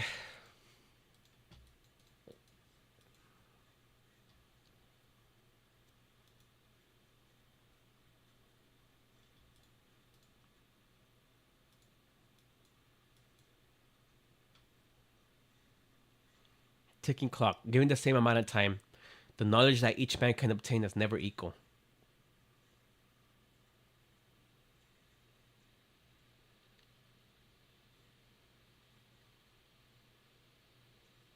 Hey, Kazimierzen. I often feel that the times change with irregularity. Oh, you're right. He's still talking to that Districe or whatever. Their means of coming up with concepts so brilliant, their methods of forming society so diverse, it's all dizzying. I've lived in Casimir's many times, and every time I leave, I end up coming back. To tell you the truth, Banshee, traces of us are still present in that land of nights. I must admit that place is indeed fascinating. Though you didn't have me sketch out those neon lit skyscrapers for you. You simply chose this ordinary village for the stages this time. Because it's much quieter here, and it's Casimir's as I first saw it. Golden farmlands amid the never-ending plains. It's a pity that these are probably no longer important to the Casimirs of today. What do you think? How does it compare to Kazdo? Kazdo is a land of ruin, but the rubble also means that there are countless possibilities beneath it. Our regions of Kazdo may have their differences, but we can still look forward to its next iteration. And as for Casimir's, it evolved so fast that in the blink of an eye, the Pegasi, along with their morals and glory, dispersed and withered away. And they became even sweeter, more fascinating. The descendants of the elders and the ancients accused the Sarkas of devouring their flesh and blood and enslaving their souls.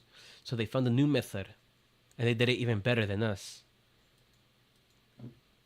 They let those under their rule be fed, swallowed, turned into nourishment for their monster to continue expanding and grow. And all they have to pay is a promise of the pleasure of life. And it's... Wait, the descendants of the elders and ancients accuse us Sarkas of defying their flesh, blood, and enslaving their souls. So they found a new method, and they did it even better than us.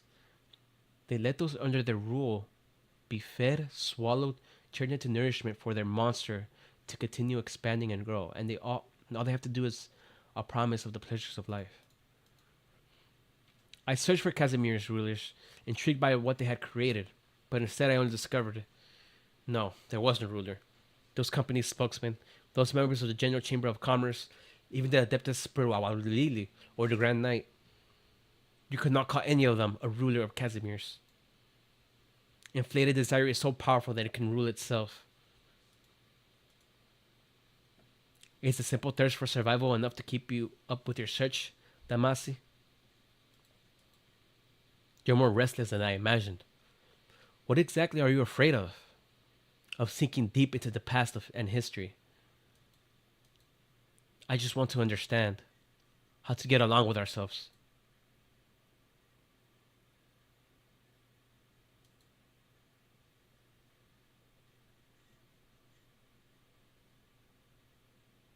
Calcit? Ugh. Hey, Calcit. Not looking so hot, Where am I? Why not sleep in a little longer? I need some more time to get a bomb under your pillow. I'm guessing you're probably not in the best mood waking up to see me, of all people. The feeling's mutual. I'd rather die than let someone think I've been hovering over your bed, day after day with tears in my eyes, praying with all my heart and soul that you open your eyes. Believe me, this is just a coincidence. I only came looking for water, and you just happened to be in my spot.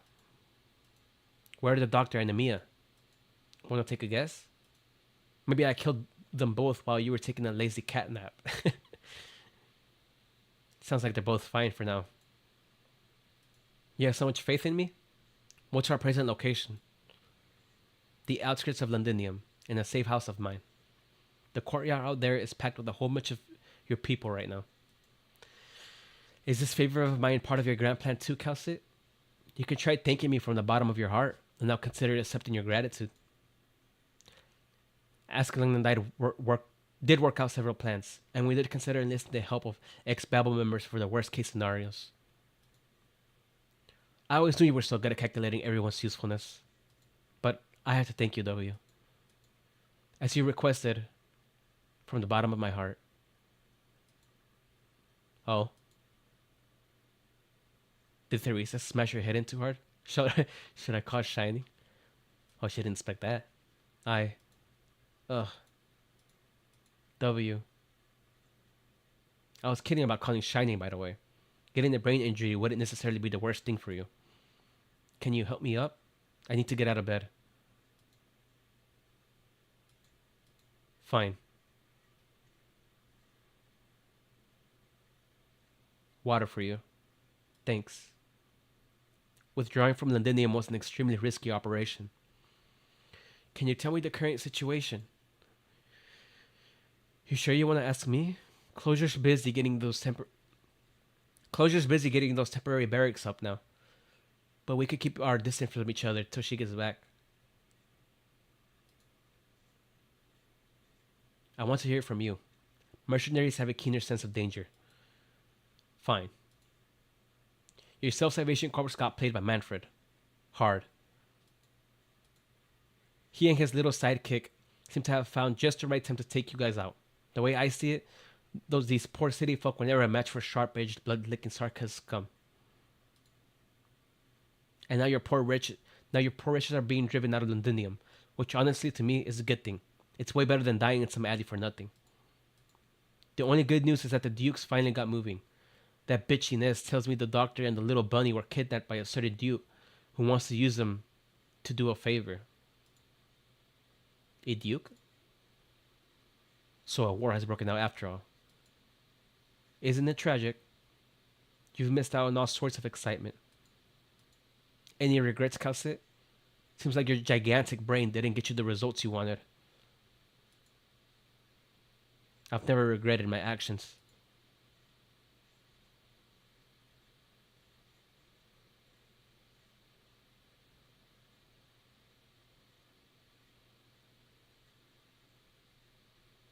Damn. We've never seen her like this. That's crazy. But sometimes I feel... Oh, she's actually in a wheelchair.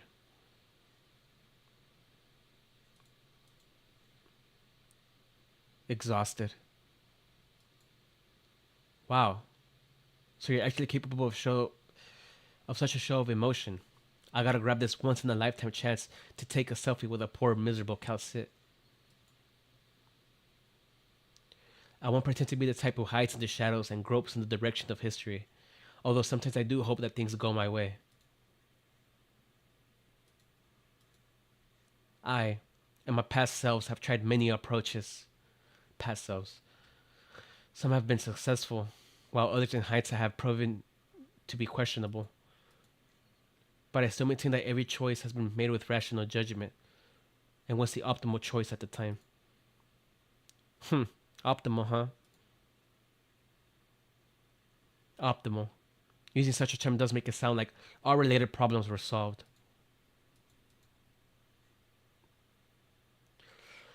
But that's not really the case. I can only ensure that things don't turn out for the worst. But no matter how I try, the results often prove to me that the impact an individual can make is always limited in the end. Yes. She tries her hardest, no matter who it is.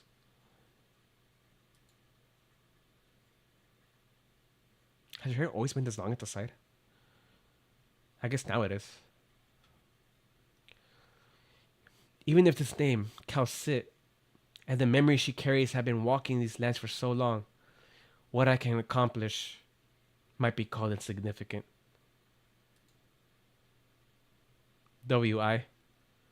I destroyed Kazda once. The me that I was then believed that it was the only way to bring peace. We managed to behead the Lord of Fiends then, and we were victorious for all intents and purposes. According to our plans, we should have reclaimed the king's authority. I had prepared all kinds of plans, and the successors were under my supervision. But at that moment, Theresa chose to pick up the Black Crown. Hey, I'm not here for a history lesson, but I'm awful curious, Calcit. Why did you and her put Babel together anyway? What exactly does the sarcasm mean to you? If you're just trying to play with our lives, Theresa, wouldn't be on our side. We found that in actuality, the Sarkas aren't so different than the rest of us as we had originally thought, not inferior to any other race, nor nobler than any other existence. No matter where we've come from, Originium has changed all of us into a similar form, possessing the same emotions and desires. This land is currently in an ugly state. The Sarkas souls whisper of being the former masters of this world, and they were slaughtered, oppressed, displaced for countless millennia. I have seen the times of old. I was there when only Sarkas walked on the land. In fact, the term Sarkas actually originates from an arrogant abbreviation of their murderers, though it has also become a rallying cry for the victims. The difference between a Jaw and a Goliath is huge, and so is a stark contrast in the appearance between the Cyclops and the Diablo. But why have they all been classified as common Sarkas? If a vampire establishes his own country, how would it be any different from the arrogant Victoria of today?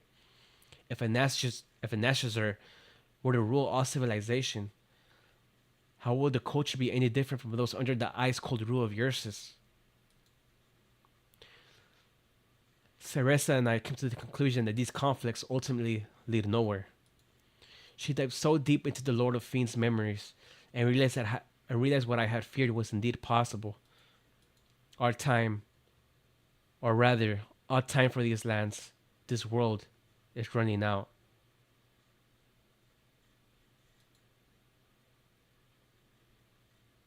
Huh. Wow. Whew. Why are you telling me all this? Didn't I say I'm not into history? It's precisely because you're not, W. History has made vampires, liches, Nashorers, Damases, gargoyles, made all of you into Sarkas. But it has also bowed the Sarkas to their past. Casdo shall be rebuilt. But what will it be rebuilt on? Perhaps someone like you will have a different answer than I do, W. Damn. That was a hell of a lore drop. Yeesh. It's kind of hard seeing Cal sit like that. Are you still worried about Catherine Feist? The wounded have settled down for the time being. The Sarkas mercenary called W, she's really capable.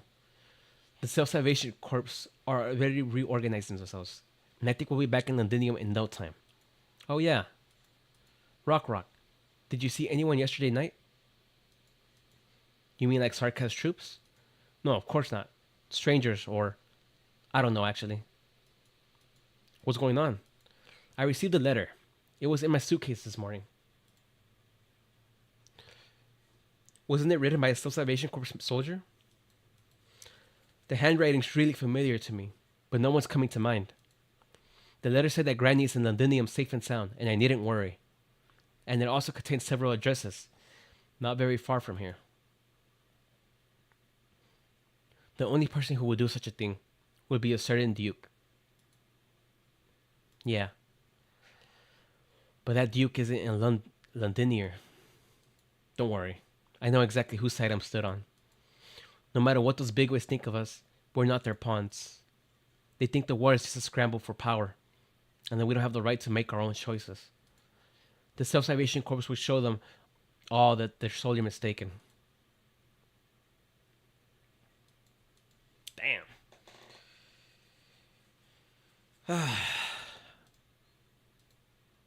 All right. This is probably gonna be my last one. Hats off. The loyal simply start saluting before the king's procession.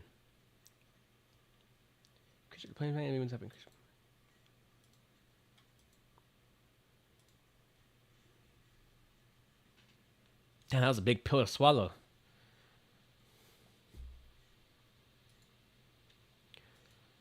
60% of the infected here were infected within the week. They're deteriorating fairly rapidly, too. Almost everyone here seems to have been abusing their original arts. They haven't had time to learn what being infected feels like, or how to live as one. If only Shining was here. No, even a typical Rose Island medic operator would be doing a far better job than I am now. All I can do is not enough. Don't blame yourself, Amiya. You've been at this the whole time.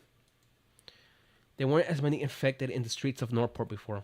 It's true that everyone here fights tooth and nail just to get by, but we are in Londinium after all. It was only after I had left that I gradually came to realize just how lucky I was. What I took for granted was just exceptions from my privilege. People misjudge their own abilities in the environments they inhabit, mistakenly believing they rightfully earned their positions in life through their own efforts. Only when everything crumbles does one recognize the silver spoon in one's mouth. Ha! Such self-awareness, Your Royal Highness. So this is what you came back for. To grow a large base of loyalists to help you ascend to the throne. Heh, I'm the stupid one here. I actually thought you were the legendary Siege they would willingly die for. It was not my intention, Cater. I've never claimed to be any kind of royalty, but that move Morgan pulled did prove useful. You talked of unity before, so regardless, this is just a... Wow, such an honor to earn praise from a Royal Highness Vina. How touching. Should we shake hands and find your royal photographer to take a picture of us together? I don't know how I've offended you, Cater, but I believe we should be on the same side. The same side? Look, you're all clean and innocent, but us? Just the other day, we kicked out an old couple. They were my neighbors at the apartment I was renting, and they used to be real nice to me, even giving me fried fins they had too much of.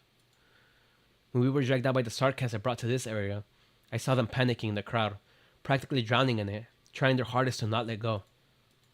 I couldn't take it anymore, and I brought them to the boxing gym. That old lady worked really hard and helped us out a ton. The old man, well, he told a good joke at least, and the night watch with him was never boring. But I had them leave a few days ago. The film gave them 2 days worth of rations to help them settle down at the Sudis Shopping Center basement car park. That place must have already been looted dozens of times, but if you're lucky, you can sometimes find food that's been left behind. That's a solid shelter. It should be safe enough. Yeah, but they were infected. Turned not too long ago at that. I don't know where the original dust ever even floated from. And they're old, and their condition was worsening rapidly. And I didn't give them a single oripathy inhibitor, because they should go to someone younger and stronger who needs it more. I understand your decision, but I know, they're ancient. They would probably die from a sarcasm arts, or from a building collapsing in on them, or even from a heart attack triggered by a cannon blast. But I snatched their last shred of hope away from them. They might have even survived, but I killed them. And I don't think I've done any wrong. You know what, Vina? Can you imagine how they were when they left? I can imagine. No, you can't. No crying, no pleading, no cursing. That old man was still making jokes up to the very last moment, mocking the head chef of the old Gaulish restaurant at the mall. They clutched their tiny little bag, stuffed with all their remaining hopes, and just like that, they helped each other through all their shakings and trembling and went out the door. If they were unlucky, they might have already been robbed by some roadside lunatic. I dreamt of them yesterday. You're not responsible for any of this, Cater. You're just... You think I dreamt of their tragic deaths? From oripathy, starvation, or the flames of war? Heh. I dreamt that the war was over, that Norpor had returned to Londinium, and we were rebuilding our home. I saw order being restored, and city walls patched up, us living in spanking new houses, and then amongst the crowd a crowd celebrating it all. I saw that old geezer, still alive. He had survived, and sometimes it was his wife instead. He or she would stare me dead on with those eyes and the gaps between the fireworks. I was never afraid of them dying. I know I made a cruel decision. I forced them to sacrifice themselves for a chance to save some others. But what if, when all of this is said and done, when all of this is done and over with, hatred still flows on the peaceful banks of the St. Juna River? He'll gaze at me as if asking me, how should I answer? How do I leave this war? I'm very Don't apologize, Vina. You don't have the right. You hold a sword that only exists in fables, and tell us the former boss of the Glasgow gang is actually a king, and those young thugs following her are knights, supporters, and vassals of royalty. And then you say that you returned, that you should help us, you can save us, and we should unite and stand together by your side. Real funny, innit? After all everyone's been through. After the Glasgow gang, who helped others run their turf become a ragtop group of drifters, thieves, robbers, and murderers, you finally returned. You became kings, knights, and saints. I should be welcoming you with open arms, king of the siege. Your Glasgow gang isn't here anymore. You are nothing. To us members of the current Glasgow gang, you are nothing at all. But we have to work together. Only then can we survive the war. You sure are clever, Vina. You sure are clever, Vina. We don't plan to stop anything.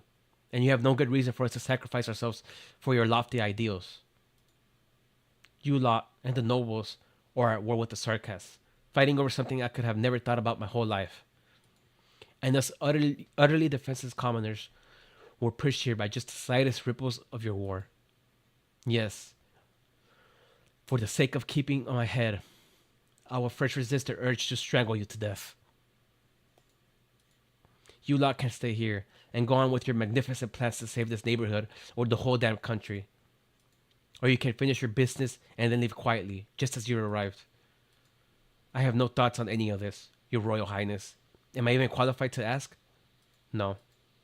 I'm only a member of the Glasgow gang, and the Vina you know. Then we wait and see, Vina. Damn.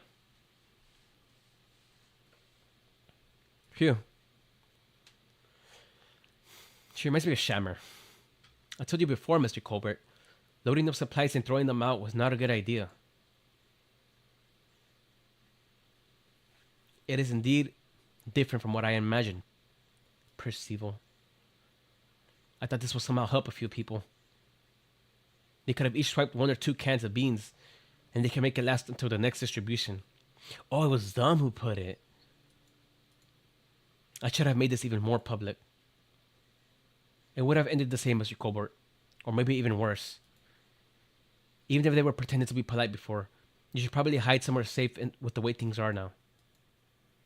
It's good that you have some life-saving supplies, but take a guess. Would you look more like a saint or a devil in their eyes? Haha, I am a sarcasm in the first place. Are they telling the truth? An Atlan heir to the throne? The dukes are following her orders and are about to launch an assault here? Huh. I'm sure you're not one of those street punks who believes in no legends. We all know how the king died. Whoever they are, they've helped us greatly, so we should talk with them, right? Miss Inez, we should have gone about this in a gentler... You're the ones from before. Believe us, we mean no harm. We just want to talk to you. Do you think I'd believe you? A hooded mystery, a Sarkas mercenary, and your claim of being in cahoots with the Aslan King? Anything is possible. I never expected I'd get another identity for myself here. What are you planning? You're both from the Sunset Street Hotel, right? Seems like these two know their secrets channels well. A kindly Sarkas mercenary gave us some supplies. It's not much, but I think... Let's not be hasty, sir. We can talk this out. We also have some attractive proposals for the both of you. Fine. It doesn't matter who you are. As long as you're serious about helping out birdies.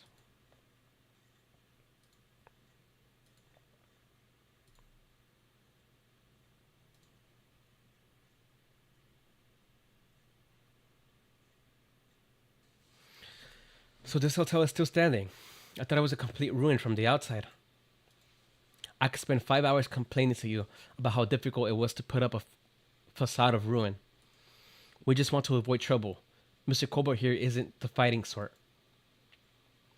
I hope you won't blame me, but I just want to maintain the dignity of this hotel. It used to be a great place, and I've worked here my whole life, so I couldn't bear to see my hard work burn to ash. I understand, Mr. Colbert. I remember what it used to be like, what it used to look like. Those dazzling crystal chandeliers, passionate doormen and waiters, and those gorgeous suits. Not to mention those beautiful flags hanging on the door. Flags. I see we were once a valued guest of our establishment. That was many years ago. We could talk about these things later. I hear the circus mercenary giving you food. There's a circus mercenary. Yes, a young girl who calls herself Paprika. I have a feeling it's not an easy matter for her. Paprika? Do you know a mercenary by that naminess? I saw a brief from Ascalon's mission in Highbury, and the name came up. I remember now. She let Catherine go. Manfred apprehended her, and I thought she was already dead. So you're saying this is a genuinely kind sarcasm? No. This means that the food supply is probably within the scope of Manfred's plans. The military commission needs the people of Norport to stay alive, for now at least. What are they waiting for? We don't have the time to care about Sarkaz's plans now, Rose Islanders. I know this hotel houses a communication station, and I need to use it. What are you planning to do? Contact the Dukes and have them provide backup. So your story about that Her Royal Highness was fake after all. You gave the people of Norport a phony promise. We're working hard to make it a reality. As long as we get a broadcast out, the Dukes won't stay idly by. This I can assure you. You believe in those nobles that much? I just believe in their ambition. What about after your broadcast? There's no way to encrypt the frequency here, so the Sarkas are going to hear it too. Miss Vina told me that she and the Glasgow gang will organize an operation to break through the blockade walls. And should they manage it, there should be a secret passage leading outside. They've used it before. So we just have to hold out until the Dukes launch their assault. And how long will we need to hold out? Under 4 hours. You sound certain. And after leaving this area, this is a battlefield after all. That's a problem for later. There's no way we can plan for everything in advance. We just have to escape this place. And what happens after will surely... Just a second. Are there any other guests in the hotel? No, of course not. It's just me and Percival hiding here these days. Percival, I think that's how you say her name. The shadow is expanding? Hide yourself and follow me. Huh? But... Miss Inez, don't drag me. Come with me if you want to live. Delphine Windermere.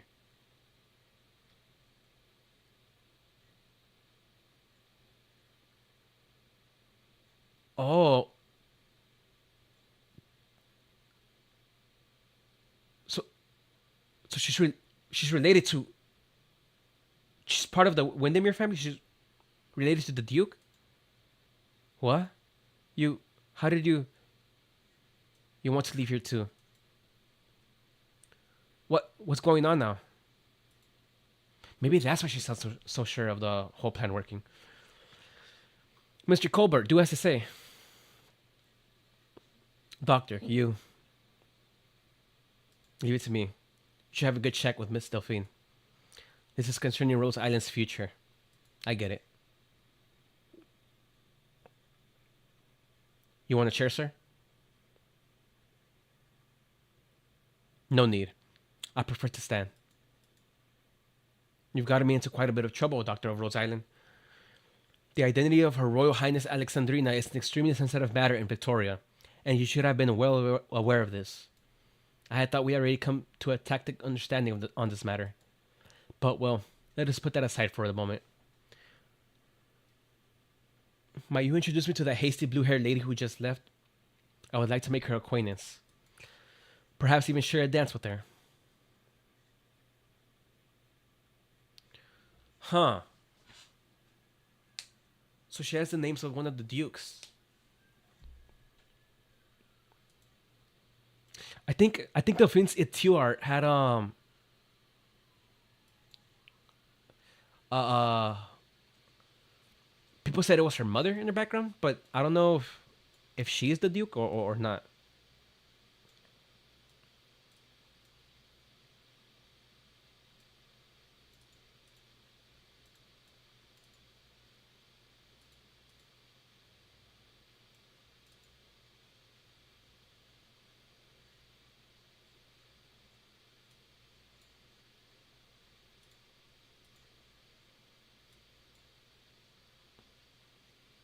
No boxes this map.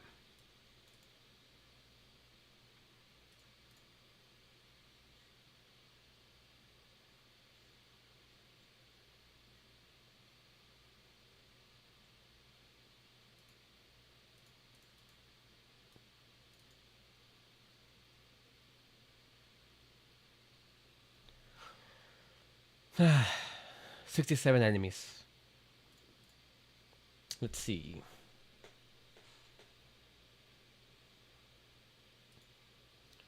Shattering Chubby Asher after several attacks moves towards the next checkpoint for the next attack. What checkpoint?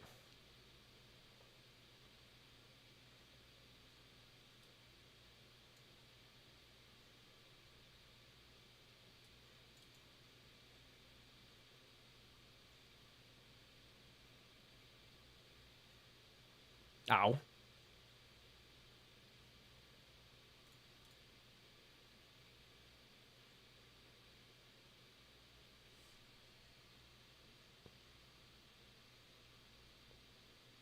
Hmm. Not sure what they did.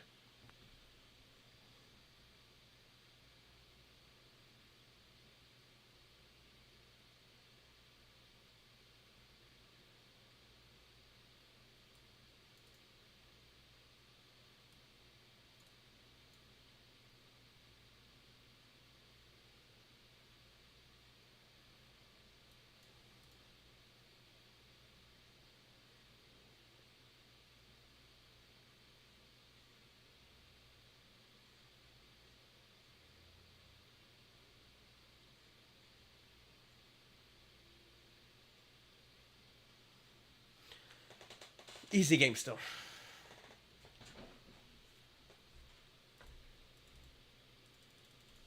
Interesting. All right. I'm gonna. Oh. Hmm.